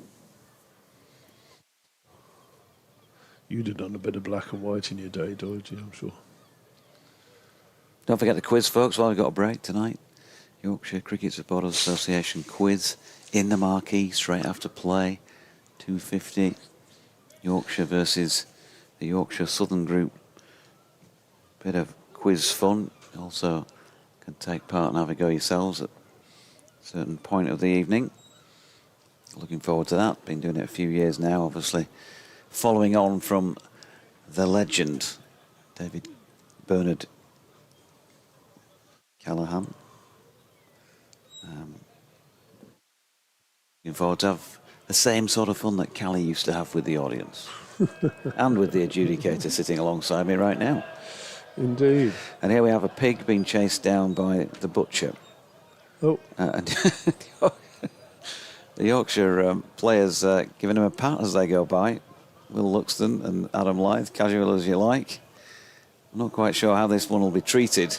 But it's a bit of entertainment while we're waiting for the ball to be changed. And the butcher, well, the pig's going to be in pieces very shortly. Oh, pig's being dragged off.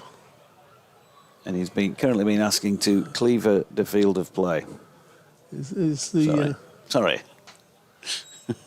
Is the butcher his mate? Now, if this was a T20 game, they would be straight out the door, but it's not. It's a championship game. It's very rare you see anything like that. Those of you who can see the streaming, can see the steward, 2 of them over there having a chat. Will that be seen as just a bit of fun, or will they be ejected? It could be both. Yeah. There's a bit of look. There's a bit of walkie-talkie action now from the stewards. What do we do? We kick him out. He's staying. Here comes Cliff then with the new old ball. That always reminds me of the Russ Abbott. Remember Russ Abbott once did a mock horse racing commentary on his Madhouse, and the runners, I can't remember all the names, but there was I'm sick of it, my wife and the butcher. And so the commentary was something along the lines of, it's the butcher with my wife and I'm sick of it. The butcher behind my wife and I'm sick of it. It's Cliff bowling and played down to deep square leg for a single. Well, the pig's still there. He's not going anywhere at the moment. He's a friendly pig, doesn't he? Don't think he's any threat to anybody. And he did Well, he's choose. not. He's now sausages. He did choose a suitable break-in play to do his little sprint across the field. Cliff bowls to left-handed Yates, who turns that into the onside. That'll be a stag weekend or something. Yeah, because had he been out there batting, he probably, a bit like Alex Davis, would have chopped it on. Oh, dear me. But before Very that, good. he might have trotted a run or two. Yes, throw him out. I was sympathetic before that. Trotted a run, I'd say. Both of them. Oh, dear me. That's yes, even by your standards, Deutsche. He's currently telling 86 the stewards a porky Hey! to try and retain his place in the periphery. He's been asked to remove. Good job, he's clothed underneath. He's a bearded chap, and he's been asked to remove the pig outfit. I'm afraid that the stewards are all having a laugh at this. So I think it's been treated with a bit of fun that it probably wasn't. It was presumably a stag trip dare or something like that, a birthday dare.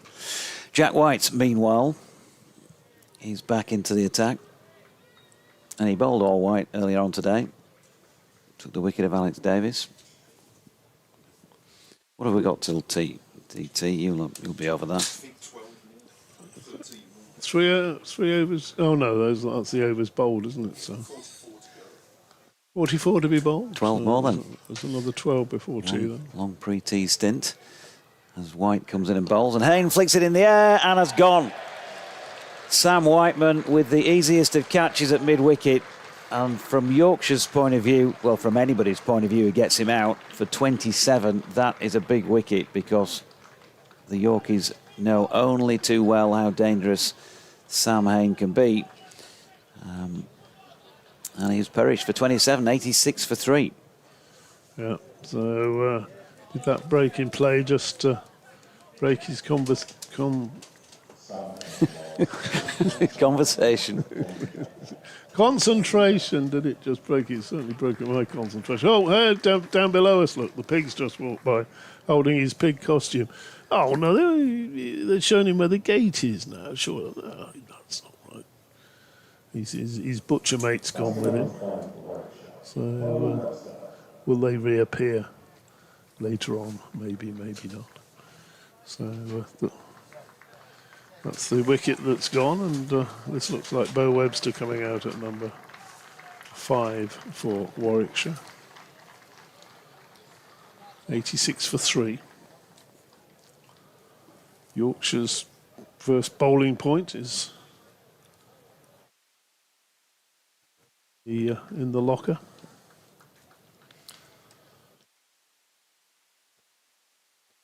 Yeah. Sam Hayne lasted 51 deliveries for that 27, 69 minutes, and his knock included 4 fours, and Jack White straight back into the attack and striking immediately at the Trafalgar Square end of the ground. In fact, to this point, Jack White's bowled 4 deliveries to the right-handers. One of them was a no ball, and he's taken 2 wickets. Here he is then to Bo Webster, the tall figure of the Aussie. Flicks that one in the same direction as Hayne had, but along the deck. Whiteman fields, no run.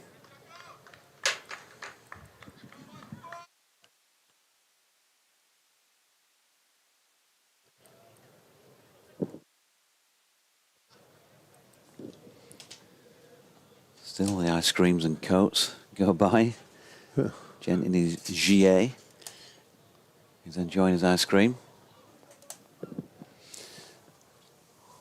Here comes Jack White. Webster Plays that into the leg side. Hassan Ali holds an arm aloft to say this one's mine. And we've got the sight of Yorkshire General Manager Gavin Hamilton coming along for a chat. So probably give you the elbow again, DT. Yeah, well, I'm quite happy to make way for Mr. Hamilton. Better check the numbers in the press box because you may need to clear the stand. I'm not quite sure how that's going to work. I'm sure you can handle that. Jack White making his way in to bowl to Bo Webster again. Runs this one out to point, and there is no run. James Wharton coming in to do the fielding. He vacating. You all right for if I have a chat with Gav for a bit? Welcome, Gavin Hamilton. I've timed it well with the pig, haven't I? Timed it well with the pig, yeah.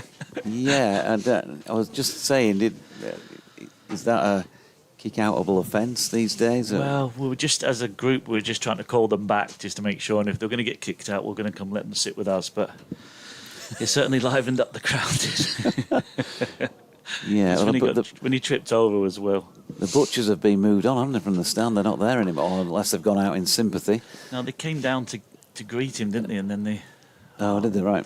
They haven't been exited, have they? I'm not sure, really. They went out the side passageway here, but that doesn't mean necessarily that they've gone out. I think they may have decided enough's enough and just thought, right, let's do this, get kicked out and leave. But that's what you do in stag do's, don't you? Yeah, another dot ball. White to Webster. Yeah, I mean, a bit of fun. I was saying, if that's a T20 match, they're straight out. There's no question. Gone. Yeah, absolutely. Absolutely gone there, but different feel to this, and it was just a bit of chuckle. Yeah, and I thought they timed it quite well, didn't they? Yeah. You know, as a drinks break, exactly. Nothing going on. Didn't go anywhere near the wicket. No. Shook hands with everybody, which is always polite when you're going to run on the field. And where's the line? It's hard to draw the line, isn't it, sometimes with these sort of things? But of course, if that leads to somebody else doing it, I don't think they got kicked out. Darren, the security guard, just said they were a good bunch of lads. So I think he took his outfit off, didn't he? And then he just escorted him round. But. That was a dot off the final ball of the over. So 86 for 3 in response to Yorkshire's 469 all out. It's been a good couple of days so far. It's been excellent, isn't it? Especially with Will Luxton getting his first 100. I think he's just had a great summer, really. He's sort of he's earned his position. He's got there the hard way. He's got a hell of a lot of runs in the second team. He's changed his technique. And he's that position, that peripheral player that when you get the opportunity, you've got to take it. He had a couple of chances last year, but the statement he's made, you've got to get a big 100 and secure your place for, I would suggest, probably the rest of the season now. San Ali back into the attack at this P-zone park end. Right arm over the wicket to the left-handed Yates who defends. He's still on 38. Bo Webster yet to score. Yeah, and these things, I mean, I saw, I've not mentioned this on commentary yet, but I saw Mags having a chat with Finlay Bean down here. I'm not quite sure if it passed safety regulations, Gav, because we only got 15 people in the stand. I got told off for coming up as well. But who knows what they were talking about? It might have been what they fancy for Sunday lunch. As Ali is in, and that's a nicely played cut shot by Yates. James Wharton will field, they get a single. But these are tough decisions. It's professional sport. I was saying yesterday on the comms, you feel for Finlay Bean. He's been around for a while. He's done, he's done great service for the county up top with Adam Lyth. We talk about his record partnership here a couple of seasons ago as well. Absolutely. But it's part of the head coach's job, and he's got to make those tough calls and do the explanations and all the rest of it. Absolutely. Look, this is where we want to be as a squad. We want 15 players who are ready to go into first team cricket. And I touched on Will Luxton's. He deserves it. He's earned his place. And then we want real competition for places. Yes. Hassan Ali. Oh dear me, Bill Webster's got lucky there. There's been a few of those thick inside edges that have gone past leg stump. There's another case in point, a single off that delivery.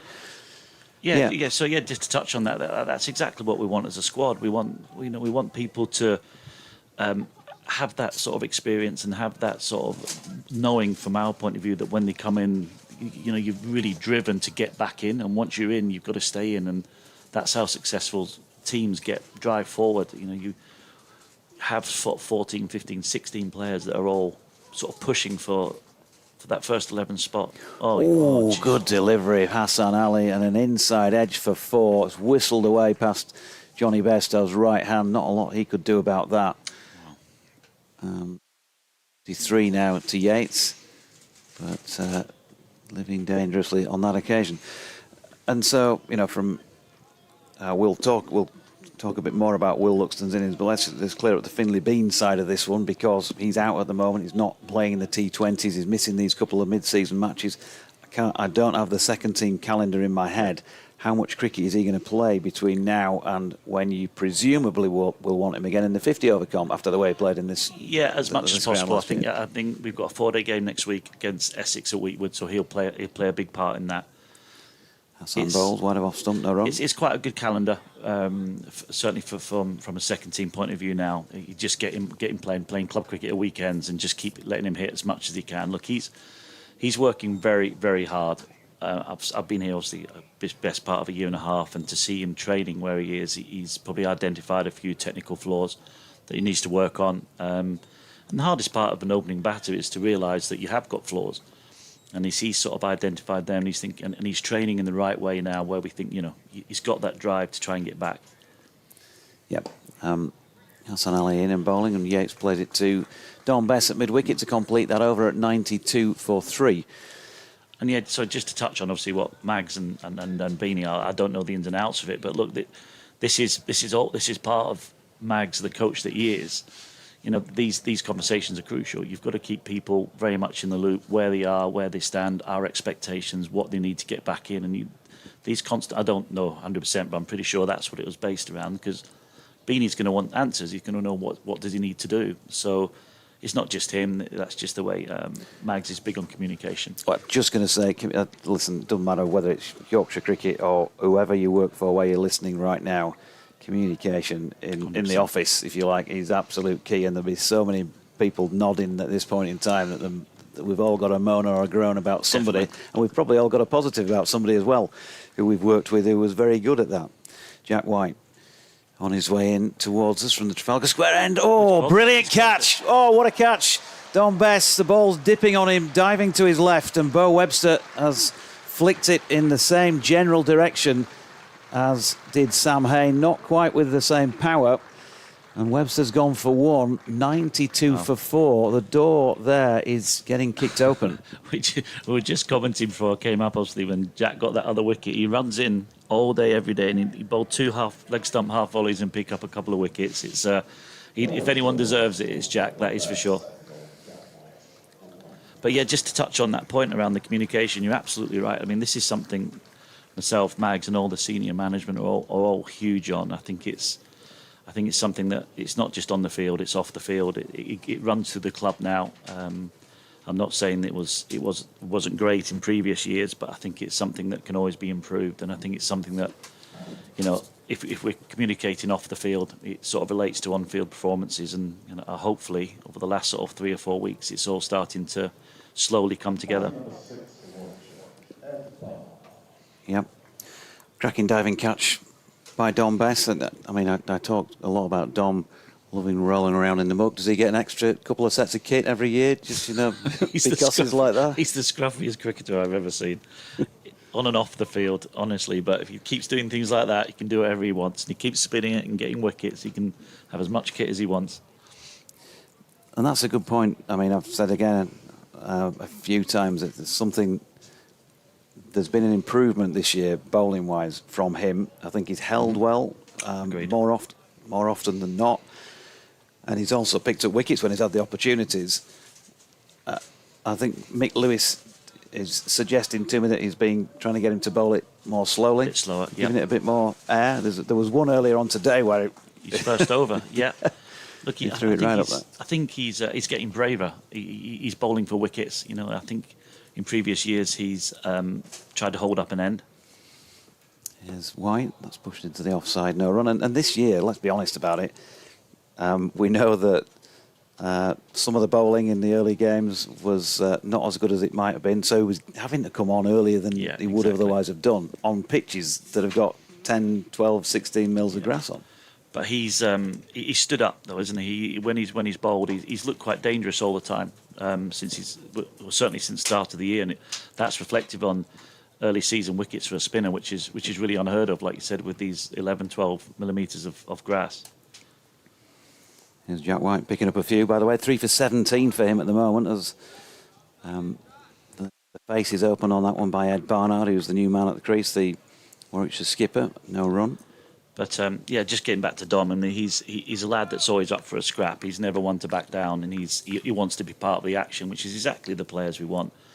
But like most of the players, they've certainly over the winter they've identified things that can make them better. And you touched on bowling slower, bowling more aggressive lines, you know, challenging batsmen in different areas, and he's always been very good at that. But now I think he's taken his game to a different level.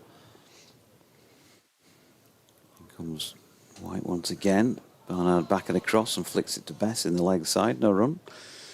Yeah, which, you know, if you're seriously talking about trying to win a championship, you have to have somebody who is going to ask questions for you. But on the days when it's difficult, when it's not their conditions, they can still offer you some control. Exactly that. Just having that experience and having that depth and just having that point of difference, which I think he has got this year, rather than just a standard regulating flat off-spin bowler, which by his own admission he has been a little bit, because that's been his role. You know, once you get it into yourself, that's...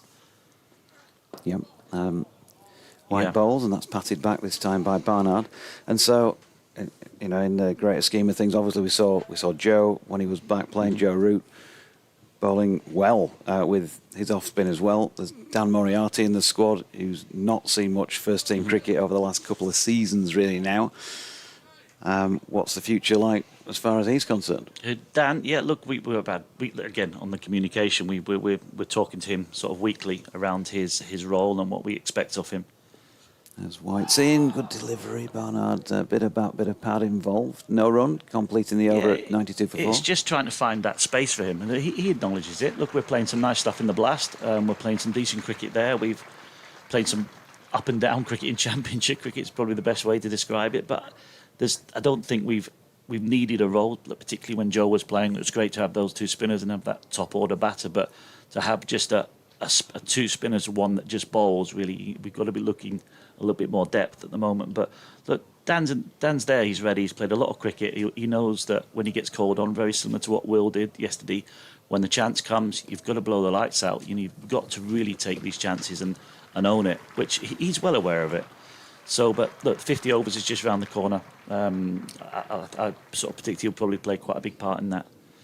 Hassan Ali bowling here to Robbie Yates, who played out to point, no run. And so on that as well, so with Jaffa Chauhan, who's had a sort of great start in the second team as well. So he adds another point of difference. So in terms of the back end, those back end 6 games, the block, you know, pending what pitches are like, we've got options. You know, we've got some really good options, and we'll assess it as and when we get closer to the time. And obviously it's momentum, who's in form, who's bowling well, and then, you know, that'll all stem from second team cricket and 50 over stuff. Yeah, here's Hassan Ali bowling to Yates, who defends. And then, well, I think we had this conversation last year. We probably have it every time we get together, with your position being general manager. Overseas signings. Yep. That was an interesting one earlier in the season, I guess. The fact that Logan van Beek, for example, is still around but not playing in this game, I think says his comment on some of those early performances. And I don't think that's unfair to say. And obviously, Jai Richardson was a bit in and out as Hassan bowls, and that's defended again by Yates. But I think we were starting to see what he really could offer. I think we saw it in probably the first game and then the last game of the block when he was going. And although his figures were not devastating against Surrey, that's the sort of stuff that you, I guess, had in mind when you made the signing. Absolutely. Look, that first spell he bowled at Headingley, you know, you can see, anybody who knows cricket, you can see there's a point of difference there. His pace, his swing, his late movement, the way he went about his game. Obviously, then he got that sickness. Look, I have no idea what sort of effect that has on anybody. Obviously, he was down and out for 3 or 4 days. So, look, on the overseas player side, look, they're all good cricketers. They're all international cricketers. Here's Hassan, Pizan Park end. Yates leaves one wide of off stump. Yeah, they can all play. Look, and it's difficult to gauge. Obviously, when they get here, they've got to hit the straps as soon as they get here, and there's ultimately quite a lot of pressure on these guys to perform in a real short period of time. So certainly on Jai, look, that last game against Surrey, look, he's a high-class performer. You don't play Test cricket for Australia, probably their fifth seamer, without being a decent talent. So look, he is certainly someone we're going to stay in contact with. Look, I don't think we've seen the best of him. I think we can all agree on that. I think his ceiling's far higher, and he thoroughly enjoyed his time with us. Look, that's something we talked about this last year about getting overseas player that become an extension of the club. Yep, Hassan Ali bowling, and that's turned off the legs by Rob Yates. Finley Bean out there substitute feeling at the moment. Not sure who's gone off actually, but they've picked up two. Yeah. And this fella, Yeah, this fella's looked the business since he started in T20s, and he's unusually for the 21st century, Gav, with all the money flying about in the short forms of the game, but he's well up for putting his hand up and playing red ball cricket. Look, every now and look, we talk to overseas player, and I understand we get a little bit of criticism around their performances, and we, like I said, we set our stall out to find 3 or 4 over the last couple of years, last year and this year, who we're going to work with long term, and this lad is absolutely up there. I mean, just the way he's running in, the skill set he's got. Yeah. Oh, good shot. As he gets hit Lovely for 4. shot. Yes. He's just over pitch, but it's a cracking shot by Rob Yates, to be fair. Takes him to 49, straight back past the bowler, just to the offside of straight. End of the over, 98 for 4. Yeah, I mean, he's an absolute breath of fresh air to have around the dressing room as well. His energy, he just loves cricket. You can see the way he bats. Everything's at 100 miles an hour, and you've seen today. Look, he's obviously picked up 1 wicket. Is he 2 maybe? He's picked up 1. He's picked up the 1.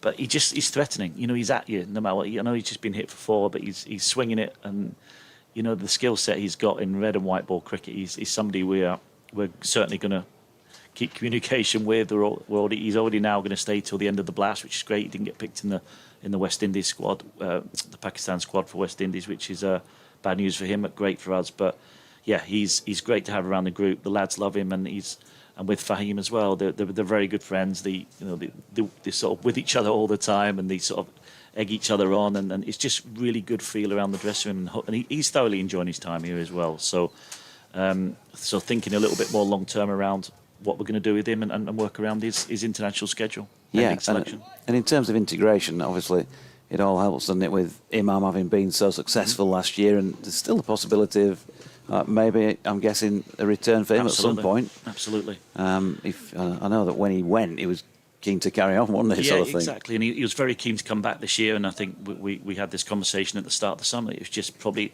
we weren't looking for a batter. I think it was pretty clear that we needed some seamers, and if we were for a batter, he would be the first person we went to. So it's certainly another opportunity, and if it comes around that we get our seam attack ready, we'll certainly utilise him. Here's Jack White bowling, and that's played out to Will Luxton at gully. No run. Barnard on strike, yet to get off the mark. Got to ask you about Cody as well, Ben Code, because obviously he's missed a few matches now with that injury, making his way back to fitness. I know he bowled, I think, 13 in the 2s earlier this week. So how close is he? Is he still strongly in the minds of the selection panel, quote unquote? So White comes in to bowl, and Barnard dinks that away backward of square leg for a single. Yeah, look, he was. I think it was probably 8 weeks ago. I think give or take a week when he broke down. But we targeted this game for him to come back. He bowled at Lancashire. He had a couple of decent spells last week, and obviously he bowled in the seconds again this week. So because the options we had, obviously with Hassan being available, etc., it wasn't a necessity to bring him back this game. That we're going to need him for the rest of the season. That last block of 6, the 50s. Certainly next week, potentially Leicester. So we're targeting next week for him to certainly be in the squad, pending how he shapes up this week, etc., and any sort of backlashes from training or anything like that. But he'll be. Yeah, White bowls and defended by Yates. Yeah, so he'll be certainly in the squad next week, and it's he'll be welcomed back, obviously, with a bowler of his skill set and sort of team man that he is. It's somebody we can only bolster that. You can never have enough options in the seam department. He obviously adds that quality, and we're keen to get him back as soon as possible. Any thoughts on George? Well, might as well go through the entire squad here, I think, haven't we? Well, we got the opportunity. We'll just nearly lock the door, please, Mike. We're keeping Gav. We're keeping Gav in the building. 99 for 4 as Jack White round the wicket, and that is pushed out towards point by Yates. No run. Yeah, George. I mean, we know he's a talented all-round player. There've been times this season when if you'd have taken these two, George and Jack, out of the side, then you could have been in some serious trouble bowling-wise. Yeah, I mean, look, George he's been our sort of, with Jack, obviously, our go-to bowlers for the best last year and this year. Look, and they're just both very, very accurate, threatening bowlers, and they keep coming. They keep coming in. I mean, they touch wood, going to say stuff like that, but it's crucial to us that these two. Yeah, he's gone for 6 over legs. Played it to the offside by Yates. There's no run. But it's typical, isn't it, that you say that, and then it'll go flying over his head for 6. But yeah, look, even today, look what they got, 99 off best part of 40 overs. I mean, this is the difference that we've had, certainly, and you can see the sort of trajectory going on as a group. That look, we didn't get wickets, we're not getting quick wickets, but they're just holding it. The scoreboard's going nowhere. We're staying in control of the game, and that's led by Jack week in, week out. Hence my point around he deserves those caught mid wickets because he does all the graft, and George is not. George is exactly the same. There he is. And that's pushed into the offside. No run. I know Mrs. Jack was expecting fairly soon. I think it was when we were down at Edgbaston. Was a happy event occurred? Yeah. So it seems. Yeah. Look, I don't know the ins and outs of it, but he's a new dad. He loves it, and he likes obviously being away for the sleep. But he's all good on that front. Yeah, it's always a very special time, and he's taken to it, I can imagine, very well. But he's like every dad. I would suggest he probably likes an away trip when there's a newborn around, just to be on the safe side. But we don't say that, obviously. Obviously not. No, we'd never admit to that. No, absolutely not. I know that I played the following day. Didn't manage to get to play on that. He was born on a Saturday morning. My eldest son James. But that went down really well. I did play the following day. Yeah, Sunday. Hassan Ali in short ball, and he's clothed the pull shot there. Ed Barnard, that looked like it was going to disappear over the west stand, but ended up along the deck to Sam Whiteman, who let's go finish off the George chat first of all, because he had a couple of seasons where, let's say, a bit of a wobble with the bat. His confidence seemed to go. I can see him now getting out and flipping his bat to himself as he walked off, and George and self-confidence. They're not easy bedfellows, as that's wide of off stump and defended by Barnard. But there feels like there's quite a lot more confidence with the bat the way he's been playing this season. I mean, this innings. Exactly. Look, last year was a prime example. Look, I think he was probably batting a bit too high for the workload he was doing with the ball. Look, from a former all-rounder, I feel his pain that batting 6 and we didn't get off to some great starts either, so his pads on within sort of 5-10 overs. That mentally is a tough shift, and that's going to take his toll on anybody, especially because he bowled. Goodness me, I hate to think how many overs he bowled last year, and then he obviously gets picked in. You've got picked in the Lions team, didn't he, as well? So then he went straight from that into another 4-day game. So I think he played 9 4-day games on the trot last year. So that in itself is a huge workload, especially in the modern game. We used to do that all the time, but that's a lot. It definitely took his toll on his batting. He was a little bit lethargic, I'd suggest, probably last year with his batting, but became a sort of second string to him as opposed to a genuine all-rounder, which is easily done when you're not scoring runs. You concentrate on what you're being good at. Yeah, we had a dot there, and Hassan has bowled another one to Ed Barnard. Yeah, so he's look. You're absolutely right. I mean, but that's testament to the batters ahead of him. They're setting the tone. They're doing the hard work at the top of the order. And you'd rather come out at 300 for 5 as opposed to 80 for 5, that kind of thing. So all of a sudden, things are sort of as a team environment. He's getting used to his role. He's better at 7, and he's just settling in. And look, like all cricketers, once you find your rhythm and you find your place in the team, things fall into place. Yeah, Hassan in again. He's keeping this straight and he's asking him to play as often as possible. This ball is already halfway through its useful life at 40 overs, but there's been a change. Obviously, two changes, yes. But you know what I'm saying. Yeah, absolutely. So Robbie Yates been made to work for to get to his 50s. Been on 49 for a little while. He's at the non-striking end at the moment. And Ed Barnard is having to work out to get any runs. He's on 1.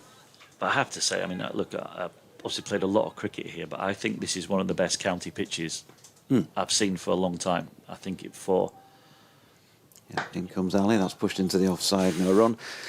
Yeah, there's so much talk. I was at a lengthy interview with Neil Fletcher the other day, who obviously you'll know well. Yeah. And he's behind the push to upgrade this place to ensure that cricket stays here. He even mentioned, the possibility of the desire for 3 championship games here at some point in the future. At the moment, there's a lot of work to do before we get to that stage, but you don't want to, apart from the fact that we all just love being here, it's just a fantastic place to play and to watch cricket and to talk about the game. You don't want to see it die from a results point of view for the county, because it's been a good old stomping ground for Yorkshire. Yeah, it's like what we're trying to do at Headingley as well. We want to play as much cricket at Headingley and here, because look, the players get used to it. The bowlers get used to the lines, the lengths, the run-ups, the batting, the bounce. Look, you see players who have been here, never been here, and not played here before. They get taken. It takes them a while to adjust to. Yeah. It takes them a while to adjust to the Scarborough bounce and the pace and the little bit of a feather bed of a pitch. But it's gone on the days of the 90s. You remember when they used to be white and they used to be boring draws when we used to come here every single bit. It was still, unless somebody had a collapse, but just a touch on the pitch, you're always in the game, and I think you 9 times out of 10 you'll get a result now without leaving 13 millimetres of grass on to make it that obvious. And obviously it says it all at the start when nobody knows whether it's a bat or ball. That's going to be a decent pitch. Yeah, George Hill. Dot ball first up. He's back into the attack at the Trafalgar Square end, and another dot, this time played by Yates. What was I going to ask you? Yeah, sorry, touching on the Scarborough, just in general, look, it's like you said, everybody loves coming here. More than not, we get a decent result. The atmosphere, the crowd, you get a real Yorkshire feel. You know where you are. You're really well supported. And look, and obviously I've done a lot of work with Neil, with Fletch and the new Scarborough committee. They're just doing everything in the right way now. They're doing it in their own time. Hilling and bowling. Oh, Yates moves across that one, and there's an appeal for LBW. George doesn't ever really show much in the way of reaction, but he's got both his hands on his face, and he can't believe it wasn't given, but he's hit it.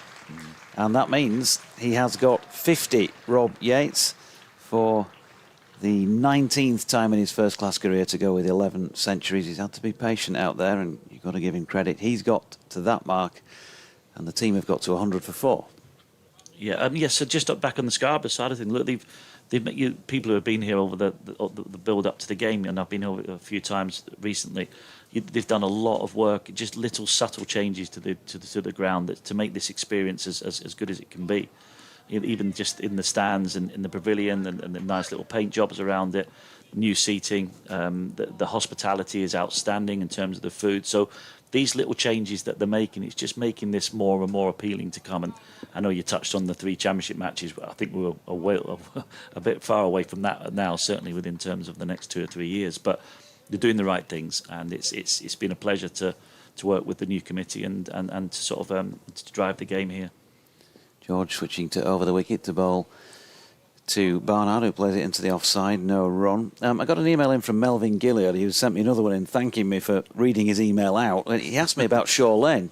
So what do I think to Shaw Lane being reintroduced into Yorkshire cricket at first team level? And I had to be honest and say I've never actually been to Shaw Lane in my life, so I couldn't comment in terms of what it looks like now, what the facilities are like and all of that. But clearly, as the county must be happy that they're ticking the right boxes, or will have ticked them by the time that 50 over game, I think, takes place in, what was it, 28 or 29? 28. That's the plan.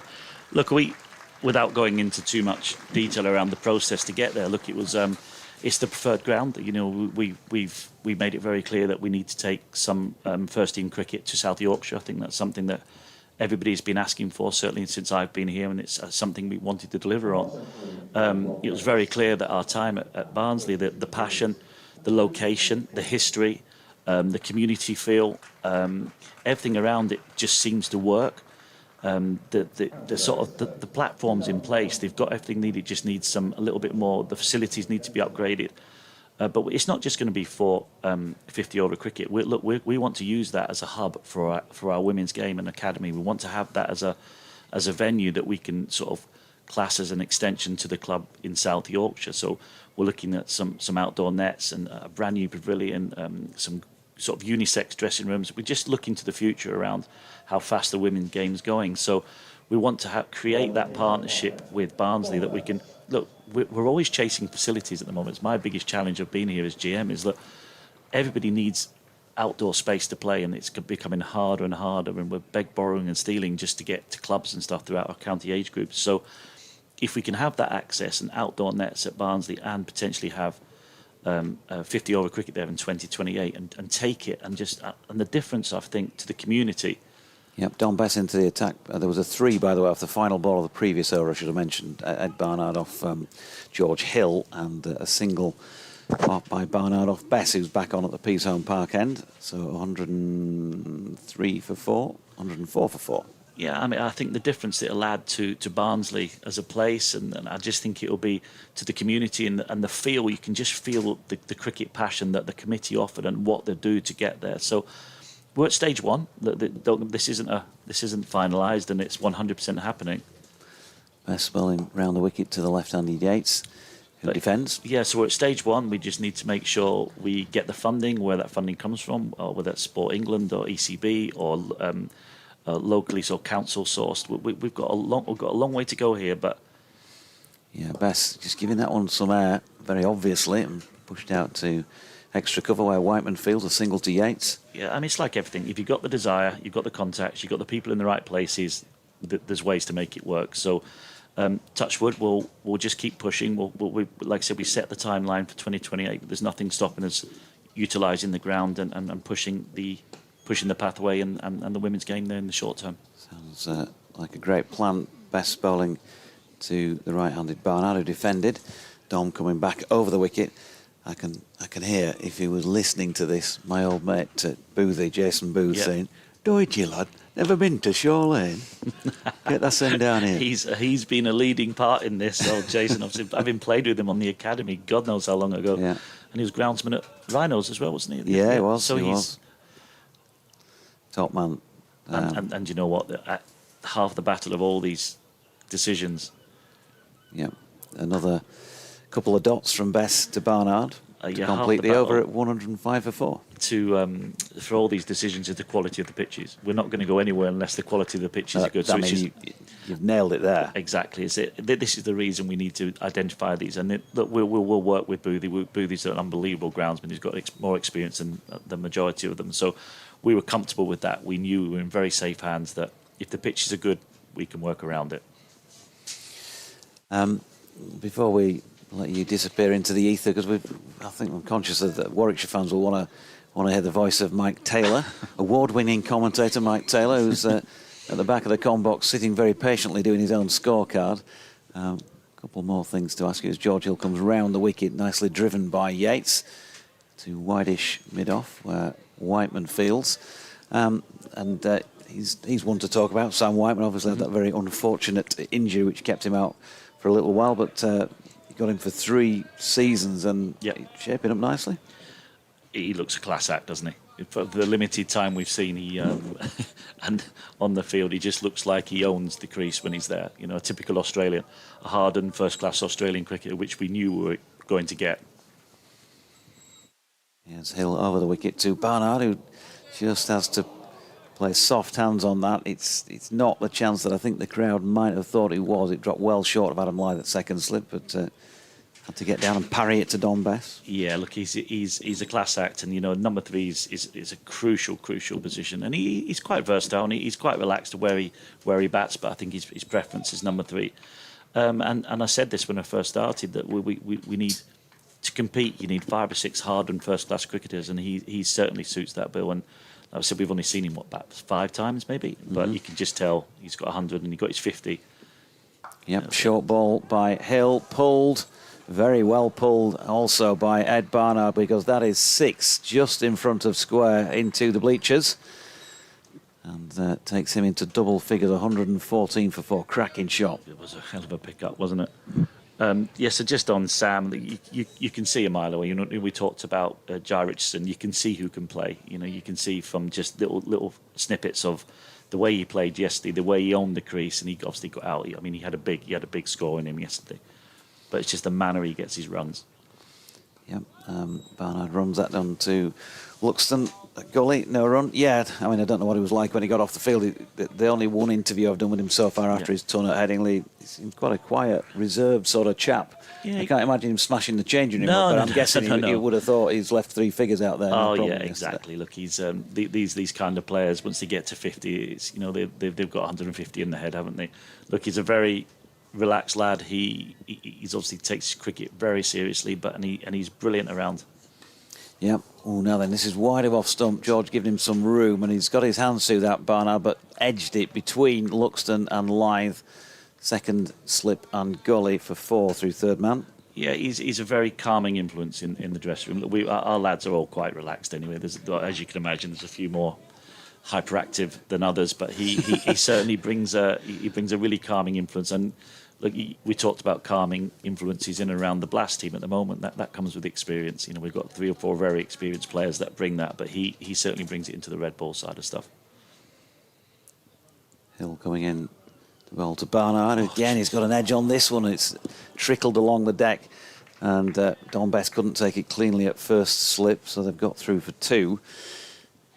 Living slightly dangerously, Ed Barnard, and it wouldn't surprise you if George Hill snuck one through. Yep. James Wharton thought his 60-odd, I was just talking to his dad over the side a little while ago, I think 60-odd he got at Durham in the T20 that night, when could have been in some serious trouble. It was one of his best knocks, I think, since he came into first team cricket. I completely agree, but that just shows how he's grown from last year. Hill, a little bit of bounce about this, and defended by Barnard, no run. Yeah, I think that just shows the maturity. And look, he's one of the hardest working cricketers I've been in and around. You know, he's a hell of a talent. But it was a different kind of innings, wasn't it? I mean, Johnny helped him through that. So having the experience of Johnny, of having that, I think they batted 10 overs at 4 and over or something, didn't they, just to get us back in the game. But the experience of thinking, look, let's backload. We've got loads of wickets, so we've got plenty of depth within our batting. Let's keep the wickets for the last 6-7 overs and go as deep as we can. They obviously had that conversation that 150, 160 would be a really tough total, and that's just maturity. That comes with playing, and that boils back to my point around experience, hardened players, and look, every year these guys are going to get better, and James is no exception. Best round the wickets, back foot for Yates, and it does turn away from him. It's 120 for 4, by the way. I mean, on the Luxton front, you know, he gets 167. Of course, that's it now in the expectation there. How's he going to? Well, let's bring that back in a sec, because Best bowls and Yates punches into the offside where Ben Cliff will feel. How's he handle that from now on? Well, it's a good thing, isn't it? I mean, this is professional sport. You'd rather have that expectation and knowing that you can play rather than sort of chasing and hoping to get a game. So I think you'd rather have this. But the bottom line is he's shown how well he can play against a very good attack on not a flat pitch. Look, this can only be good for Will. I mean, we've known he can do it. It's just a matter of actually delivering on the day, and expectations are high, and as rightfully so. It's Best to Barnard. Oh, turn again, and he's nearly chopped that on. Certainly is living dangerously, the Warwickshire skipper. 17 on the board against his name, though. Who else have we haven't talked about the tea room assistants and the stewards on I think we've just covered just about everybody else as turned into the leg side no run. I suppose we won't ask you for comments on the coaching staff. We'll just keep it to the players. Leave that. It's daytime. As Best is in, that's swept in front of square by Barnard, no run. Ben Cliff, of course. Mm-hmm. It's been a difficult week, I think, family-wise for the Cliffs. So, thoughts with them. Absolutely. Ben, he's been up and down last year with injuries. Started, he got the nod, didn't he, from Mags in that first game. Came back here after injury and got his 5 for his first senior 5 for. He's had to be patient. We're talking about patience with, for Will Luxton with the bat. And Cliffy's had to be patient to get his opportunity with the ball as that over finishes with a dot at 122 for 4. Yeah, look, he's in exactly the same boat as probably Will was at the start of this season. You're absolutely right on last year. Look, we went away on pre-season tour and he was our best bowler, which is great. It's brilliant to have a youngster come through. And obviously Mags gave him that nod at the start of the year, which showed the confidence we had in him. Obviously he got that quite long-term injury. So, look, Ben's got the character to be a very, very good fast bowler. He doesn't shy away from anything. He gets in the fight, and when he bowled a fantastic spell today, so he's got it. He's just one of those that just string a few games together. He'll pick up his 3s and his 2s. It will all come. Look, he's the least of our worries. I mean, in terms of character and what we're looking for, he's right up there. And he swings it. He's got good pace. He's got a great attitude, and he's 2 or 3 games away from being a very much a first team sort of a regular. Here's George Hill bowling to Barnard, who works it out to Cliff. No run. Yeah, still building up that experience. So I suppose, Yeah, exactly. look, this feels like it's half-season appraisals here with the general manager of the team. But so we might as well finish them off, because otherwise there'll be one of the parents whose son I've not mentioned comes up. You went through all them lads. You never mentioned my son. So I think we've probably still got to mention. We've got to mention Johnny Adam as George Hill comes in and bowls, and that's again dinked down to Will Luxton at Gully, no run. So I mean, Adam Lyth just keeps rolling on. That's going to be when the time comes. Oh gosh, unless he, everyone's going to get emotional when the time comes. Unless he decides that it's his own decision, if somebody has to have that conversation with him, that'll be a choker. How do you do that with a guy? I can't see that happen. I can't imagine for 1 second it'll be his own decision. He'll be 63 before he even crosses his mind, let alone makes the decision.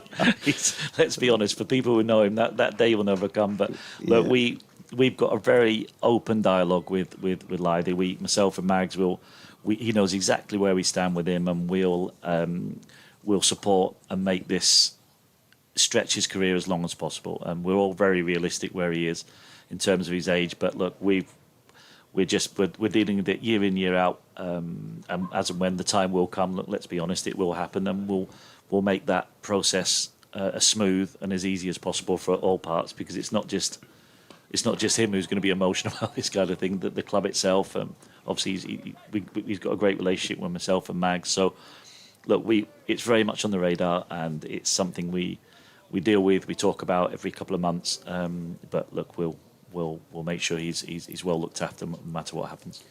We had a single to Ed Barnard and a dot played back by Rob Yates. Yeah, if he goes back over this commentary, I'll be getting a tongue lashing from him for trying to retire him on air, which I'm not trying to do, but just being realistic. Nobody's trying to do that is for sure. Yeah, not the way he's been playing again this year as Yates defends again. Just keeps on churning him out. I think he got a tough one yesterday. I didn't see it. I think. Yeah, I'm not really sure. I think. I'm not sure. Well, he told me that anyway. So I mean, he's never out anyway. No, of course. He's an opening batter, isn't he? Yeah, but Jordan Tomo came up for a chat with us before lunch, and he said himself, I don't think Lythy hit it yesterday, so he's playing for Warwickshire now. So I think that says plenty. As Hill's in and bowling, and Yates again defends. Still on 53, Rob Yates. 19 to Barnard. It's the end of that George Hill over. 123 for 4. Johnny seems pretty chipper, and for me, he's playing better this year with the bat than he did last year. Yeah, absolutely. Look, it was a funny year last year. Johnny was still transitioning out of the England side, and I think, by his own admission, he still had ambitions to play for England. Look, and I think he's sort of, I don't want to say he has acknowledged it, but he's sort of nearly there acknowledged that, look, his priority is playing for Yorkshire now and captaining Yorkshire, and you can see the difference in the way he's playing, the acceptance of this is where he is in the stage of his career, and look, he's still probably one of the best ball strikers in the country by an absolute country mile in red and white ball cricket, and look, he's developing as a captain. He was thrust into red ball captaincy last year. His best to Barnard, who goes back foot. Cuts, and Jack White goes down in instalments to field at point, but he gets there and saves the run. So which made the decision a lot easier. Look, obviously with Darren Milan moving on, for him to take over red and white ball, add that consistency, and he thrives on that. Best to Barnard, who dinks a single back of the square. Yeah, I mean, look, these innings he plays, the big stage, the Roses match the other week, and Anything where you stick a camera in front of him or a crowd, and or a point to prove. Yeah, and he's just whatever percentage it is, something more comes, doesn't it? But his standards are huge. You know, his own self-expectation is huge. I mean, he got out today, and you could see he was setting his stall out for 100. You could see from yesterday the way he played. You can always tell with Johnny the way he defends. If he defends with purpose, he's in good nick. You know, that's always a really good sort of telling point. When he's pumping it to mid-on and mid-off, you know he's going to get runs. Yeah, another dot there. Best to Yates, who's bowling to him again, and that's cut to Ben Cliff at point, no run. And I think last over before tea. Oh no, we've been on forever. We'll let Mike and DT do a load after tea then. But Best coming in to bowl to Yates, who defends again, and just one more player to mention then, I suppose, out of the whole lot that's out there, before Keith and Tracy start sending me text messages saying you mentioned everybody. Matthew Revis got obviously the Lions nod, got the cap, and things seemingly going pretty well for Rev as well, as Best bowls and Yates turns it to leg, no run. Look, I think Rev is on last year. He also had that fantastic purple patch with the bat, and it was just he was coming back from injury, so it was all a little bit of a slow process for him. Yes, but this year I think it's the Surrey spell when he looked like an international first change bowler coming down that hill.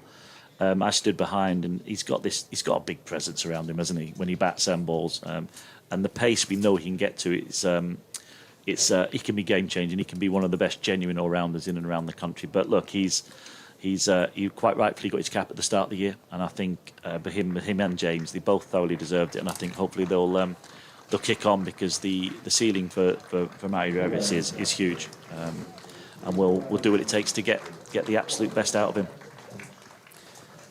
Right, superb, and with apologies to Warwickshire fans who might have felt like they were suffering there for however long that's been, that has been very, very informative. It's been a pleasure to have a chat with you about all of those very different angles. If there was one more question I had to ask you as they walk up for tea, it would be just about upward pressure. I get asked this question a lot, who's coming through? And of course I don't get to see much second team cricket at all, because I'm always around with the first team or watching the women's games. Just give us a feel for, if there genuinely is upward pressure from other players. Yep. If you had a spate of injuries, who would you be turning to? Yeah, look, we're quite lucky as well. Look, we've got a very good sort of nice age group of players coming through. Certainly with the bat, with the Owen Smiths and the Will Benisons, and there's plenty there. The Yash Vagadia, there's plenty of batters around, ready to come in as and when. Obviously, unfortunately, Noah Kelly picked up quite a serious hamstring injury a couple of weeks ago, so he's out for the year. And in terms of bowling, we've got plenty of depth now. Obviously, Jay Singh was a real blow, because I think Jay started at Chelmsford, didn't he? So he's out for a while now. But Furbanks will be coming back, and I'll suggest probably playing a bit in the 50 over game. And Jaff, I know we touched on Jaffa earlier. I think Jaffa's he warrants a look, but obviously he'll be away with 100 soon, and then hopefully we'll hopefully see a bit of him towards the end of the year. But we should talk about people coming through. But I think the actual present first team squad at the moment, we've got plenty of depth, and like everything on this, it's all about injuries, isn't it? It is. It's all about keeping people fit and keeping our sort of experienced players on the field.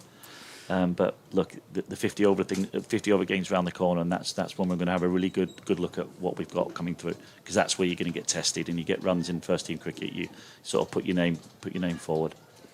Yeah, good times ahead for plenty of people. Fingers crossed. Gav, thanks for your time. I know you'll want to go off and have a lie down now, having another Deutsch grilling.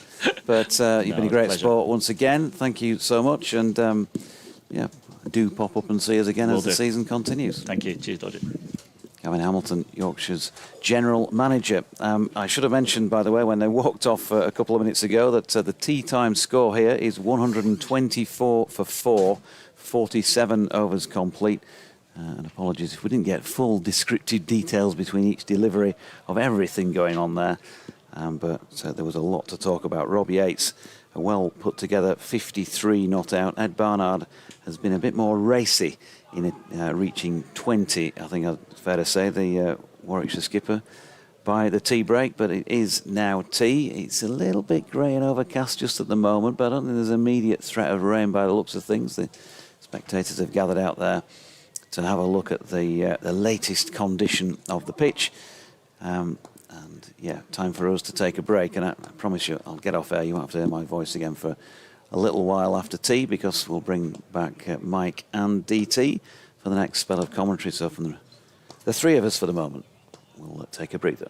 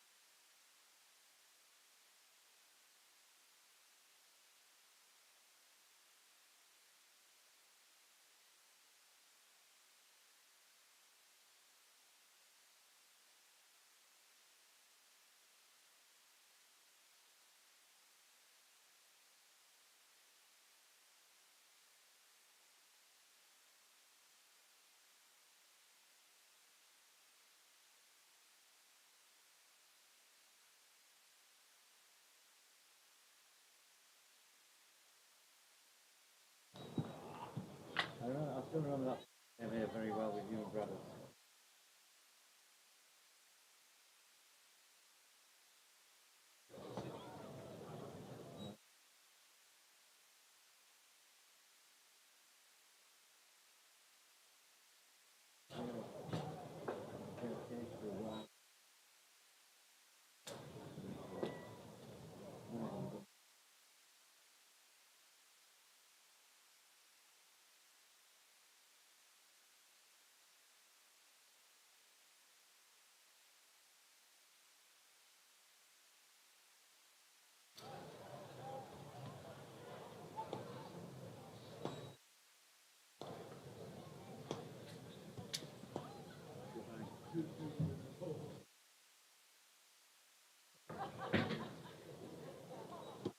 Jumbo!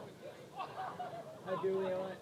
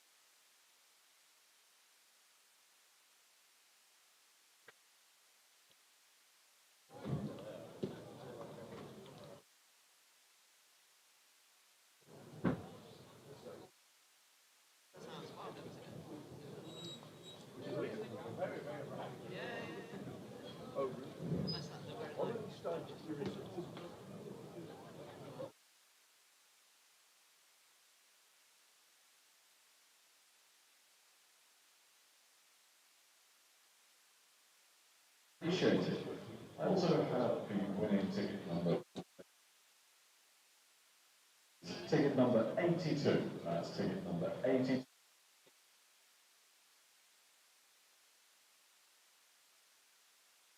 Once again, that's ticket number 82. Thank you very much.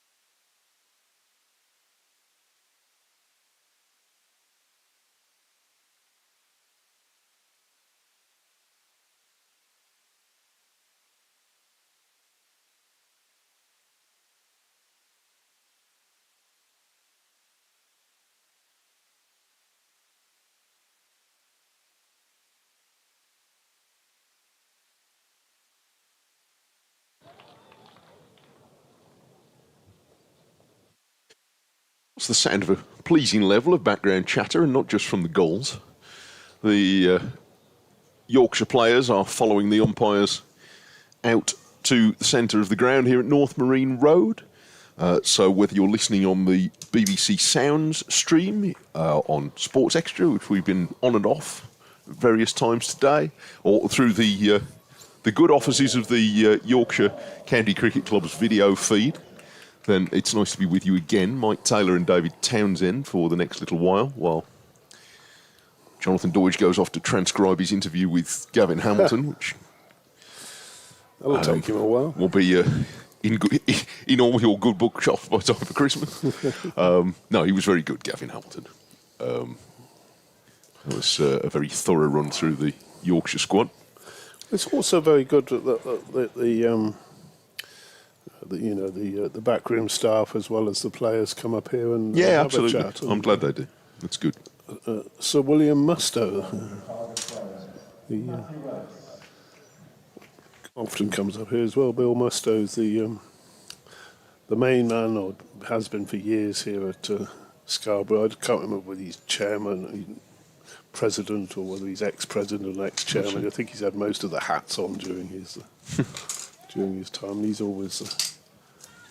always very good, but probably won't hear his dulcet tones this time because problems with the condemned stand we're in. Yes. Never felt I'm in a more appropriate location. Anyway, here's the first ball of the final session today with 32 overs to bowl, and Matthew Revis, he's going to bowl it from the Trafalgar Square end. And the first ball is pushed down towards the slips, but very calmly by Ed Barnard, who made 20 before tea, including a pull into the seats, into the wooden benches off George Hill, while Rob Yates set his jaw against the breeze to grind out a half-century. He's unbeaten with 53, and Warwickshire really need him.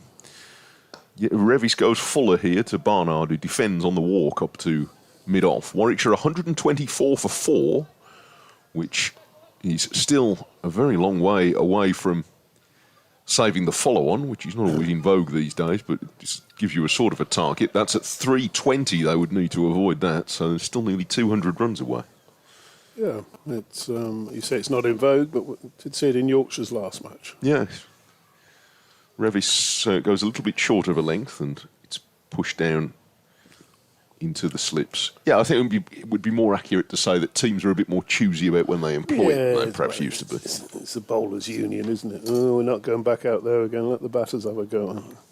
Unless it's seaming around, obviously, we've or got whatever. through 65 overs, you know. You don't know how hard that is. And blah, blah, blah. It's Revis who's so far got through 4, and he's coming in again to Barnard, who is pushing this away on the offside, and it launches a feasibility study about a run with Rob Yates, who quickly suggests that they probably shouldn't. But they don't. Yeah, I think it'd been Rob Yates who would have been the one in trouble there. It was really just pushed into the gully, wasn't it? Yes, they were never having one. Back goes Revis. Strong man, Matt Revis. Hustling his way in again to bowl fuller to Barnard. This time he does want to run. And he will get it as well, placing it nicely into a gap at extra cover. And trying just not to make allow Warwickshire to get becalmed. They were inching along at only 2 runs and over. And it's fine that Rob Yates is trying to bat for the long term, because somebody's got to. Yeah. Especially the dismissals of Hayne and Webster, they would like those back, I think it's fair to say. They wouldn't mind a mulligan on those. Leg stump half volleys and chipped it to mid-wicket. Round the wicket comes Revis, fuller to Yates, who, as he's done a few times, gets right down low on one knee to drive, but doesn't really go for it, just pushes the bat through gently and guides it safely into the covers. End of the first over after tea, 125 for 4. Warwickshire with Yates 53 and Barnard 21. There's a lot of merit in Yates's determination. Yeah, and it's to be applauded, isn't it? He's done what's been required. It's some very accurate Yorkshire bowling. He's just done his bit, made sure they didn't get through, didn't lose patience, and that's happens so often these days. They say dot balls build pressure because the batsmen need to get on and score. But he wasn't falling for any of that. Bess bowls, and Barnard back on his stumps just defends there, and there is no run. The fundamental difference in the team so far has been that Yorkshire's bowling has been much more disciplined than Warwickshire's. Yeah. Warwickshire bowled lots of good balls as well. It's just that there were quite a lot of 4 balls in between. And Yorkshire have bowled very few of those. They kept the pressure on the Warwickshire batters, and Bess pushes that one out to the offside. And as you probably heard in the effect, Mike, sort of classic MCC coaching book calling there, yeah. So, I suppose making your point known, isn't it? Well, it's better than leaving doubt. So he's up to 22, Barnard. Yates has retaken his guard. Looks as though he's batting on leg stump from the pictures. And that sees him pulling back and playing into the offside. No run. And it's been commented that Bess is bowling slower this year. He's not pushing the ball forward. He's given it a chance to spin, bit of air. And that's another one as an example, but he's going to concede a couple of byes maybe, or is it going to go all the way? Just the 2 byes. So Yorkshire skipper Johnny Bairstow is not going to be too happy to have he got across there, but didn't get anything on it, didn't get anything behind it. And It's a bit of a loose delivery, quite a long way down the leg side, but yeah. First buys of the innings. this next delivery is tossed up and driven wide of a deepish mid-off. That is Revis. First buy is a match, actually. 469 is quite a big total, not to include a buy, which is very much in Alex Davis's to his merit. So then his dismissal today, alas. The next ball from Bess is spinning gently into the right-hander's bat, who's met defensively by Ed Barnard at no run. I remember very much back in the day, Mike, you'd have still been running around in short trousers, no doubt. The England A-team tour, I don't know what they were called in those days. I think they were just called the A-team before they became Lions or whatever they are these days. To Australia, and it was a genuine A-side. Jack Russell was keeping wicket. And they're going to change the ball again here. Jack Russell just set himself a number of buys that he would for the whole tour. That sounds like him. He allowed himself a quota for the whole tour. Very good. Which I thought was quite good. I'd like to think that on the last day, with still 35 buys available in his budget, he just sort of put his feet up. Yeah, he could have done that. No, it was nowhere near 35 buys for the whole tour. I bet he probably wasn't. I think it might have been 20 buys for the whole tour, 15 buys. He sometimes listens in, Jackie. He might tweet that. Well, he's a master of a new profession now, as is, funny enough, somebody else who somebody I've worked with in the last football season. Jody Craddock, the former Wolves and Sunderland defender, did some poetry for us. Who was a very solid centre-back throughout his career and gave good service to those two clubs, Sunderland and Wolves in particular. But he's now a really high-quality artist, much as Jack Russell is. Yeah. And his work similarly, just as Jack Russell's work is much in demand among cricket supporters, so Jody Craddock's is increasingly in demand, particularly among football enthusiasts. And was commissioned to do a big piece by Wolves recently as a tribute to Diogo Jota, their former player, who was so tragically died last year. So, he's, like Jack Russell, a very noted and skilled artist and interesting fella. Here's the start of a new over from Revis with a ball that's well down the leg side across the left-hander. And Rob Yates is lifting his bat well out of the way. I don't think Jack Russell would have been too impressed with that take by Johnny Bairstow. He's almost his hands got to the ball and his feet sort of followed a couple of seconds later, didn't they? His body almost stretched Inspector Gadget-like then. Yes, but his buys budget was unaffected, so it's the most important thing. Budget. Revis starting in again, and Yates leaves one the other side of the stumps this time, which gives me a few moments to tidy up further correspondence I had about Brompton by Sorden, which I must acknowledge, not least from John, who is from Nidderdale. In fact, I think this one also went to the BBC Sport website, which identified him by an even more splendid sounding dress. I'll come to that in a moment after we've seen Revis on his way again, and Yates, and allows himself a full-blooded drive for the first time in quite a while through the covers, and hit it really hard. It flew in the air past Bess, but my impression was that he'd hit it into the ground first. I'm not sure, but either way, he absolutely nailed it away for 4. Yeah, it would have been... maybe not, but... I mean, if it was... watching the replay there. If it was in the air all the way, it went very fast. Oh, he hit that one down, didn't he? Yeah, I think it was into the ground first. Now he lets the next one go. So when he gets down on one knee and hits it. He's played that quite a lot, hasn't he? In this innings. Come on, what's it? Yes, I'm going to find it now because... You're on the website. Yes, it's gone back about several pages back, but I will find it short. Yes, John from Burstwith in Nidderdale, which is quite a I think we've all had one of those, haven't we? Well, yes. Friday night usually. This is pulled. It's quite a high bouncer from Revis, and it's pulled confidently down towards two men out in the deep. And Yates is back in good time to complete a couple of runs. So he's lifted the siege a bit in this over. He's up to 60. So I'm not sure if this is the same John. It may well be. It probably is.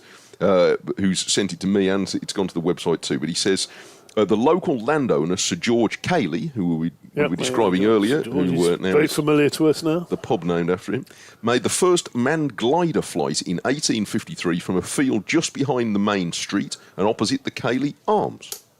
So there we are. That's why it's the home of aviation, and I thank everybody who's got in touch about that. I mean, it's lovely to find out these little nuggets of information, especially as I'm going to be driving past that sign probably four more times this week. I think you must take a picture of it and actually post it or whatever. That was lovely. So it's not. That would be good. It's also the coincidence that George Cayley was actually living in a village with the Cayley Arms. Yes. He probably should have had a word, shouldn't he? There. Opened a Sir George pub over the road. Dear. Good for him. So Bess from the Peasholm Park end tosses up, and that's smashed really through extra cover by Barnard, dismissed down there to the side of the pavilion. Gave that a good clout, didn't he? Yeah, he tossed that one up, and that was just inviting. I think we would all have had a go at that one, but not with anywhere near as much success as Ed Barnard. Best bowls again and swept this time more sedately down to deep backward square. 141 is that now for four? No, 140 I'm making. It's already ticked over. 27 to Barnard and 60 to Yates. He's looking to be a little bit more adventurous since the tea break.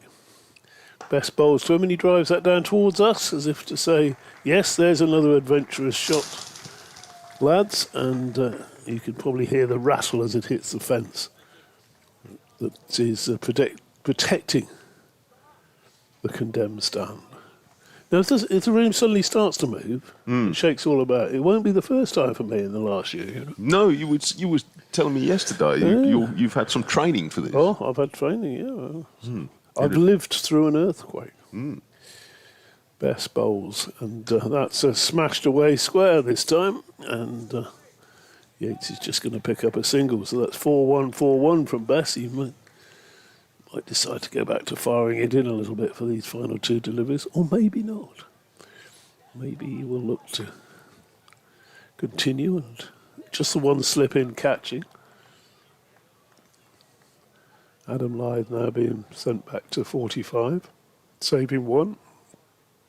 Around the corner is Best bowls, and Barnard goes back and cracks that one, but only to short third, or what do we call that? Yeah, I think we can call that short third.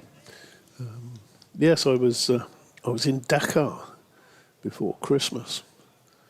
Best bowls, and that's turned into the onside for a single. So an expensive over there, 11 coming off the over. Barnard 28, 146 for four, and 65 to Yates. And it's a really odd experience. I mean, fortunately, it was not a serious earthquake. A couple of poor souls did die near the epicentre. But we were about 60 miles away, I think, in Dakar. So it wasn't on the scale of some of the big Asian earthquakes that we've seen that have caused terrible loss of life. But the whole room shakes. It's really weird, and I had no idea what was going on. And you were at the cricket ground, I was were you at at the cricket time? ground, watching Bangladesh play Ireland in the second test of that two-test series. And I was actually sitting all on my own at the time in this room. Revis starting a new over, and he's pushed away into the offside by Barnard for no run. You suddenly imagine the room being everything sort of in the room being thrown, up and around and down, including yourself. Not seriously, thrown up a sort of foot up in the air or something. And it's and then it just sort of all calmed down. And I thought, blimey, what was that? Was that an earthquake? Yes, it was. Gosh. Revis is drawing Barnard forward here, defending, taking one hand off the bat, and there's no run. So when everybody else is walking into this stand looking ever so slightly suspicious of it, and checking their insurance documents, you sort of skipped up the stairs two at a time, saying, dealt with worse than this. Yes. At the National Stadium there, everybody went into the middle of the players all went into the middle of the pitch, even those from the sidelines. Revis bowls a shorter delivery, which Barnard tries to get on top of, but he hits it sort of into the ground with a cross bat, and it goes up to Whiteman at mid-off, and he doesn't get a run. He looks mildly disgusted that he didn't flog it through the gap. And how did the Irish players deal with it? Because I don't imagine they have an awful lot of... It's not big on earthquakes, is it, Ireland? No, well, I can't remember who was batting at the time, whether it was Ireland or Bangladesh, but both teams, the whole two teams just converged onto the playing, in the middle of the playing surface. Revis bowls a short ball, and Barnard thinks as if to pull it, but it was quite a bit outside off stump. So he pulled out of it, and he's now making various gestures to himself, or possibly to Rob Yates, to indicate the nature of the bounce on that one. Yeah, it is. Or tennis ball type. Yeah, I think he was wise to pull out of that, I think. I think play was suspended for about 15 minutes or something. Well, It all sort of calmed down, and let's carry on. Revis goes a bit wider of the crease and fuller, and it's driven by Barnard, square on the offside. They say if you live long enough, Mike, you'll experience everything, and I have lived a very long time. Well, so what have you got left? To experience, I mean.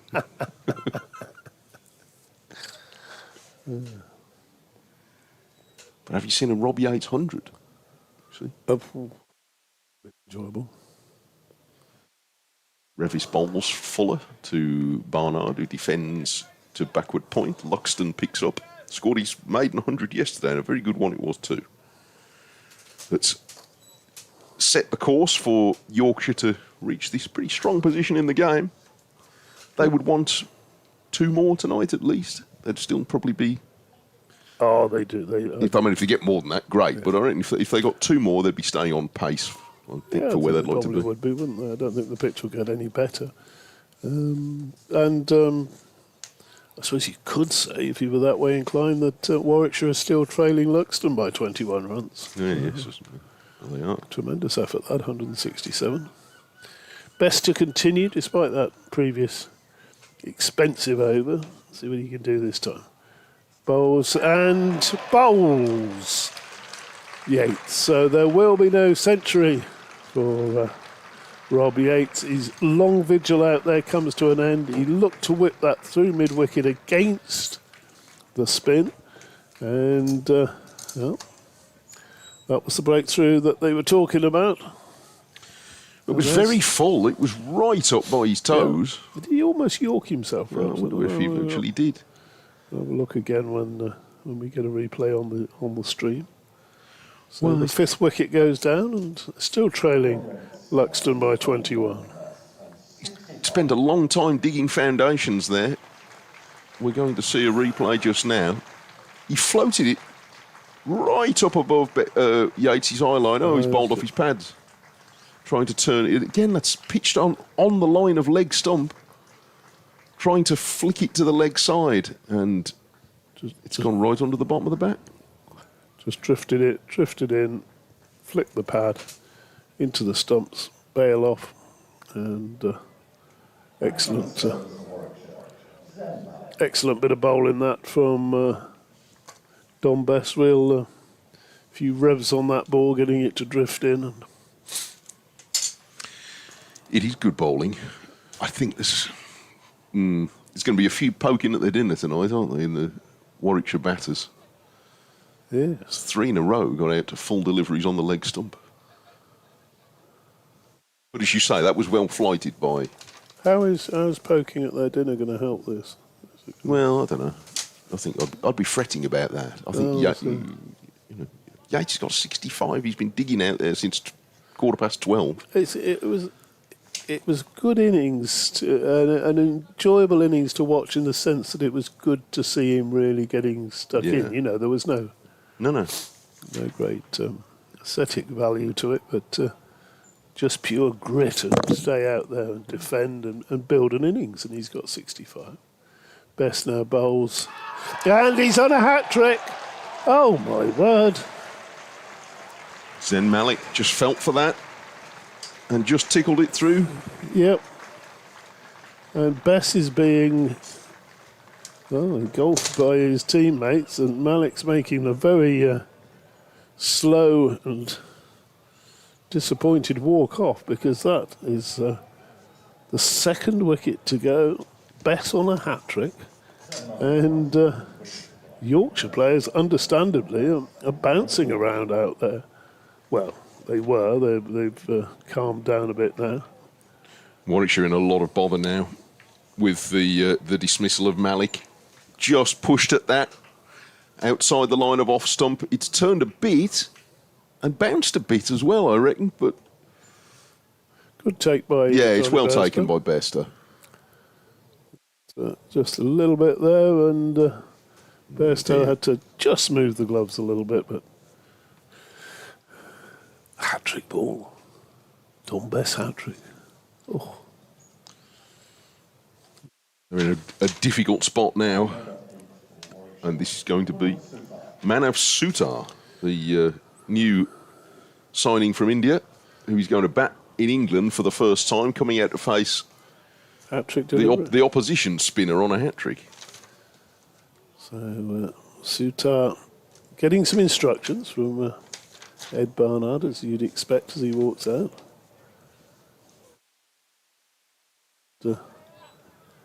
He wouldn't have thought 5 minutes ago he'd be making his way out there, but 2 wickets in 2 balls.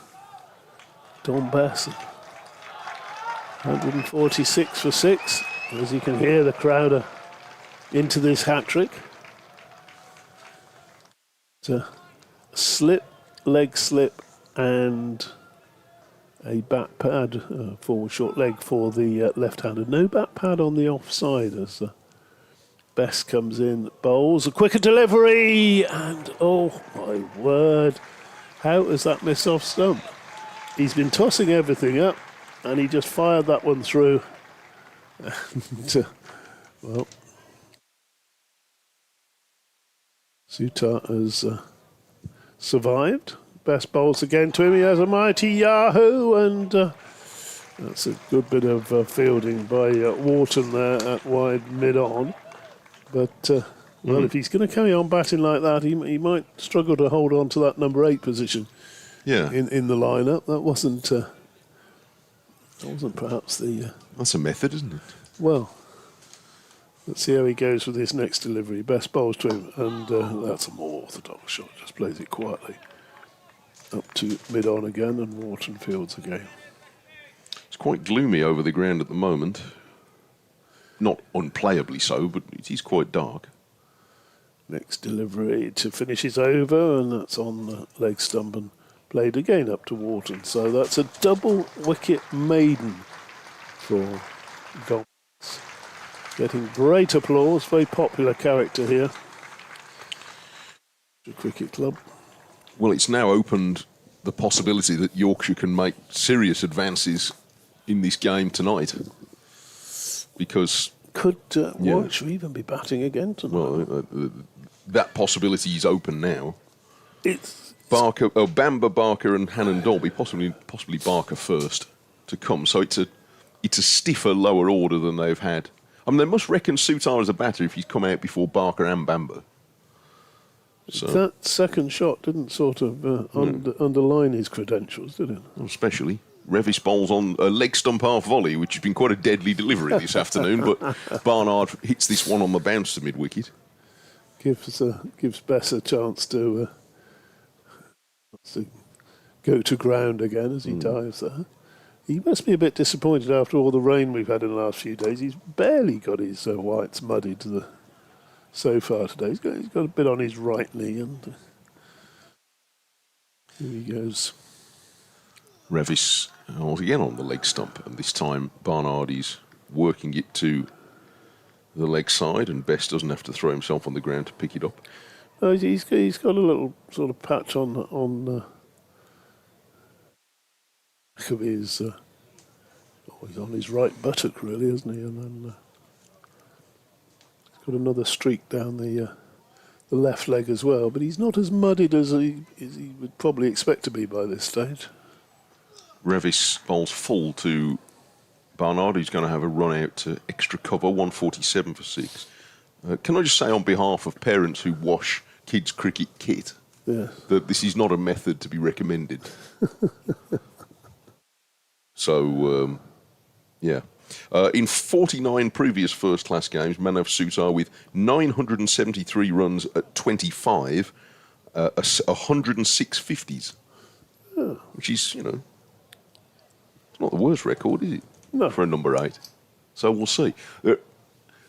Further to what I said a few moments ago, we are slightly behind glass out. The light really isn't that great at the moment. Again, I'm yet suggesting it's unplayably so, although I don't think it's very far away from that. No, I'd agree with that. Depends. It's gone quite a bit darker in the last 10 minutes. Revis bowls outside the off stump, and that carried on flying through to Bairstow, who took it hands reversed up by his chin. If Revis is smart, he won't bowl too much in his half. No, I wouldn't think so. I think he'll keep the ball well pitched up here. The Sutar digits on the scoreboard are quite bright now, and that's often I find quite a good gauge. So we'll see. We haven't seen the umpires, and Michael Goff, obviously a very experienced umpire as well. It's Tom Lungley. I haven't seen them go for their meters yet. This is a bit close to the off stump, but not close enough to get Sutar playing at it. 7 for 6. Oops, its way back around the infield. Those folks up on top of the little mini block of flats, the sort of 2-storey block of flats over there, got their good viewing position again, although you want to be pretty wrapped up there. As Sutar, for the 3rd time in a row, lets the ball pass outside off stump from Revis. He wasted that over, really. Yeah, it wasn't a great over. 147 for 6. 147 for 6. Yes, they're usually out there. Sunnier times, sunnier days. It was a very good spot to watch from. Oh, absolutely. I tell you, last year I was up here for a couple of games, and the 3 days in between I stayed on and had a look around, and just out of interest, how much do flats sell for up here? Ooh, whatever. Decent price, are they?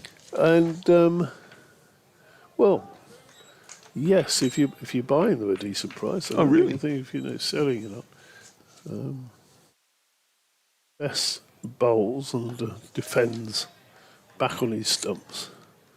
I'd have thought they'd have been relatively dear. There's a spot by the seaside, but one in particular, I'm sure it's sold by now. But you've mentioned the gap at the far end of the Trafalgar Square end. Best bowls and down the pitch. Little shuffle from Barnard that's played defensively. But you see the top flat as we look at it on this side, not with the white building, with just that one window that looks almost behind the bowler's arm at the moment. Oh, well, if he's bowling at the other end. Yeah. That's a floaty full toss from Best that gets what it deserves and is slapped through extra cover for 4 runs. Takes Warwickshire to 150, and no great applause for that. 33 to Barnard. The one at top, not particularly, but a 1-bedroom flat up there, and it was something like about 65,000 pounds. Okay. Which next ball is played quietly to a deepish mid-on, almost long-on, and a comfortable jogged single. So, you know, although... Depends what sort of accommodation you want, doesn't it? Because if you want to sort of take it easy here and you haven't got to go any distance for work and things like that, then I can imagine it being a really great place. Or work from home, as a lot of people do, and you know I can certainly see a lot of merits to living here. Even if, clearly, if you're a cricket supporter, there's a great deal of merit to it. Change of bat for Barnard or for Suter? He can't for be back. Suter. Was Suter? Yeah. He's decided he's weighed up the Yorkshire attack now. He's gone for his big bat.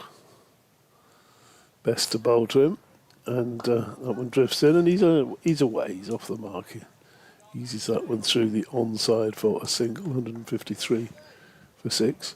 Jason Gillespie, when he was coaching here at Dizzy, was very fond of Scarborough. He said, I could live here. He said one night as we were walking back to the hotel, mind you, he said he could live in Wetherby as well. So I think Dizzy's one of those guys who could live in a lot of places. Bess bowls, Barnard back on his stumps. No run to be had there, so he managed to keep Suter on strike. It'd be tempting just to bring Jack White back for a couple of overs. You'd think to the new batter, wouldn't you? Yes, maybe. Yeah. Taken 3 wickets earlier. Or even if Hassan Ali's got a couple of overs in it, he needs to be a couple of overs. He's a bit, maybe, I don't know, is he a bit too sharp for this light? I'm not sure. Well, that is a consideration. Welcoming listeners to Sports Extra 2 back, by the way. Yeah, not that he's any, not that he's that much sharper than Jack White, but a different sort of bowler. For those just rejoining us recently on Sports Extra, 153 for 6 Warwickshire in some peril now after 2 wickets in 2 balls for Dom Bess. Rob Yates undone by a full delivery that really drifted into his pads and bowled him off the pads for 65, a very patient 65, and then Zen Malik falling to the next ball, pushing at one outside his off stump and edging it to Johnny Bairstow. Now at the start of a new over from Revis, and a good shot by Manav Sutar in his first innings in England, and timed that very well out towards extra cover. A long chase for Whiteman, who just keeps it in bounds, and it means they get only 3 runs, taking Sutar to 4. Manav Sutar, for people who haven't been following this game so far, signed on a temporary basis by Warwickshire for this week and next week, which if that's all unless they extend it beyond that, then it means he will be a Warwickshire player who never plays at Edgbaston. He might never even go to Edgbaston, I suppose, given that he only arrived in the country a couple of days ago. But there we are, because they're away next week as well. Revis bowls down the leg side. Barnard gets into position to glance it, but he doesn't touch it. I think he's done enough already to get an invite back, hasn't he, at some point when he looks quite handy, doesn't opportunity arises. Left arm spinner. Gave it a good rip. For a first day pitch, he was finding a little bit. Bit of bite. 6 wickets, was it, against Afghanistan last week on his Test match debut? Yeah, and 3 here. Hurries Revis and bowls a shortish delivery, which Barnard plays a little suspiciously with one hand off the bat and nudges it down into the leg side. Where was that Test match played? Was it? In Chandigarh. He probably... Before he signed his contract, he probably asked, well, what's the weather like over there? Oh, it's marvellous in Scarborough, always, they said. He found out that there wasn't very much difference between the temperatures, except one was in centigrade and one was in Fahrenheit. Forward comes Barnard. Yeah, you got to read the small print, you see. It's pushed away on the offside. But I don't know, maybe would the prevalence of chips in Scarborough, I have to say, it would entice me. Were I on the other side of the world and they said there's a good bag of chips going in Scarborough, I think I would be. I don't think I would need much more temptation than that, really. It's a very good fish going with it as well. Yes. Yeah. I don't want you to think I sell myself short, but I think I'd go for that. This is turned away off the pads by Barnard and just beats the dive of Bess, who lies on his back like an upturned beetle for a couple of moments, while Whiteman behind him does the fielding, and they have completed just the one run. 157 for 6. He's got a little bit dirtier now, hasn't he, Don Bessie's? Last couple of overs, those white trousers are reverted to their normal colour. The standard for that was set. I covered for Warwickshire, I mentioned this before, but there was a 50-over game at Neath against Glamorgan, obviously 2 or 3 years ago. Revis bowls a short ball and Souther plays it well off his hip and gets a run, nudging it round the corner. 158 for 6. It's the end of the over. 158 for 6. It had been raining for days at Neath. I don't know whether you've ever been to it. It's one of these lovely sort of small Welsh grounds, literally just across from the rugby league, the rugby union stadium. I've been to Neath. I've not been to into the cricket. It was lovely through the valleys. It was a nice day, but it had been raining for days. So they'd got 2 50-over games, one against Durham, which had been rained off completely 2 days earlier. So our friend from Durham had driven all the way down, not seen any cricket, gone back up again. And I thought, well, so anyway, I went down, but it was a lovely morning. But when I got there, it was obvious that it was really wet still. But everybody kind of wanted to play because they'd gone to all the trouble to set it up. So they just sort of like dragged the boundary in a bit on the one side and said, we'll have a go at that. And a really good game took place. Bess from the Peason Park end defended up towards mid-off. However, the short straw to field on that side in the Glamorgan innings was taken by Hamza Sheikh, the young Warwickshire batter, who spent the last 20 overs sort of running up and down the boundary in front of us. Bess tosses up, and that's driven powerfully by Sultan, but to the right of Revis, who fields. He get a single. He's pretty deep there, Matthew Revis. And so by the end of it, he looked like a rugby union scrum half. And he could do slides for a bit like a football tackle from about 10 yards away. This is the next delivery played defensively into the onside by Barnard. No run to be had there. So, poor old Hamza, fielded magnificent, but he did a great job in the field. He looked like a man going down a water slide for 20 overs. Next ball is back and hammered away for 1 run by Barnard. So rare misfield. 161 for 6. Misfield overthrow, so 162. That's they've been very tight in the field. They have, yeah. It's the first ever, really.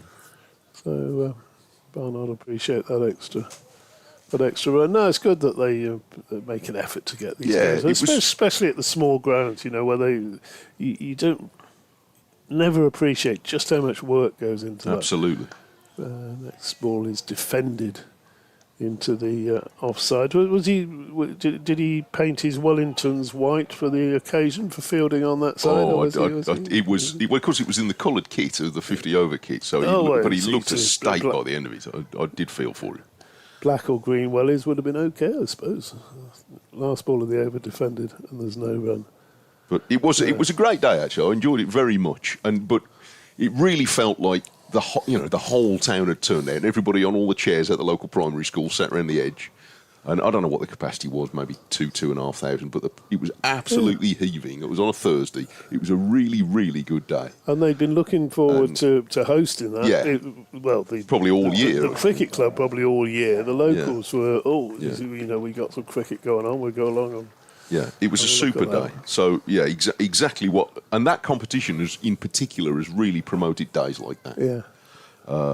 So no, I enjoyed it very much. So I think very fondly of Neath now when I see that on the lists. 161 for 6, Warwickshire, after 57 overs. So how many have we had since tea? 10. So there will be... Oh, no, it won't quite get to the new ball tonight then, I don't think. Here is the start of a new spell from White, replacing Revis at the Trafalgar Square end. And the first ball is turned by the left-handed Souttar away to mid-wicket for no run. I mean, I'm rather assuming that Warwickshire are going to bat through as far as a new ball being required. We've had 57 overs so far. But if they did, then we're going to get to 79 tonight if they bowl the full allocation. So we'll see. which would suggest to you that if these guys see it through, then the new ball will be very handy tomorrow morning. Well, it would.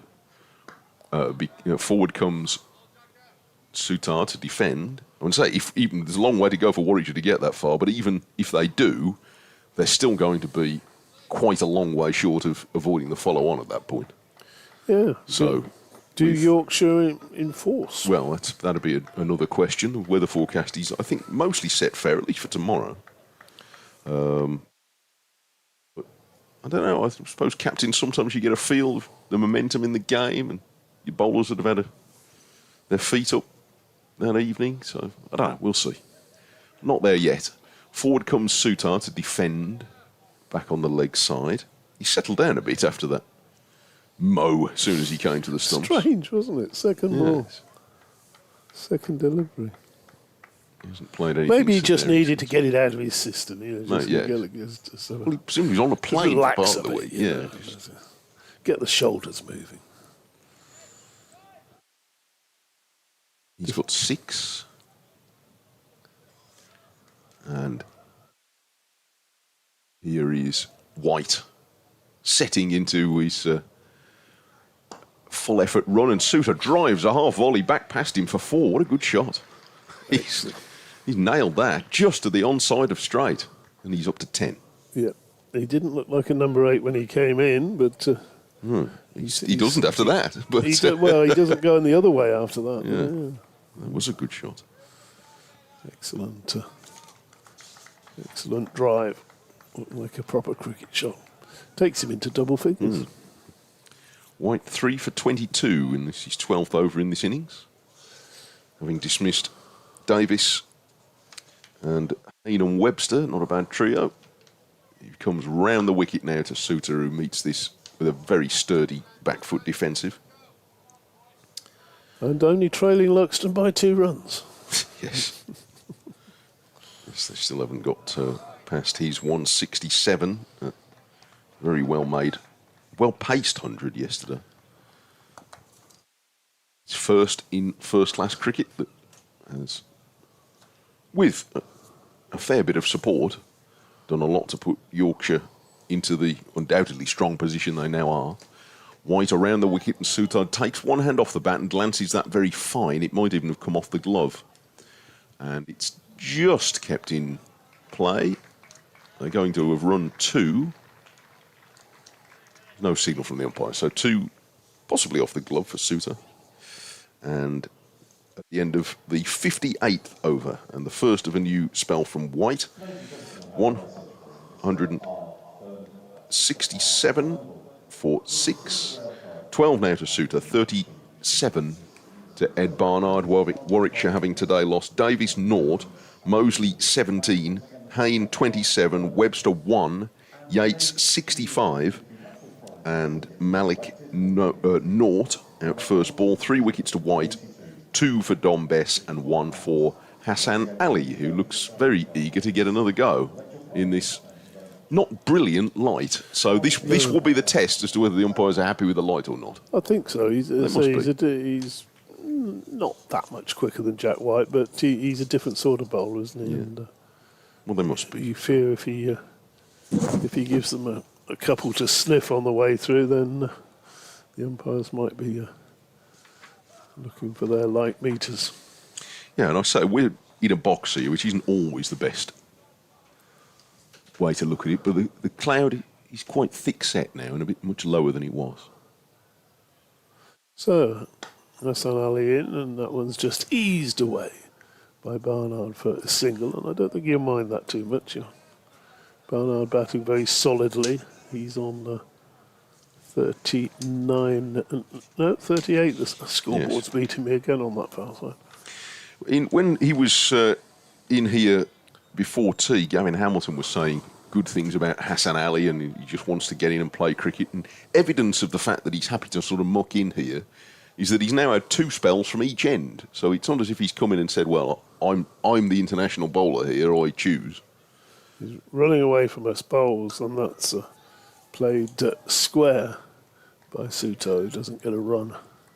But it sounds as though he's just as popular here since arriving as he's been at the other counties. Certainly he was with Warwickshire supporters. They liked him a lot. So a couple of slips. Gully, 3 saving, 1 on the off. It's a very orthodox field, mid-on and mid-wicket, and I presume there's a long leg out there. Oh, there he is, down there in front of the tea rooms. Delivery is outside the off stump and through to the keeper. No run. It is murky out there, though, it has to be said. Yeah, it's... And a good few of the crowd have decided, I think they've been entertained today and made their way home, prepare for a night out perhaps, or gone for a swift one in the North Riding hotel behind us. Yes, if you're full board, when it's Saturday tea time, is it later? Well, I don't know. depends on your landlady. 20 past 5. So. Ali Bowles and Sutar defends. Here's one for you. Oh, yes. North Riding. Yes. East Riding. West Riding. Yes. Willow South Riding. You'd need more local knowledge than me. I've got. I looked it up. I can't claim to have known it before. Okay. Because it's actually the term riding itself comes from thriding 3. Oh, okay.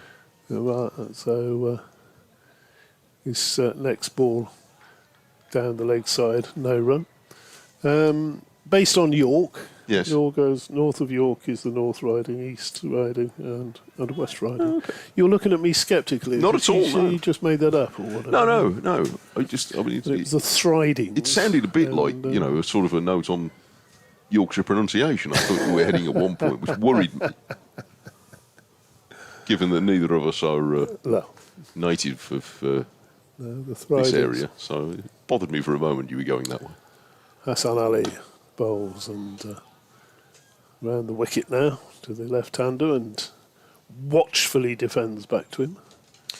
At the end of the over. It's always sort of, it's one of those things that just, it doesn't trouble you, but you think, well, why no South Riding? Got the other 3. It doesn't take things it doesn't have to be as serious as that to trouble me. That's the thing. That's the thing now with the internet and the Google and all the other stuff. Whereas in the old days you just used to wonder. Now you look it up, don't you? Is that a good thing or a bad thing? Well, if it weren't for the internet, nobody would be able to hear us now. So you can make your own mind up at home on that. Let me draw your attention, by the way, to the fact that the county champions Notts have just been dismissed for 193. That's quite a big first innings deficit, 117 against Somerset at Trent Bridge. And that game is now live on Sports Extra 3 on BBC Sounds, as well as on the website, of course. Here is White starting a new over, and the first ball is prodded into it's a bit more elegant than a prod. It's pushed firmly into the long side, into the offside by Barnard, who goes to 39. So yes, all the games, of course, are on the BBC Sport website. But that game, the champions, with quite a chunky first innings deficit against Somerset, 117 behind. That game's on Sports Extra 3, where this game will continue. We shall continue to be bothering you on Sports Extra 2 for a period of time. Here is White coming round the wicket, and this is pushed away on the offside for no run. But if we were on 3 yesterday. We've been promoted.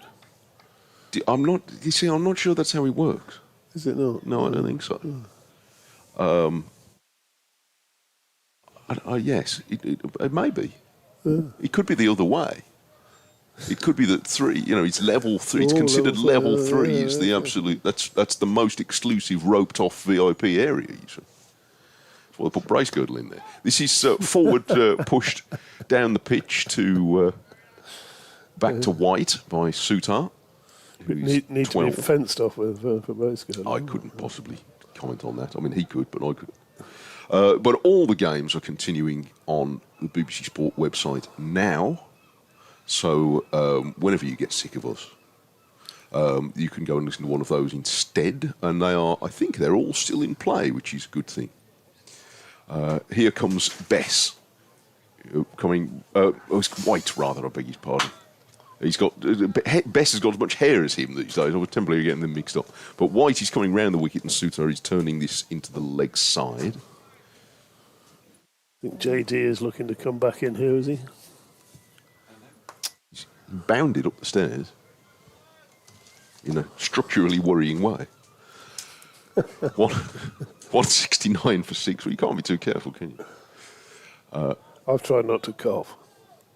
It was an earthquake last time he did. Here's White coming round the wicket, and Sutar is defending, taking one hand off the bat and using it like a traffic policeman to indicate to Barnard, not by shout, but by wielding his bat at him, that he'd be better staying and not attempting a run. In the other games, by the way, I'll just very quickly go through. Leicestershire 155 for 7 now, struggling. That's a long way behind Essex, who made 401. Sussex with a big lead. They've already won 3 games, and they're setting up another winning position.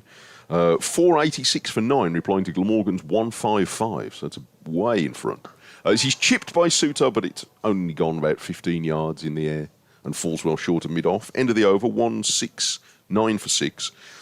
In the second division, Durham 377, Derbyshire following on, all out for 118, and following on, they're 44 for 3. So that's all going badly. Matt Potts with 3 wickets in the second innings, after Casey Aldridge 5 for 19 in their first. So they're folding up their tent quite quickly. Kent 195 for 5 now at Blackpool, leading Lancs by 286. Harry Finch made 83. Northand's 465 and Gloucestershire 168 for 4, and Worcestershire have drooped to 195 for 7 in reply to Middlesex's 339. 4 wickets for Toby Rowland Jones. How does he keep doing it? Jonathan's back. As is Hassan Ali. Is this me or you? Carry on. That's played out to the cover sweeper Don Bess for a single. 169 for 6, and the electronic scoreboard is certainly standing out in terms of the lights on there. Darkness, well, it's not darkness has descended, but it's certainly darker than it has been at any point in the match so far. Yeah, it's not brilliant light at the moment. We haven't seen anything from the umpires to suggest that they've been thinking about getting their light meters out, but it's not brilliant light. No. Ali, right arm over, driven square on the offside, a tumbling stop by James Wharton at point. Don Best jogs over to have a word with the Pakistan test bowler. Mid-on, mid-off, Best at mid-wicket. Nobody square on the leg side. There is a long leg, 2 slips, a gully, point, cover and mid-off. Usual Scarborough peripheral movements. Only a smattering of spectators really today on the popular side. And I think there's a weight of numbers of left already today, as that's down the leg side. A little flick at that. I say it's cold today. Yeah. If you've been out today, and look, it's been a good day for Yorkshire. Been lots to enjoy, but it's pretty chilly if you've been sat out with the wind today. So, and also people go off to get a bite to eat, and it's the sort of place you can go off and come back, isn't it? There's lots around here. So. Yeah, Hassan Ali is in again. So played to mid-off where Revis fields. Josh is in Lanzarote, 30 degrees, few beers. It's all right for enjoying himself. And you were saying earlier, and I think this is a good point as well, about Saturday being a big club cricket day, and especially here, all over the country. So perhaps we shall see more tomorrow. Yeah, with Yorkshire in a pretty good position. I think the locals and the club will be hoping for that, as that's a defensive drop into the offside. Bent Nielsen says that pitch invasion earlier almost put me off my dinner, having a pork roast.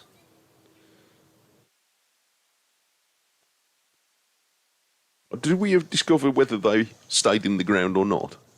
I think they did. Yes. Although Gavin Hamilton seemed to think that they were allowed to, but they may have left of their own volition anyway at that point of the day. Hassan Ali's in. Ooh, it's climbed on Sutar, and he didn't play it particularly well. He's got away with it. It's one of those could have gone anywhere type evasive action defensive shots to a ball that climbed on him. End of the over then. 61 of those now complete in Warwickshire's first innings, so time ticking down towards Yorkshire's potential for second new ball, but still need 4 wickets.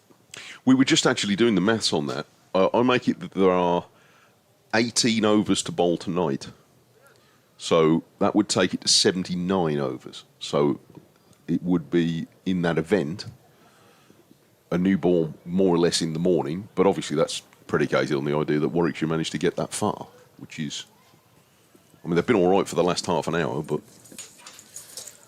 they're 6 wickets down. Very late finish. Yeah, we're straight into the quiz, I think. We're over half an hour late going into tea. White bowls, and there's a run here for Barnard. For the 4th over in a row, he takes a run off the first ball and leaves Sutar to it. And 171 for 6. And just batting time. But again, I would go back to what I was saying earlier, in that the main difference between the teams so far today, or in these 2 days, is that Yorkshire's bowling has been more disciplined than Warwickshire's was. It has made a very significant difference, because the pressure has so rarely been lifted. White round the wicket. That ball climbs on Sutar, and he jabbed it away through the gully. There was no fielder there. And they're going to have a run. Hassan Ali goes back towards third man to field it, but that was awkward. And a bit of extra bounce Sutar found difficult to control. He survives, he takes a run, and he's 13, 172 for 6. I should mention, by the way, in the scores, Warwickshire women, who've had a bit of a rough time in the 20 overs, but back in the 50-over competition, they're doing all right. And they are on the verge of winning today at Portland Road in Birmingham against Lancashire. We'll mention that in a moment. As White bowls full to Barnard, who defends.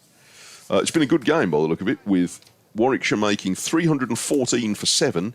Twin centuries. Katie George, 127, was been, I think, injured recently and missed the T20 games. Meg Austin, who's been in good form, likes the straight hit. Meg Austin, 116 in a Warwickshire innings of 314 for 7 in 50 overs. And Lancashire 275 for 9 in the 48th over after a century at the top from Emma Jones, I think that is at the top. So, yeah, it's been... Eve Jones, I beg your pardon, a former Warwickshire captain. There's a run here for Barnard down the leg side, and it's 173 for 6. So it's been a good day at Portland Road, and Warwickshire on the verge of winning. Lancashire needing 40 off the last 15 balls. So, yeah, it's been a good one. Here for Warwickshire's men, not so good.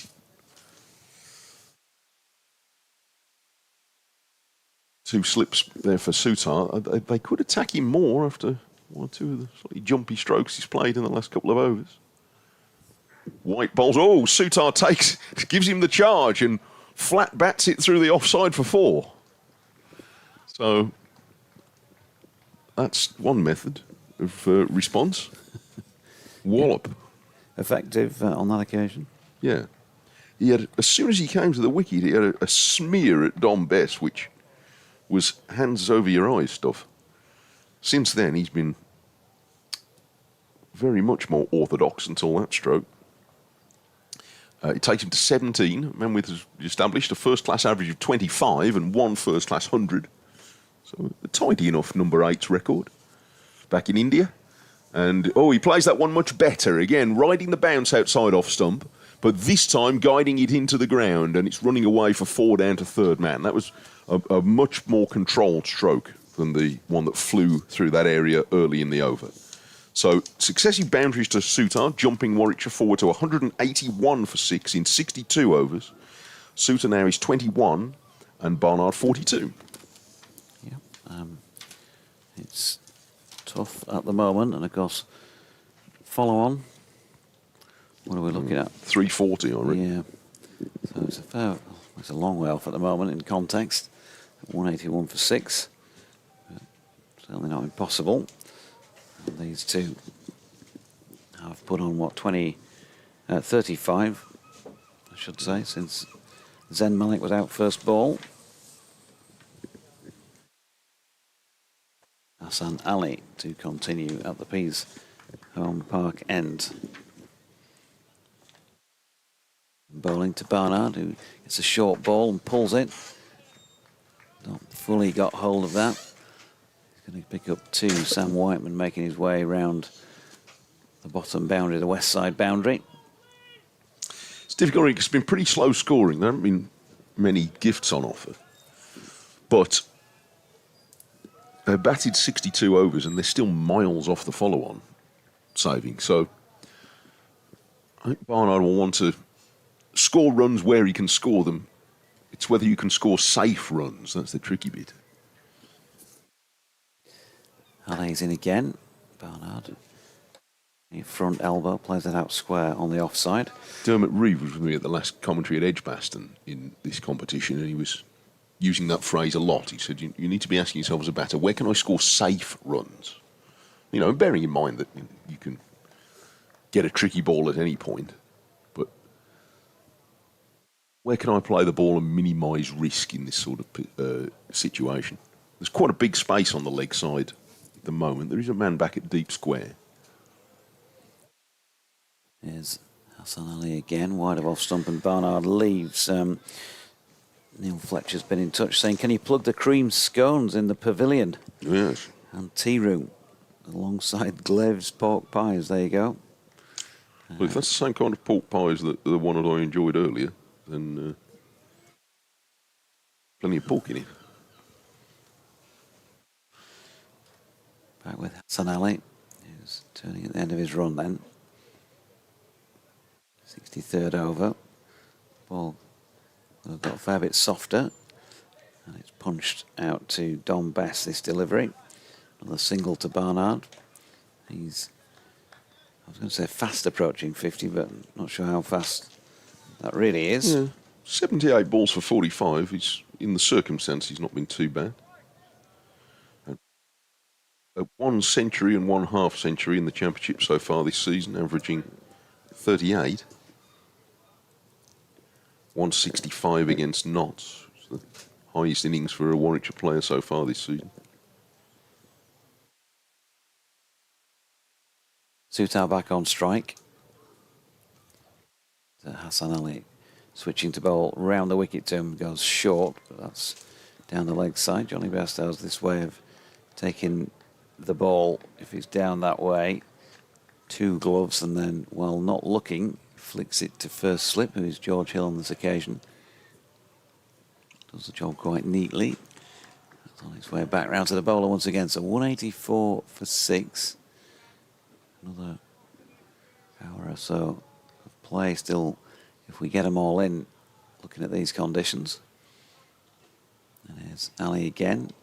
And again drifting down the leg side. Bairstow with the take this time. And he's going to hold on. That's the end of the over. Says umpire Tom Lungley. You can get in touch, BBC West Yorkshire Sport at gmail.com or at Jonathan Doidge or wm.sport@bbc.co.uk. Well, the umpires must be reasonably happy because I don't think the light conditions have changed much in the last probably 40 minutes. But it is overcast.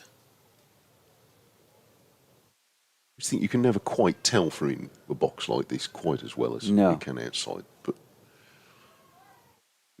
carrying on, and they have not resorted to looking at light meters, and that's good. People who have been here today to see as much cricket as we can. White starts a new over the wicket to Barnard, who again, he's going to pick up a run off the first ball and was minded to look for a second, but Dom Bess fielding in his usual busy fashion and has gone out to square leg and kept it down to 1. It's 20-6 nearly, and I reckon 15 more overs after this one for the allocation. Whether we'll get all those, I think, is not guaranteed. We'll see. Hard to tell. White round the wicket, and down the pitch comes Sutar, but having shuffled forward a couple of yards, ends up playing it with a straight bat, guiding it to backward point. It's 185 for 6. There's always a steady train of people treading round the ground like an Escher painting. Mostly going anti-clockwise. Some of them are going clockwise. Right for runs, left for wickets and all that. Well, yes, possibly. Forward comes Sutar and defends back on the offside. I was at the game last week and a batter asked, if I get up now for a walk, which way do I have to go? And nobody could remember, so he sat down again. 185 for 6. Sutar's got his way to 21. There's been a few moments of adventure in it. David Townsend's been for a few moments of adventure. I'll bring him back in here, perhaps in a few moments. Yeah. 2 slips, and they've got a gully now in, where Sutar popped a ball through there in the last over, and White, having got almost to the delivery stride, bails out. I think one thing to say is that the wind, although you can still see from the trees above the Trafalgar Square into the ground, well, they're moving around again a bit more. It felt like it had dropped for a little while to some extent. Yeah, there are no particularly helpful flags in view from here to judge it. You can judge it by our friend in the Wakefield Trinity bobble hat. He hasn't moved that all day, which suggests it's still pretty thin. Down the pitch comes Sutar, and again, having got there, decides he's just going to sort of crush it into the offside and straight to one of a ring of offside fielders. Flips a gully, a deep backward point, in case he carves one in the air. There is an extra cover and then a man squarer than that round towards cover point and mid-off. So it's quite a packed offside field, 7 on the offside. Mid-on and mid-wicket, the others. White's coming round the wicket, and he goes full. It's inside edged into his pad by Sutar, who again does his stop and wait gesture with the bat to Barnard. Not that Barnard was coming. Few hands on heads around the field. Yeah, it looks like it wouldn't have been too far away had he not hit it. Not. Hill standing at first slip and Lythe at second. Luxton is the gully fielder. Hoping that White can locate the edge. Sutar is, with a very awkward looking leave, jutting his elbow right up. Manages to get out of the way of the ball. And it's the end of another over, the 64th. 15 to go today. Warwickshire 185 for 6. That is still 284 runs behind. Barnard 46, Sutar 21. Jonathan Doidge and David Townsend for the next stanza. Thanks, Mike. And it's going to be Hassan Ali to continue from this Peasholm Park end under those leaden skies. And I mentioned the breeze, the clouds moving across pretty quickly to tell you that if I was right, and if it had dropped for a little while, the wind, it's got a little stronger. Once again, Hassan Ali then in and bowling. Barnard has one to get his hands through and struck it well, but Dom Bess is out sweeping on the cover boundary. We'll keep him to 1. And a diminishing attendance as more people walking across the face of their tea room and some more heading out the gate. That time of day, Saturday night. Have to get this the Saturday clothes on, DT. Get out for a bit of a boogie, eh? Saturday clothes, is that a That'd thing? be you in your flares and upper neck shirt, medallion, stick on hairy chest, short ball from Hassan Ali, and Sutar ducks underneath it. Saturday Night Fever, the old John Travolta. Yeah, could have been back in your day, that, wouldn't it? Oh really? yes, yeah, big wide lapels, white jackets. Yeah. So that was all the rage. Flares. Bit of falsetto.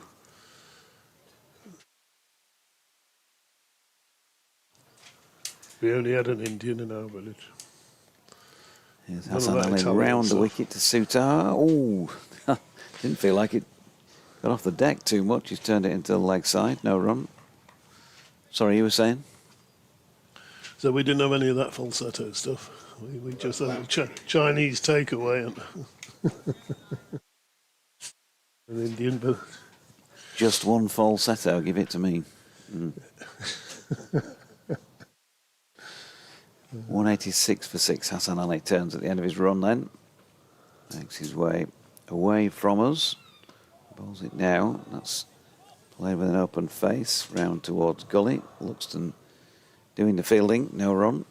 did you ever have those ice creams, ice lollies that were sort of pyramid shaped? They were basically just blocks of ice that were. I'm trying to remember what the name of them is now. They sort of came in a cardboard. Yeah, I can't remember either. I remember Zoom ice lollies. I think they came in about 3 different colours, red, yellow and brown or something like that. That's, Hassan Ali angles that one in and it's left. Yeah, I think it was sort of chocolatey flavour at one end, whichever end. I'm desperately trying to remember what the name of those. Very strange things, weren't they? I mean, the stuff we used to eat. Oh, we used to eat some old stuff as kids. It's a surprise we're alive still. The 3 of us. I'm certainly surprised you're alive, DT. Comes Ali, and that's turned off his legs by Sutai. He wants a run because he struck it quite nicely. But Bess was on hand to prevent it. So Sutai remains 21, 47 to the Warwickshire captain, Ed Barnard, at 186 for 6 after 65 overs. So still 14 remaining in the day, if my colleagues' calculations are correct. I'm sure they are. Yeah, I'm trying to see what Warwickshire would be looking to get to in those 14 overs. Another, say, 44 runs. That would take them, what, to 230, something like that. Still be a long way behind. There's still only just be halfway. But I wonder whether Yorkshire would enforce the follow-on. What do you think? It obviously depends how many they bowl them out for. And how much time there is left at that point, I suppose. I think if they were to bowl them out for less than 200, which is extremely unlikely now, of course, they would enforce. Here is White. That's dropped into the offside by Barnard. Now run. Yeah, they want to leave themselves 4 sessions, wouldn't they, to bowl Warwickshire out. So they might take the option of giving the bowlers a bit more rest and just piling on more runs. Which is not always, has not always worked over the last few seasons, but different personnel, of course. It seems to be not the hardest pitch to defend on, does it? And keep your wicket intact. Yeah, here's White again, this time wayward down the leg side, and it's very unusual to say that about Jack White's bowling, but that is 4 byes. No chance of poor old Johnny Bairstow getting across for that. He did swing quite prodigiously after it had gone past the legs of Ed Barnard. It's a bit unfair, really, on poor old Johnny, isn't it? Nothing goes against the bowler's figures for bowling a wide down there. And 4 byes, he's eats into his quota. You missed that earlier. We were talking about one of the greats, Jack Russell. There's White. Sorry, pinching you over. No, you said I'm pinching yours, sorry. He's defended. But Jack Russell on a tour to Australia actually gave himself a quota of buys to concede the whole tour, and it was only something like about 15 or 20. But that was his at the start of the tour. He said, right, I'll allow myself those. And I mean, Besto's used up 6 this afternoon. It's not really his fault, that one. 190 for 6. Next delivery on the money, but defensive from Barnard. No run to be had there. Congrats to Guiseley Rangers, ARLFC. They won 23-16 this afternoon.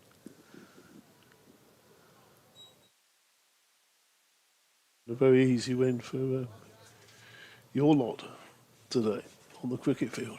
Did your lad get it? He wouldn't have got in, would he? Did he open the batting? And he didn't open the batting, no, so he didn't get in.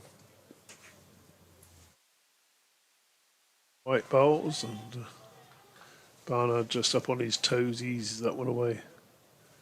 Down towards third for a single. With the left-hander on strike.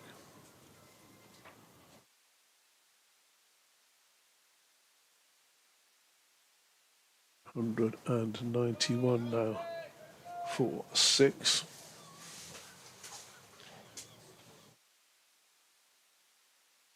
And with my as again seem to have gone missing. But then that ends well there. Thank you, Mike. Next delivery. Oh, nice. Made a bit of room for himself. Tom Bess has fielded that one at point and lost the ball for a minute.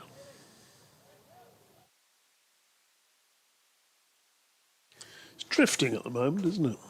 Yeah, I think, from the host's viewpoint, they are still keeping things tight. Warwickshire, yeah, pedestrian progress, but maybe that's just the way it has to be at the moment. Just taking the game deep. All the time, the Yorkshire bowlers are having to bowl more overs and are getting, as the modern expression goes, more overs in their legs. So, if you capitulate and the opposition are still pretty fresh, they might ask you to follow on, but if you drag it out, it's still a tough enough task for them if they have a second go at you without a break in between. As Hill in bowling, and that's punched by Sutar to Ben Cliff up there at mid-off.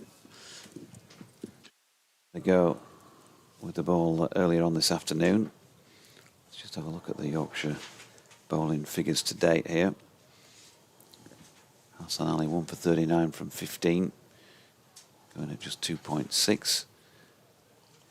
Hill bowls, and Sutar hit this one in the air, not so far from a tumbling Sam Whiteman in the covers. James Wharton has given chase and will keep him to 2. But it was aerial. Jack White, 3 for 39 off 16 overs, 6 of which have been maiden, so going under 2.5 and over. George Hill, as ever, under 3 and over, 2.87. Hasn't yet taken a wicket, but that may come. None for 32. Don Best, 2 for 28 from his 9, going at just over 3s. Ben Cliff, none for 20 off 6, at just over 3s. In fact, he's the most expensive on the economy rates at just 3.33, so that tells its own story. As Hill's in and bowling, and Sutar pushes to Ben Cliff handily. And then Matthew Revis, 9 overs, 2 maidens, none for 28, going at just 3.11. He'd drive you mad batting with him, Sutar, wouldn't he? Because every shot he plays, he then takes 3 or 4 paces down the pitch. Or nearly every shot. Even if there's no chance of a run, as there wasn't there. Interesting change in the field, Georgie. Yeah, Adam Lyth been brought in to a catching position just off the cut strip to the offside, and about it ends at the other end, and dear me, what was he doing there? Manav Sutar, it was almost like an Olympic hammer thrower, but I'm not sure about his technique. A huge swipe and a full 360 pirouette and missed it. We always think of Indian batters and elegance, don't we? Not quite sure that was. No, I had the glasses on that and he was nowhere near it. Here is Hill, and he doesn't try to hammer this one. He just punches it. Much more sensible shot. And timed it quite nicely as well on its way to Sam Whiteman, who stopped it, and I think he's feeling that on his right hand. It was a bizarre shot that won the ball before, wasn't it? I mean, if it had been a hammer thrower, it could have been disappearing off into the North Bay. Yeah, is he becoming the? Is George Hill becoming the new Patterson, Steve Patterson? There he is again. It's dropped into the offside. No run. 194 for 6. I think that's not a bad comparison. I think is Ollie Robinson injured? Have I seen on various postings, because his bowling performance in that first test, the pace he bowls at, that brings people like George into the equation if they're thinking that they are going to play players of that sort of pace, with George's record as well. So probably quite heartened that at some point he may get a go if they're going to go with players like Ollie, when there's been so much talk in the last couple of years about him not being quick enough for that. Always the pace, though, isn't it? I mean, that's the skills of the game. We're now going to see Ben Cliff, and he's going to be running downhill this time. So a change of ends for Cliff. Bowls a wide one, and that gets slapped away out to the cover boundary. There is a sweeper there, so it's just a single to Barnard, which will bring the what should we say, the more interesting suitor onto strike, in the sense that Barnard's pretty much an orthodox player, very tidy, well organised, whereas little that we've seen of Suter, he is liable to a rush of blood. Yeah, so Henry Crocombe, teammate of Ollie Robinson at Sussex, has been called in to the England squad for the second test as cover for Ollie. Just deliveries short through to the keeper. Because Ollie Robinson experienced knee soreness after a training session today, and he's going to have a precautionary scan tomorrow. Yeah. That would be rapid promotion for Harry Crookham, wouldn't it? And Henry as well. Do I say Howard? Henry. His delivery is climbs on Suter. Yeah, I'm not sure he played that particularly well either. It lobbed up in the air, nobody in close to catch it.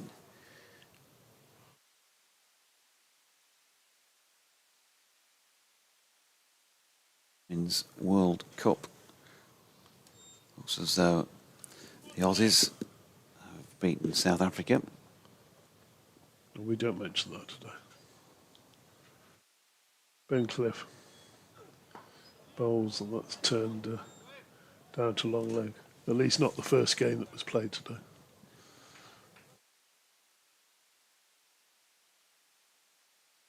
Because Scotland beat Ireland. Oh, you said it. 50 partnership between this pair. Came together in the 53rd over. Batted well, haven't they? So, taken them about 15 overs to get there, yeah. And just over an hour since the dismissal of Zen Malik. 25 of them to Sutar, who's now at the non-striking end, and Barnard on 49. Cliff bowls to Barnard, who again just eases that one back with a square, comfortable enough single. And applause for the Warwickshire captain's half-century. Composed, well-constructed innings. I think too many risks. Just gathered his runs where they were available. 87 balls, I think it is. 122 minutes, 3 fours and a 6. Cliff round the wicket to the left hand, shy at the stumps. Rather strange call again from Sutar. Went backward a point. 30. Wasn't the best piece of fielding I think we'll ever see from James Wharton. But 33rd half-century for Ed Barnard. To go with 11 tons for the Warwickshire captain, doing a good job for his side here. And they need probably the same again from him. They're not going to be in the region of being asked possibly to follow on. May not be the case. They've at least made Yorkshire stay out there for 68 overs and still needing 4 more wickets. So yeah, I think that prospect is fading. yeah, George Hill in and bowling. Barnard. Oof. He dinks that into the deck just behind him, not so far away from off stump, and immediately looks at the skies. Johnny Bairstow has a bit of a giggle with him.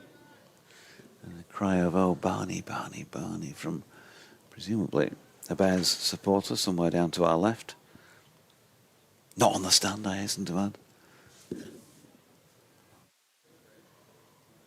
Hill making his way in. Barnard drops us into the offside. George is quickly on his follow-through, extending that to go and field it. And Sutar was fairly keen at the non-striking end. Had to get back.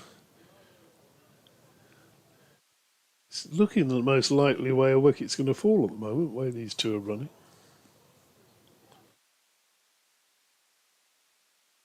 George Hill back at his mark. Just lobbing the ball from one hand to the other. No sign of him working on it, as that is wide of off stump. Before stump sort of line and left by Barnard through to the gloves of Bairstow.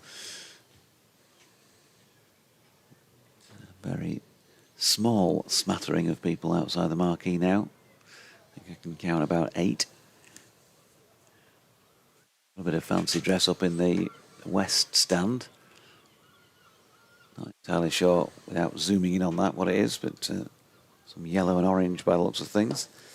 As George Hill bowling full here, Barnard drives back towards the bowler, who manages to do enough to stop it. Long time since I've seen a proper old mix-up between a couple of batters running and both ending up at the same end, which can be quite amusing, can't it? There was nearly a bit of that between Moeen Ali and was it Matthew Revis last Sunday at Leicester. Certainly were both a fair way down before they decided to go, and too late as that's pushed for a single into the leg side. Yeah, there was a bit of it, shall we? Now, if they'd have gone, I think they would have got home comfortably, but there was just one. It only takes one of the two of them, doesn't it, to be undecided, and then the other person then is undecided because they've been undecided, and that's where just that momentary lapse can so often bring a wicket. 198 for 6 with that single to Barnard, taking him to 51. They've gone back with a leg slip and an orthodox slip here as Hill bowls to Sutar, who's driven very pleasantly through the offside, wide of Ben Cliff at mid-off, but he's pretty quick over the ground, is Ben, and he's going to keep him to 2. Chasing that one down 10 yards or so inside northwest corner boundary at the end of George Hill's over. 200 up for Warwickshire, still 50 shy of a batting point. They picked up all 3 bowling bonus points, and Yorkshire, of course, 5 batting bonus points themselves. Did you ever Well, who did you, back in your day, was there somebody you used to hate running with or batting with, as far as the running goes? Or were you yourself, Georgie, a bit of a sort of yes, no, wait, oh, sorry merchant? I would say, I wouldn't say much about my cricket, DT, but I would say that I was definitely very decisive as a runner. Took lots of risks. Very, very, very often got home, taking on the fielders. I bet if your partner didn't go, then obviously you could be in peril. So I'm not saying I never got run out, but there was one particular incident. If it's listening, they'll probably be cringing before I say, or maybe I shouldn't say who it was. Go on, name the guilty man. Or were you the guilty man? No. Ben Cliff bowls, and that's Barnard up on his toes, punching square to Bess, who fields, no run. Not that long ago, towards the back end of my cricket playing life, I was playing in a match on strike, and I flicked the ball off my legs to square leg, and there was patently not a run there. And my partner walked down the pitch. That was the last ball of an over. And Cliff bowls, driven, and this time it's passed. Bess for one run, and think of a second, and a big shout of no, yes, oh dear, they're at it again. And wild throw coming in. Barnard thought he could take a second on the throw, but in the end it all worked out. That is creating the most entertainment at the moment. Was it something like this, Georgie? Was it there were yes, no, and? I'll tell you the rest of the story. So, the last ball of the over, I flicked it off my legs, and I've no doubt that if there was a run there, I would have definitely taken it. Oh yes, last ball of the over. But the fielder moved towards the ball, a yard to his right or whatever. I struck it reasonably well. It was straight to hand, and there was no run. And he walked up to me at the end of the over and said, "You've got to be looking for them. There's a run there."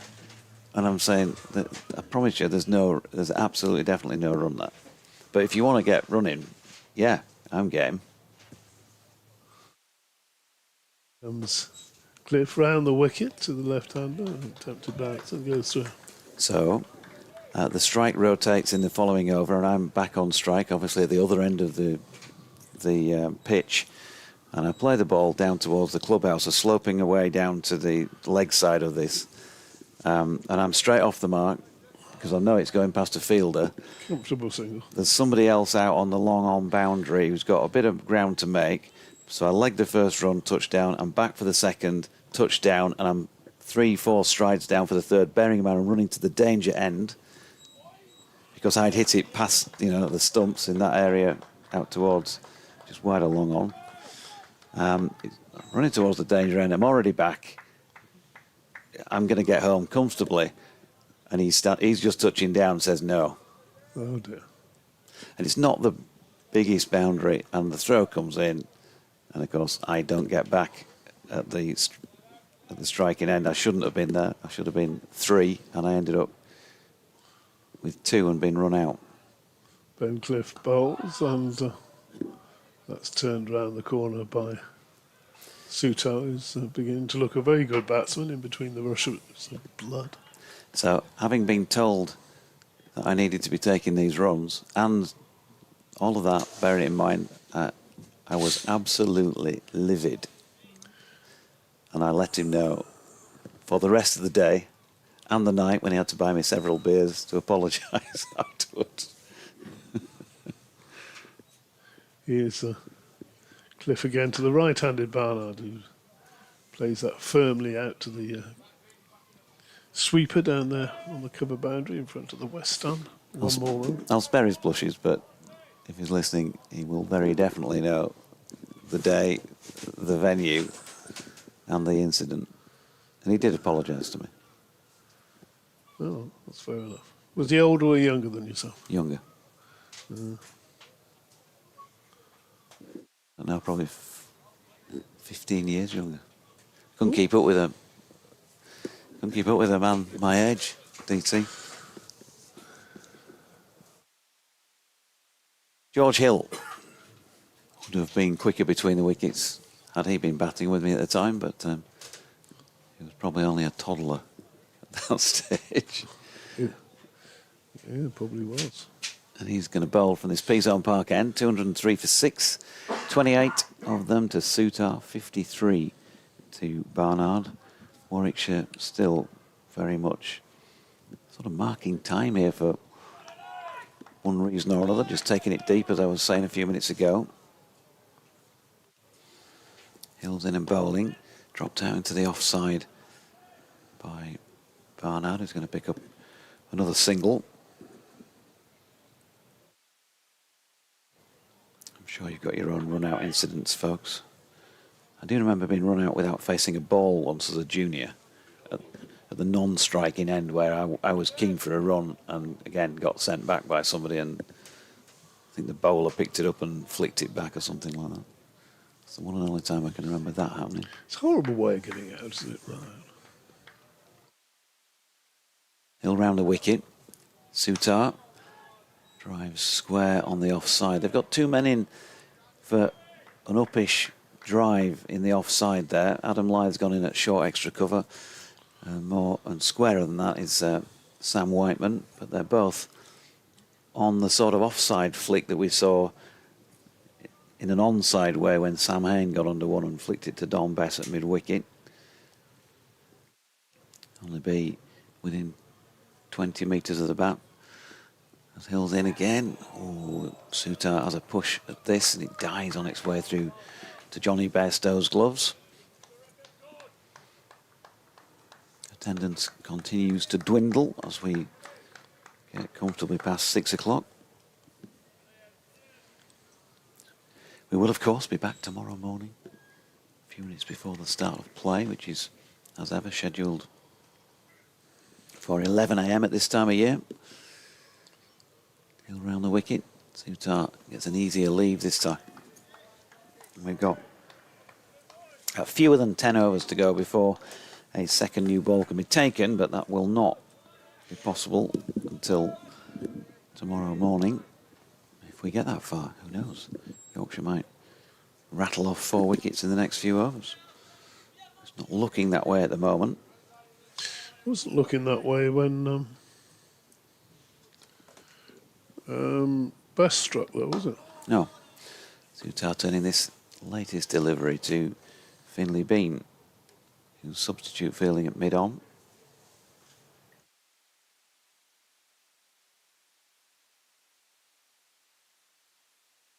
Too far off quiz time now, chaps. Now, if DT was off commentary at this point in time, he'd be pressing the buzzers again. Tension is palpable here ahead of the Yorkshire Cricket Supporters Association annual sports quiz in the marquee afterwards as Hill bowls and Sutar leaves. Maybe whoever the 4 Yorkshire players are who are involved, and I'm not sure who they are. Ben Cliff has been rounding them up apparently as the team's social secretary for the 2026 season. Then they can be forgiven, I think, folks, at this point, if they're drifting slightly in the field, because they're going to be getting more and more tense, more nervous at the prospect of being grilled with some questions in the marquee in about 90 minutes' time. Ben Cliff starts a new over, bowls, and Barnard, who seems to be scoring all those runs of late in that direction, just eases that one down towards third, where Will Luxton does the fielding. 205 for 6.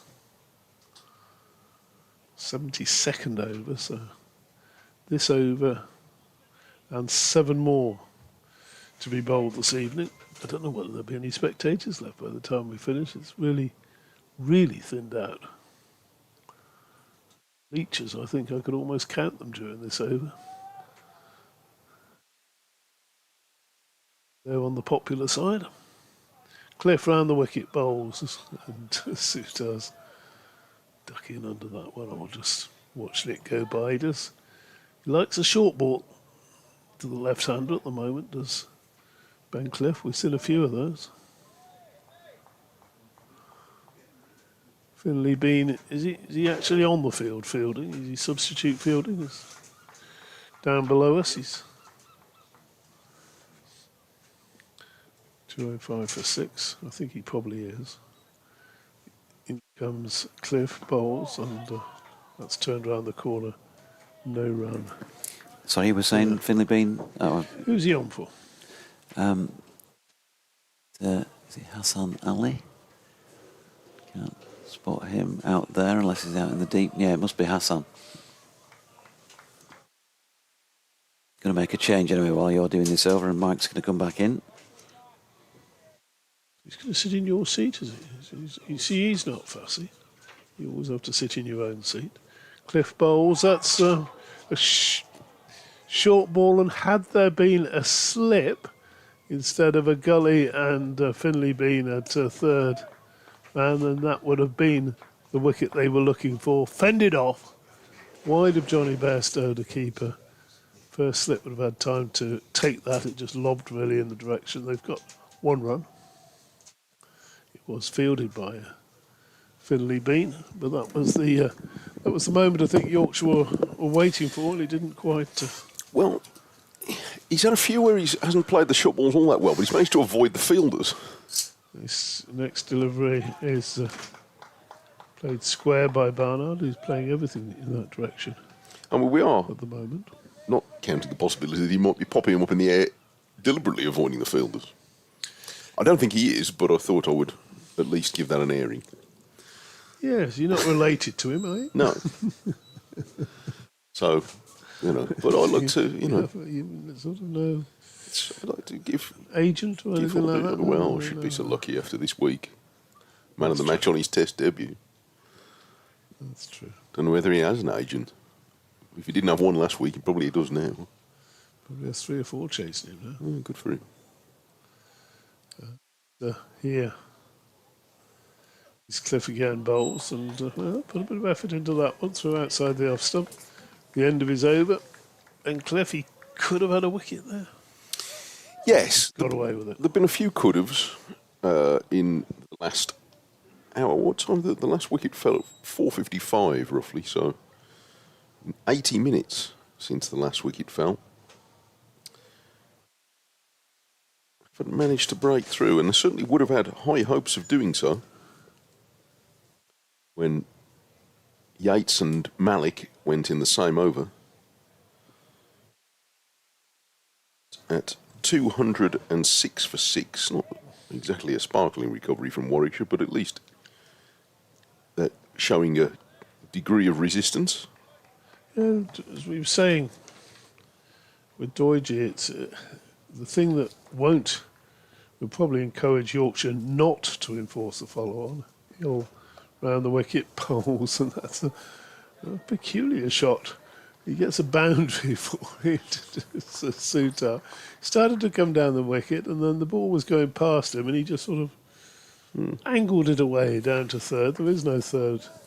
And once it had passed the field, he didn't even want to bother to run, did he? It was quite a creative stroke. It was very creative. And at the end of the day, he's hit it on the ground through a gap. So, what's not to like? Excellent. The one thing that could put Yorkshire off enforcing the follow-on is that they're not actually taking wickets at the moment. Hill has taken one there, though. But there's another little shuffle down the pitch by Sutar, and he tried to repeat the shot and just got a touch through to Johnny Bairstow. What I mean by that is that when Warwickshire want to defend, and this is certainly not a orthodox shot either, they haven't been getting wickets. Most of the wickets have come from errors, really. Errors. Not the 2 Don Best ones you could put down to the bowler, but the others, including this one as we watch a replay there, a very odd one. George Hill claims the wicket there. Yes. A catch for Bairstow. A catch for Bairstow, and he got. If your number 8 gets 33, then he's fairly blameless. Yes. Yes. However, is it going to get any worse? That's the question. Wasn't a textbook stroke. Yeah, he is. It is a a more substantial lower order than some that Warwickshire have had, and certainly in the T20s, where when the sixth wicket fell, they really didn't have an awful lot after that. With Keith Barker at 9 and Ethan Bamber, who got a century against Essex last season at 10, it's a little stiffer than some lower orders they've had. They're 130 short of avoiding the possibility of being asked to follow on.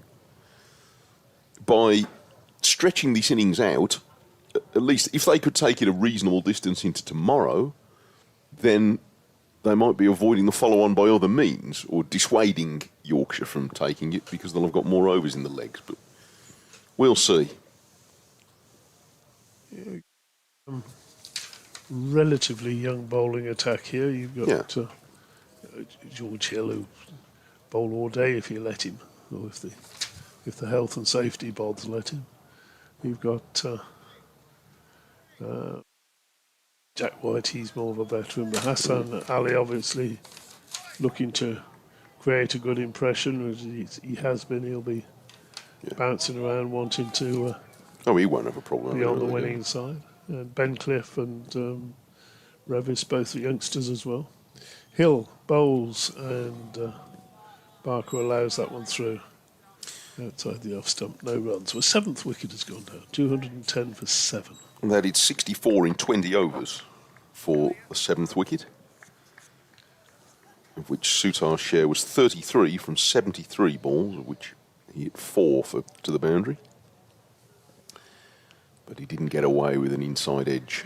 So that was it. That was only that improvised shot was only his fourth boundary. It was. It's Barker driving into lots of tumbling round. First down was I suppose Ben Cliff. It wasn't a fast bowler's tumble, was it at all? And mid-off, I just had to look at him through the glasses. It was a 22-year-old's tumble. Well, and then he sent the throw in, and Johnny Bairstow had to tumble as well, and he's a lot older than 22. Hill bowls, short delivery, and Barker just looks at that disdainfully, didn't he? Past him. As if to say, oh, dear, young man.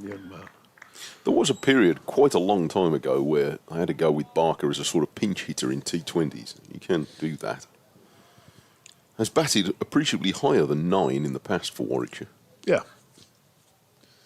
Yes, he's been a very useful all-rounder, hasn't he? Hill bowls to him, and he's playing that one back down the pitch. The end of Hill's over, but he's got a wicket.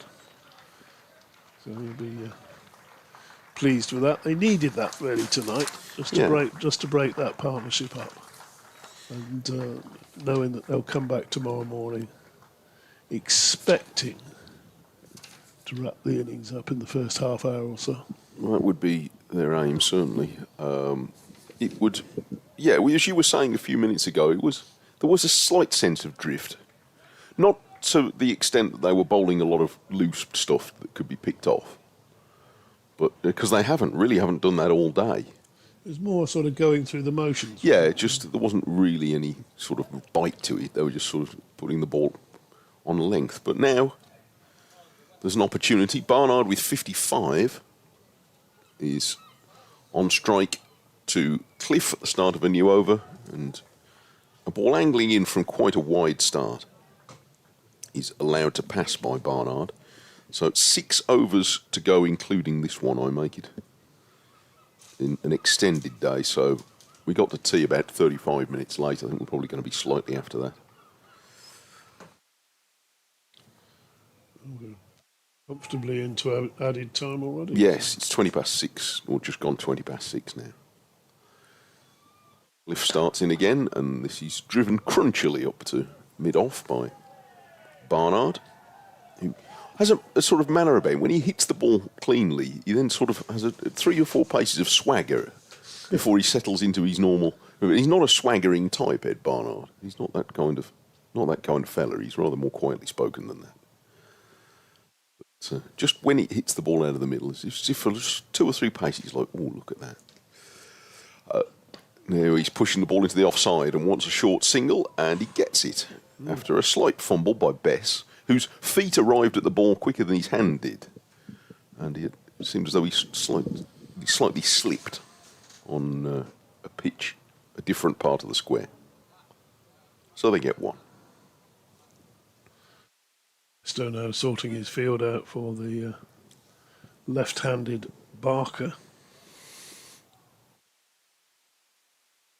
He's quite a tall fella, as we were discussing earlier, Barker. So if he feels that he wants to hit a long ball, he certainly has the tools to do so.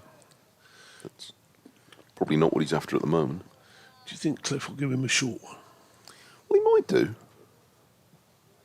I mean, young, quick bowlers don't often need persuading to do that, do they? There's a short leg gone in, so yes, sure enough. But it rather dies before it gets to Bairstow, more or less drops in front of him as he tumbles across.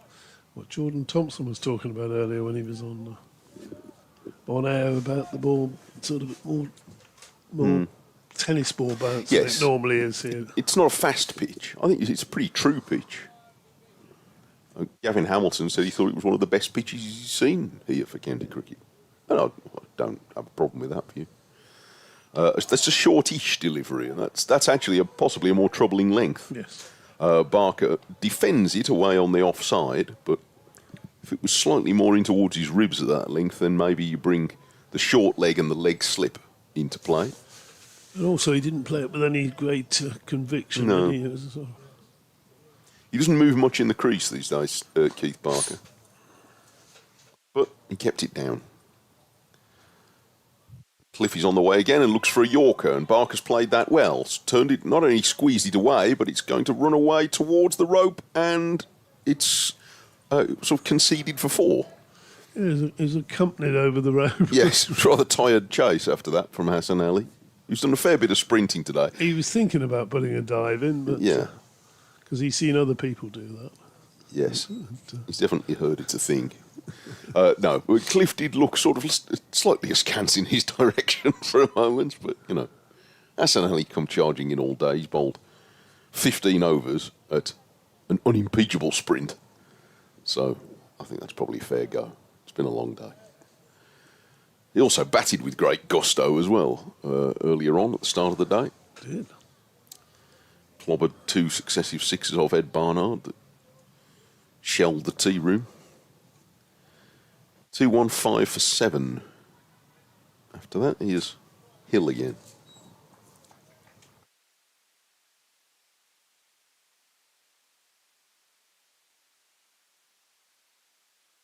Hill bowls, and Barnard again just immaculately forward, finds the gap on the offside. Everybody's happy with that. Barnard's happy with his single, and Yorkshire are happy that he's off strike. So I think that was almost agreed. That was there. They want to have a go at Keith Barker.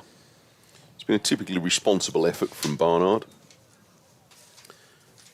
picking up the baton from Yates, who made 65. Hill in bowls to Barker. Oh, short one to Barker again.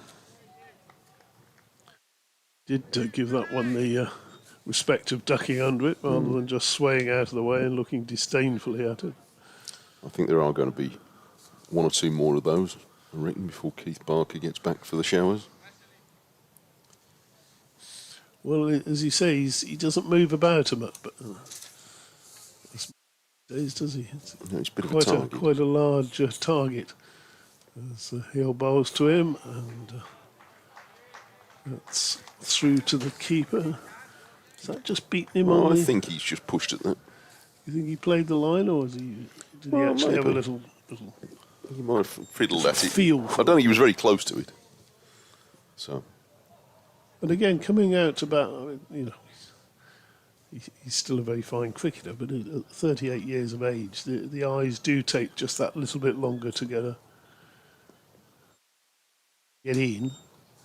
Hill bowls to him, and he drives that one firmly up to mid-on, and that's a good tumbling stop by Hassan Ali, who shows that he can dive. Yes, and he got a generous congratulations from his colleagues for that one. Score remains 216 for 7. The light's very bright on that scoreboard on the top side of the ground. Hill round the wicket, bowls, and that's crashed, but not timed perfectly by Barker. He finds the gap through the covers, comes back for a second run, comfortably enough. Warwickshire listeners or Warwickshire supporters listening will be delighted to know that Keith Barker nearly always scores runs when I watch him. So he scored some good runs in the past for Warwickshire and indeed for Hampshire, although he sort of gradually moved down the different batting orders. He used to be a very good number 7, didn't he? Hill bowls, and he pushes that one square. He's going to get a run there. Going to keep the strike with that single. So just 4 overs now to be bowled in the day. Would you bring Best back on at this stage for a couple of overs? Maybe. Maybe. You might fancy a little twirl at See if there's something there for him. Barker, left-hander spinning well, away. that's true. Yeah, it might be worth a little dabble. Because, again, the seamers have battled on, but everybody will be feeling a little bit jaded by this point in the day. Except on Bess, of course. Well, seldom jaded. Bag full of energy. Muddied, but not jaded. Round the wicket. Oh, that's edged and dropped by Hill at slip from Barker. He was trying to turn it towards the leg side, and it was a pretty thick edge. My impression was that it maybe didn't fly as quick as you might have expected to Hill, but he fumbled it. Yep. I think he would reckon he should have caught that one. Oh, no doubt he should have caught that one. Let's have a look on the replay again. And oh dear, yes. Yeah, it's hit him on the thigh, actually. Just again, the missed it. sighting's not that great. No, and again, it was also he was trying to turn it to the mid-wicket as well, so it's come quite a thick edge that's flown through, not easy to pick up clearly, because he didn't. They took a run, and now Barnard hits this firmly to mid-on, but a life for Barker on 7. He's now 8, 220 for 7. I suppose what would he be there? He'd be looking across. Maybe it's into the white seats, or maybe into the sort of greyness, or from where he was standing, the sort of grey colour of the buildings there. So under overcast skies at this time of day, although I know we're in the middle of June, it might not be the easiest. Anyway, we've moved on now with Barnard defending into the offside.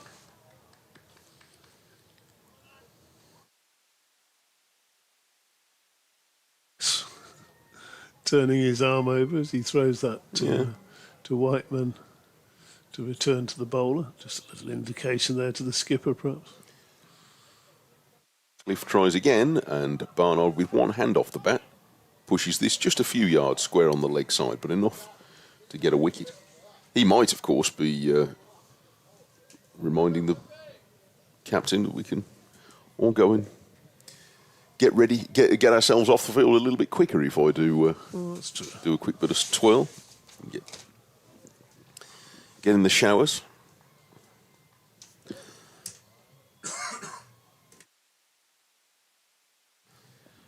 .221 for 7. Round the wicket comes Cliff, bowls a short ball that had all the sting taken out of it from the moment it hit the pitch, and was no problem for Barker to avoid. Jonathan got off to flick through the big boys' book of questions. I'm sure he may well have done. He'd be all set, won't he, now? Are you going to have to update somebody shortly? No, alas. Those moments are gone. For today, 221 for 7. Cliff round the wicket. Oh, a big loopy bouncer. A wide! Yes. Oh. And probably justifiably so. Yes, it was quite a long way above Keith Barker's head. So, Cliff's shoulders droop just a little bit as he has to go back to try again. This is his 11th over. He says dropping the wrong age. He hasn't been over bowled today, as he's very much the fourth seamer of this attack. He's hurrying into bowl and he beats Barker on the outside edge. And with a yelp reflects that there's no justice. And it's the end of the over, which has Warwickshire at 222 for 7. And there are 3 overs to bowl today. And here he is, the man of the moment. The scuffler himself, Don Bess. Going to bowl the last 2 overs from this Peasholm Park end. You people sitting over there on the west stand still. It's not been a great day for watching cricket outside. You won't go home sort of worrying that your skin will be peeling off tomorrow. No, it'd be a bit wind blasted today. Yeah. Go home and perhaps warm up somewhere. Can't imagine there'll be many public houses with roaring fires going in the middle of June. No, possibly not, no. I mean, it's a great place to come and watch cricket, as we've been saying, but it is a little bit exposed on a windy day, and it has been windy. Dominic Best then bowls, and that's a full toss to start off with to Barnard, and again they've got what they wanted. They've got him off strike, and the Yorkshire team will now have a chance to have a bowl to Keith Barker. Now, will Barker be tempted this late in the day just to have a... All the fielders on the leg side are coming in. You've got sort of a man on the 45, an orthodox mid-wicket, nobody out. Very tempting. And Keith Barker has pulled that one ferociously to short leg, where it's been stopped by... Imagine that's Adam Lythe under the helmet. By the way he hopped away, that's a couple of bruises he's going to have because he got hit earlier as well. Well, he yelped very loudly on that one, as he did the one earlier. Best bowls, and that's pushed more gently into the onside. What would mean that Barker, with that pulled it down clearly if he managed to hit Adam Lythe, so he wasn't trying to whack it in the air. Next delivery is pushed again into the onside, so bustling through this over. Yes, he would be hitting with the wind, Barker, wouldn't he, if he chooses to have a dart. Next delivery is met with a dead bat, and Keith Barker's batting for tomorrow morning, I would suggest. 223 for 7. Still trailing by 246. If maths hasn't changed since I was at school. Everything else has. That next ball is tickled around the corner. Whether it came off bat or pad, we don't know. It's just the one run. It must come off bat because there's no signal there from the umpire. So 224 then. Does that move Barker on to 9? Nothing's happened on that far board yet. Yeah, 9 and 59 in Barnard. There we go. No sooner the word. 224 for 7. So how many wickets have we seen fallen today? Yorkshire 6 down overnight, weren't they? That's 11, yeah. 11 have fallen. 11 wickets, and what were they overnight? 3, so I added 83, so 307 runs and 11 wickets. That's not a bad day. We've seen a day that's gone through a few moods, hasn't it? We had the first hour was a bit knockabout. Then we've seen some proper tug-of-war stuff for a while, especially between Yates and the seam bowlers. This is Cliff starting what will be his last over today with a bouncer that Barker just folds his knees up to get underneath it. It doesn't cause him any bother other than that. Well, he hasn't really got his bouncers right, has he? No, too short and too loopy. Have another go. That's a better one. Yeah, that was... Barker had to go right down to get under that. So that's better. He has a field set for it, if he can get it right on target, with a short leg and a leg slip. hoping to snaffle something if Barker has to sort of flinch and knock it off his arm or his hip or ribs or something like that.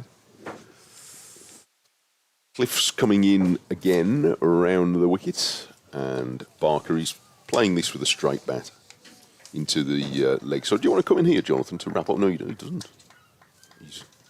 Is he finished for tonight? He's down tools.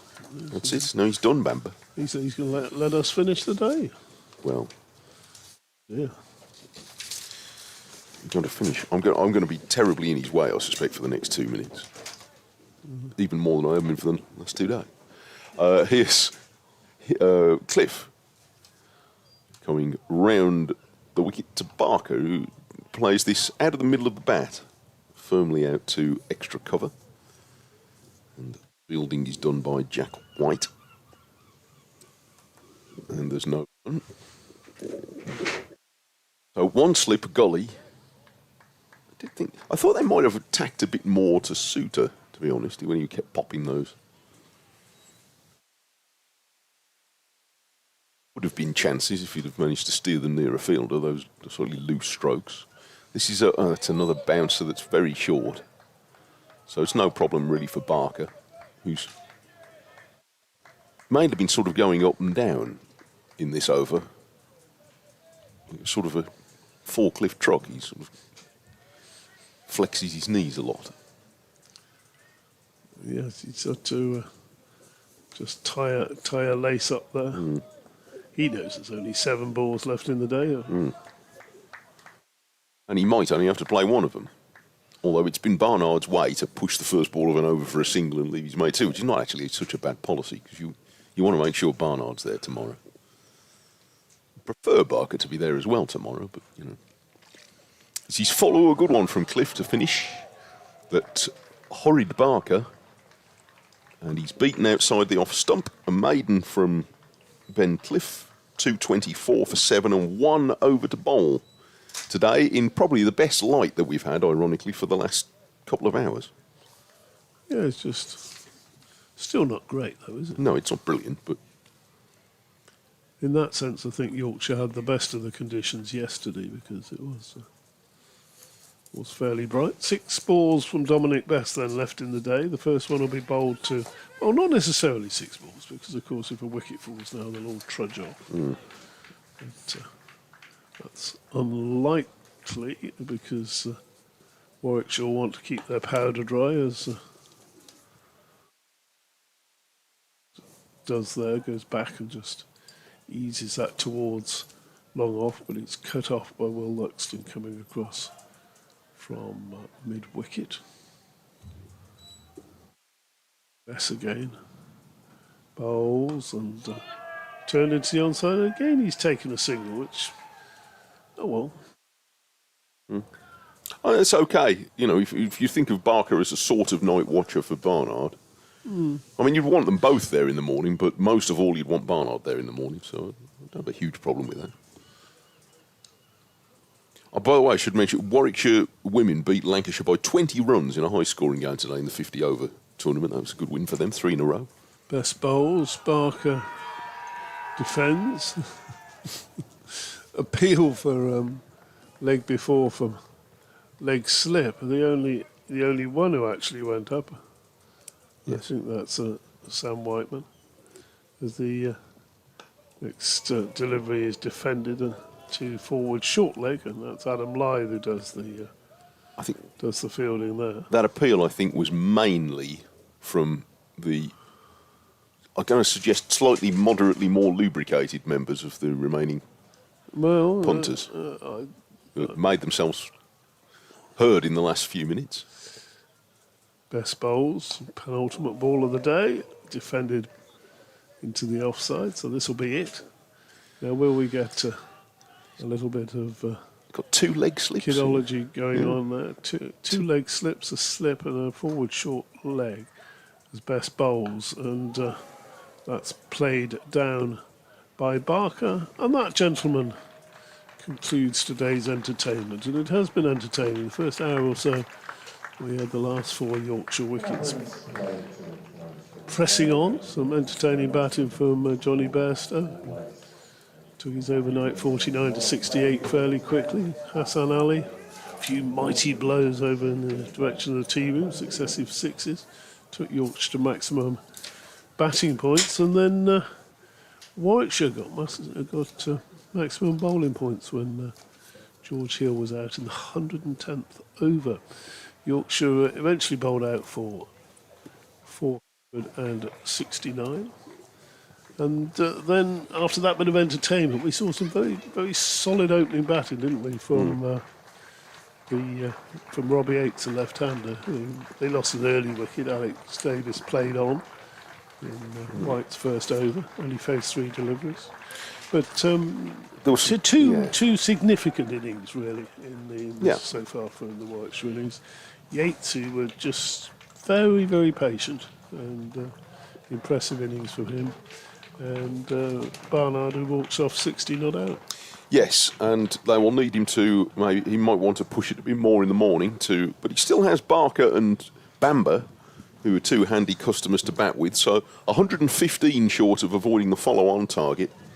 And actually, the way that the pitch is playing, I think that is still a valid question. If they fall short of it, let's say they had another, 50 or 60. So the difference between the teams is about 180. Do you want to enforce the follow-on then? How far ahead gives you all of tomorrow to score another 200 runs and then declare? Because maybe it depends. Because the way the pitch is playing at the moment, I don't think it's going to get any better. No. And as we've said in this last session of play, a lot of the wickets have been given on both sides. Some careless dismissals. Given to the bowlers rather than the bowlers actually bowling them out. So no, I don't think that's going to happen. Anyway, we shall bring it to a close there for us today. Thank you for your company. We shall return to be disturbing you again from just before 11 o'clock tomorrow. If you're on the ground, then don't forget Jonathan's quiz in the marquee within the next hour or so, I should think. What time are we up to now? 6:45. So do hang about for that if you're in the environs of the ground. But otherwise, we shall be with you, weather permitting, and the forecast is not too bad. From 10:55 thereabouts tomorrow with Warwickshire 225 for 7. That's 244 runs behind. But for now, thanks for your company and have a good evening.